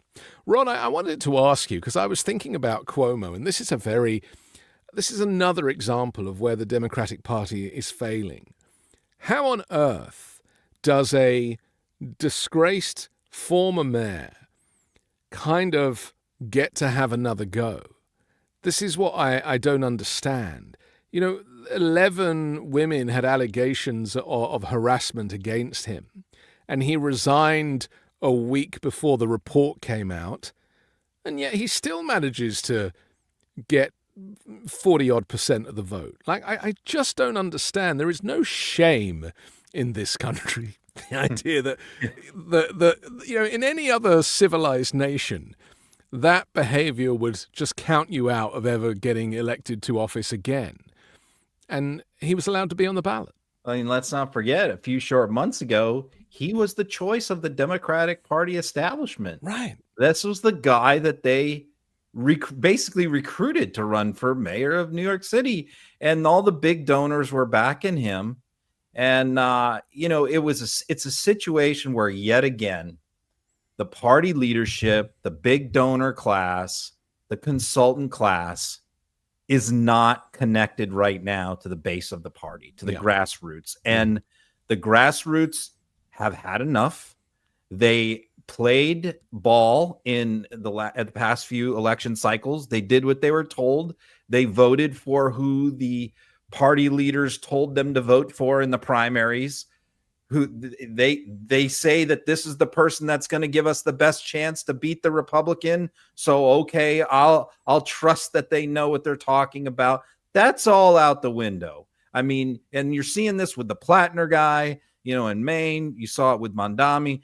It's now the grassroots are saying, we are not listening to you people anymore. We are picking the person who connects with us, who speaks to us, who speaks to the things that we care about.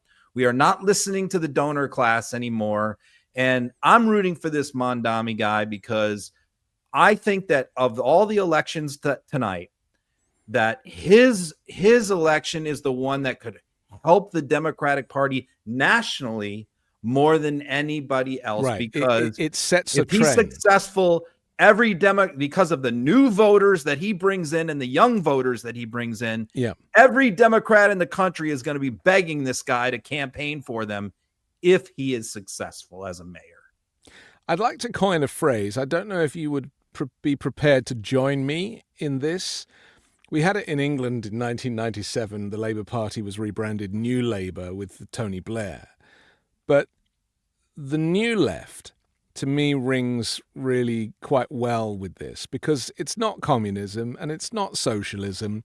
To be a kind of, he calls himself a democratic socialist, but it's social. A social democracy is basically where we're at here, and there's nothing extreme about it. It's completely normal in most civilized countries in the world, and giving free childcare and just giving people who need it a little bit of support is hardly radical in any shape or form.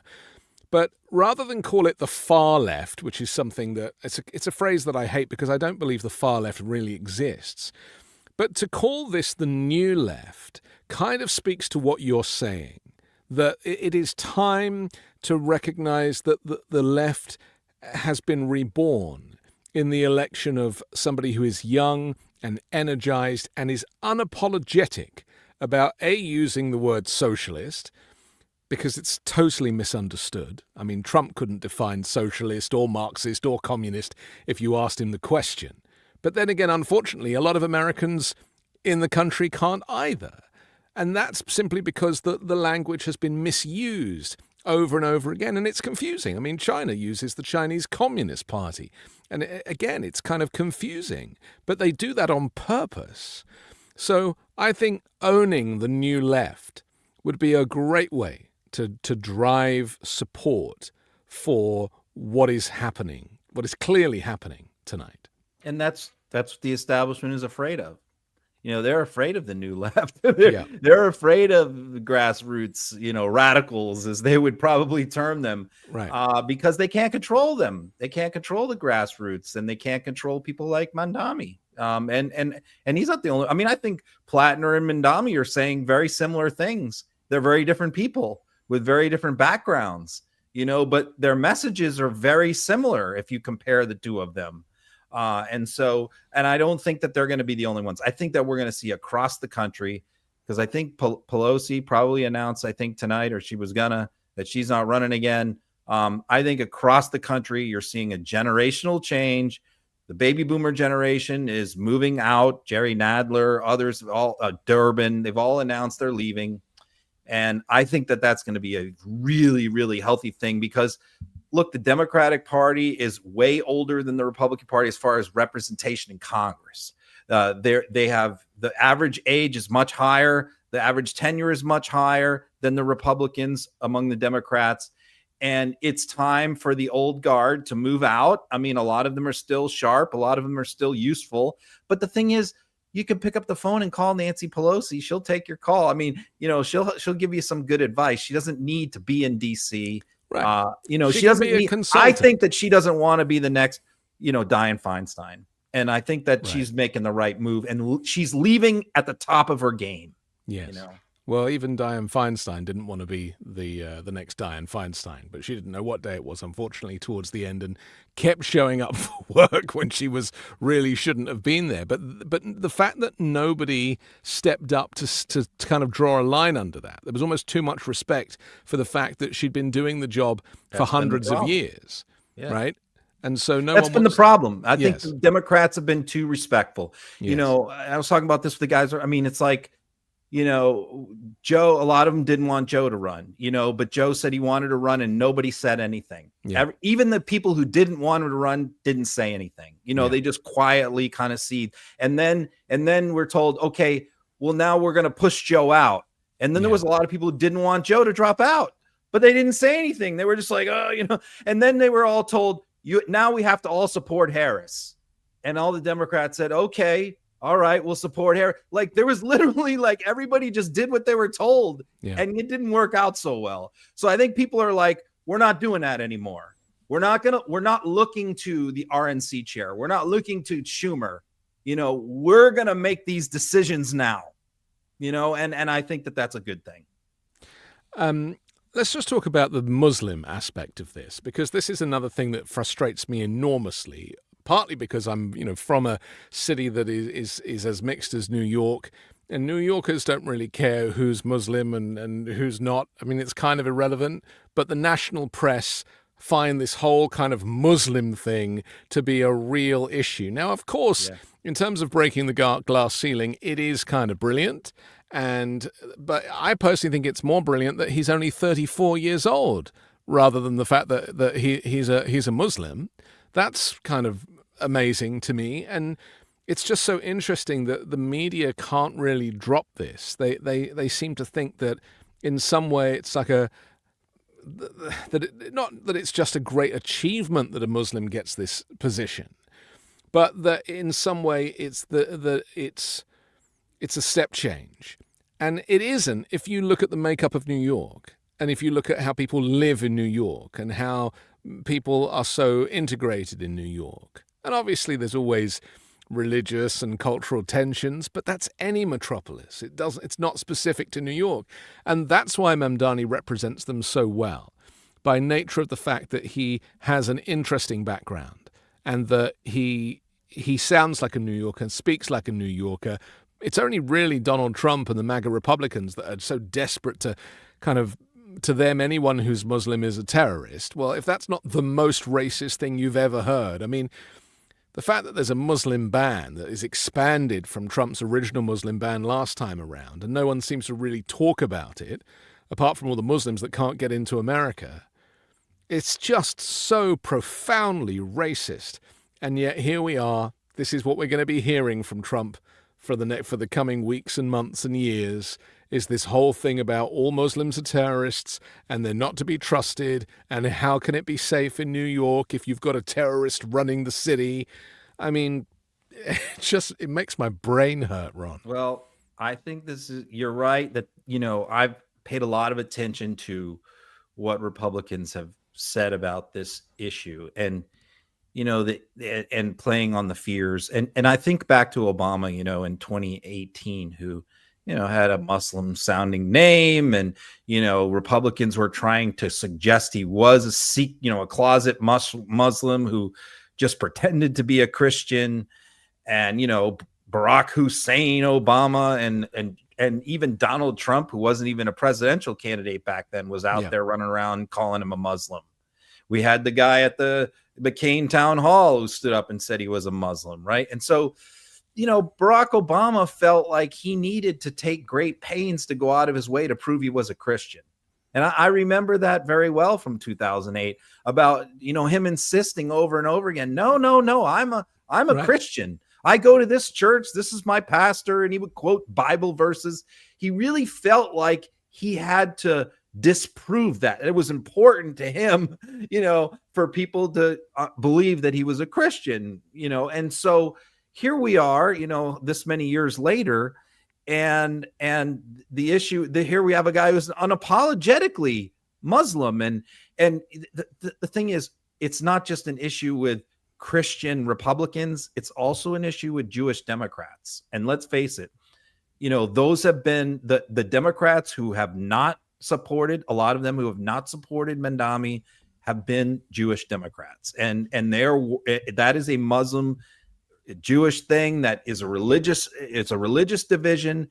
And as far as the Christian right goes, look, they don't view the Muslim religion as a legitimate religion. They don't view it as a peaceful religion. They don't view it as a religion of love.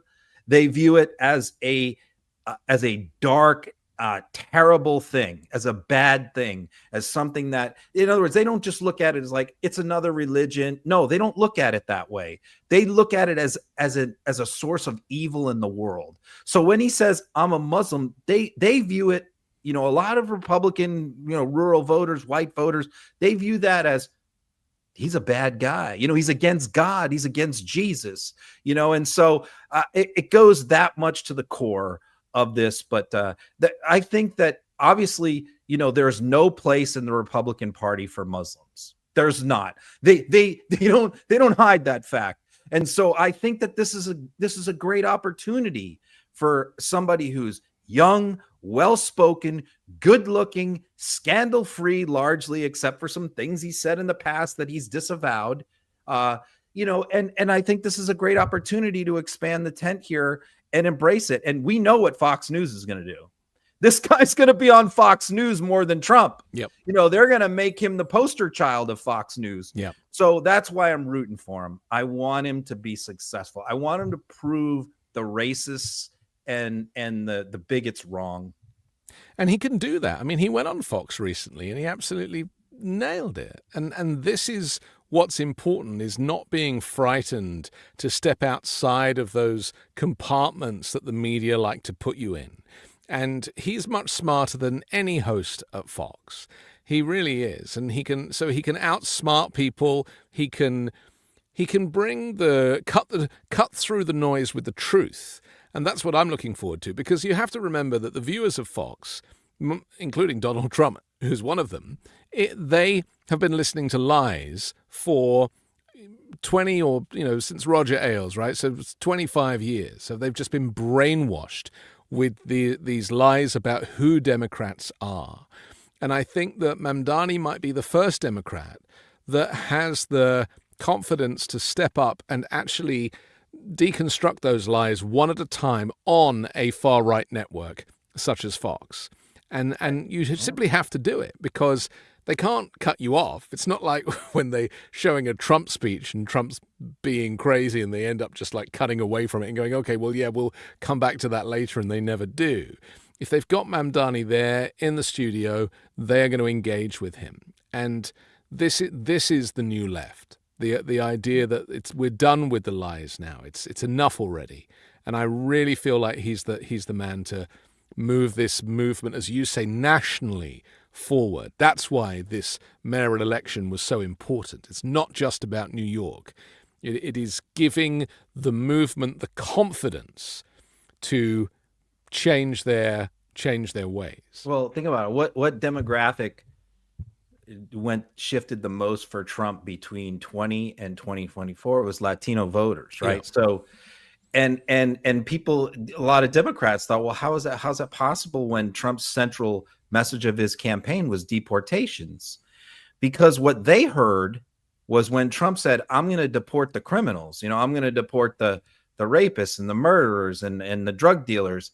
I mean, I think a lot of the Latinos were good with that. They said, well, these are people who make our community look bad. And so if that's who he's going to go after, these handful of bad apples, then we support that. We're good with that. And so then when he gets in office and then, oh, no, when he was saying criminals, he means all of them. Yeah. He means everyone who crossed the border after they were born is a criminal. Yeah, well, he's criminalized asylum. That reality is setting in with these Latino voters. He's talking about us and our neighbors. 100%. He's not talking about somebody in prison. Yeah, I think that if anyone's having buyer's remorse, it's the kind of Latinx community because, and through no fault of their own, they were lied to. And, Trump was buying ads on Latino radio networks and really kind of infiltrating the community in kind of with Spanish-speaking coverage. And so, and also, I mean, we don't have time to get into this, but there is a lot of racism even amongst Latinos where once they're across the border, they don't want anybody else coming. Exactly. And so that's a whole other conversation.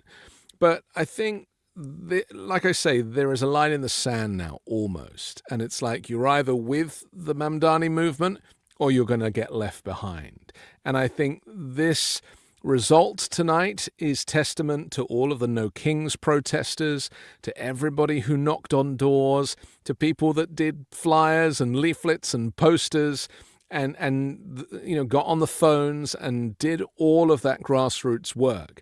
Because big money in politics has always been the problem. This movement came from individual donations, from people that couldn't even afford it, but felt that a few bucks was going to make a difference. Well, tonight it really did make a difference. And with the latest count, 97% of the vote is in Zoran Mamdani's. His victory is decisive. He's received 1,030,000 votes, more than all the other candidates combined. And people will argue for weeks and maybe for years to come about whether Curtis Sliwa dropping out would have helped Andrew Cuomo win, but the votes show that that's a moot argument, Yep. And I saw that, and I saw Sliwa's speech tonight. Yeah. I think this guy is hilarious. I don't know if I've told you that, but the guys in the chat room, the Midas guy, I think the guy is comedy, as a comedy show, and his speech tonight, he says, what does he say? He doesn't congratulate, and no. He starts screaming, and somebody behind him is trying to pull him off the stage because there's like hands on the back of his shoulder, and he's like got the mic, and he won't leave, and he's ranting and raving. He says, "We're gonna organize. We're going to mobilize. Yeah. And we are going to be Mondami's worst nightmare." Okay. That's what he said. Fine. I'm just like, this guy, man. I thought the guardian angels were on the side of goodness, but apparently not. No. So I just want to kind of extend some heartfelt gratitude to everybody who has played a little part in this campaign tonight, not just in New York, but right across the US, where special elections have been taking place. There has been a resounding movement heard, and Donald Trump is pissed. I mean, he is not happy about this stuff because, remember, he operates in a bubble. He's surrounded by people that tell him that he's the best, the most handsome. I mean, you heard that when he was asked in 60 Minutes about Mamdani, and he goes, well, but I'm better looking. Never been better. Yeah. I think he's thinks that that's true. Right. I think they're giving him fake polls. 100%, Ron. I've been saying this, but I had it confirmed in that 60 Minutes interview, which is incidentally the most edited episode of 60 Minutes in history. Must be a lawsuit waiting to be had there. But yeah, Trump genuinely thinks, whether it be dementia or just narcissistic personality disorder or just ego, that he thinks that he is on a winning streak. And that's why in hindsight, maybe that's why he's always like, the election was rigged, because he cannot imagine that people don't think that he is God's gift when he is anything but. And that's why this is even better that this is happening in New York, a city that Donald Trump thinks he owns. That this is really putting the boot in to his idea of how the city should be run and who should be running it. And if it's not disgraced Giuliani or the disgraced Andrew Cuomo, no. Let it be a 34-year-old Muslim called Zoran Mamdani. Well, when he was on trial, he said that if he was convicted, all the rich people were going to leave New York, right? Yeah. That's what he predicted. Yeah. That everybody was going to leave and New York was going to go bankrupt. And, of course that didn't happen. But he predicted it again. If Mamdani wins, he says they're all going to leave again. There's going to Ron DeSantis was saying that on Fox today. Yeah. We're going to get all these rich New Yorkers. They're all going to flee the city. Well, I guess we'll just see about that. It didn't happen the last time he predicted it. I tend to think that there's so much money to be made, so much culture, so much food. I don't think that we're going to see this mass exodus that's been predicted, but I guess we'll see. Well, predicted by who though? It's just a confidence trick. Are they going to lose 8 billionaires? They're going to go to Florida. No one's going to leave, because they're going to see this as an opportunity to there's going to be new ones. Yeah. There's going to be new billionaires being made that are 25 years old right now. Right. Huge growth. Yeah. And Mamdani's speech was, he didn't pull any punches tonight. No subtleties. He referenced a great New Yorker and that great New Yorker's son. You hear him say that? And so I think this is the skill of Mamdani. He can speak at a level that is speaking to multiple people at once. Let me tell you what impressed me. Halloween night. So while Trump is down there having his gilded, Great Gatsby gala with dancers and all that. Yeah. What was Mamdani doing Halloween night? He went to 6 nightclubs. Mm-hmm. He was out. He went to 3 gay bars. He was out till 2 a.m. At clubs, went home, went to bed. Then at 6 a.m., he was out meeting the sanitation guys, the garbage men, 6 a.m. at their trucks after partying.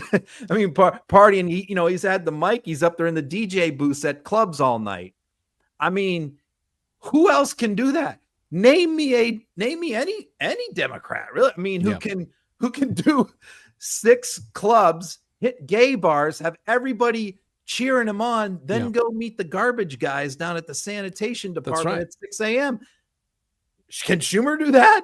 Can Jeffries? No. Can Hochul? Mamdani was saying that the thing about New York is that the night shift workers are responsible for waking the city up.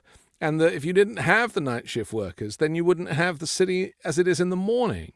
And it was just beautiful. I mean, there is a whole community at night that exists while most people sleep. And tapping into that, especially the cab drivers, looking through the yellow cab windows and shaking people's hands, everybody knew who he was. He's a natural. I think he's better than Obama. I mean, as far as that goes, retail, the hand-to-hand stuff. Yeah. He's better than Obama. Yeah. Maybe Obama is the master of the speech. He gives the great speech, and Mandami gives a damn good speech too. But as far as just the man on the street stuff, I don't know that I've seen anybody better than Mandami. Interestingly, Obama's speech that he gave the other night was great, but it was quite staccato. And this is the way Obama operates. He is kind of slow, and he does these kind of moments, and you can really kind of look at the pentameter of his delivery, and you can predict it. I can't predict Mamdani's speech patterns.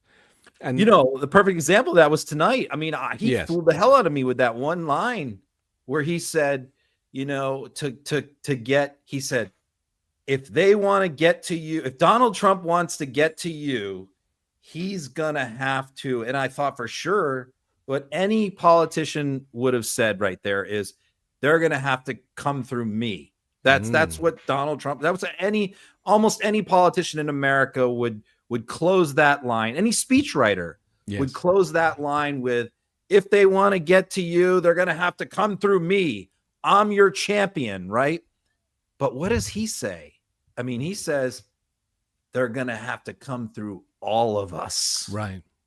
He Very, included very them. clever. It's not about me. Yeah. And I thought that's where Cuomo got it wrong. That surprised me. I mean, I Right. never expected him to say that, but I thought, wow, what a great line, Yeah. But it's more than a line. It's an authentic feeling about how his movement is all of us. It really isn't just him. And maybe that's been the problem in US politics, is that we put too many eggs in the basket of leadership. And really the definition of representative is somebody who just leads us all. And, I thought it was fortuitous that this happened on the same day that Dick Cheney passed away. I don't know if you thought that too. But I was like, I maybe saw a it's- few viral tweets about that. Right. That, Maybe it's like Dick didn't want to be alive to see a Muslim. And then I saw some Muslims tweeting like, this is the greatest day in the history of like Muslim America. Dick Cheney died and Mamdami's elected mayor of New York City. It's like a quinella. It's like a, bookend. Yeah, it's quite meta in many ways. And I'm, and I was, all respect to the Cheney family, of course, but I recognized that somebody was telling us something. And because, obviously 9/11 has this huge significance for New York. And Trump basically, or not even Trump, I mean, going back to Bush and basically, blaming 9/11 on all Muslims and then going to war with Iraq and Afghanistan, and the rest is history.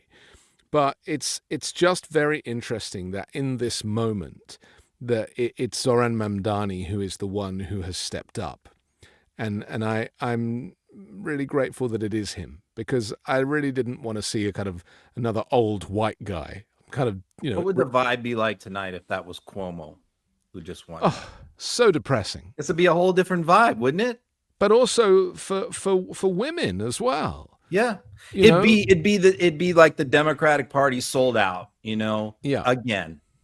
They sold out to the establishment, and they just wanted to win, and and this is who we ended up with, this very flawed person who really, you think about his life. I was thinking about this last night.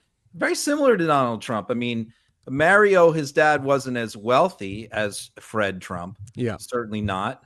But you think about it, I mean, famous name, privilege, the prep schools. I mean, Cuomo had, everything laid out for him. His political career was set when he was in high school. Right. Well, it was almost like a like faux, Trump with business. a faux it was all mafia set family. up for him. Yeah. So there's a sense of entitlement and privilege that, everyone is here to serve me. I got that vibe from Cuomo always, even years ago. Yes. And, it's the same vibe you get from Trump. It is interesting. I've always seen those two as cut from the same cloth. And when Trump was asked whether he, about who he was supporting, he said, well, I don't want to support a Democrat, but if Cuomo is like the best of the two, then I will reluctantly support Cuomo. And I just thought, well, yeah, because you basically are both terrible to women. So you have that in common. And they're jerks, they're megalomaniacs. Yeah. There's a lot of I mean, they're not exactly the same, of course, but there's a lot of similarities between the two, I think. It's also generational. And I think that, that age group, especially people that grew up in New York and kind of went through that period, I think, they're like men from the 80s.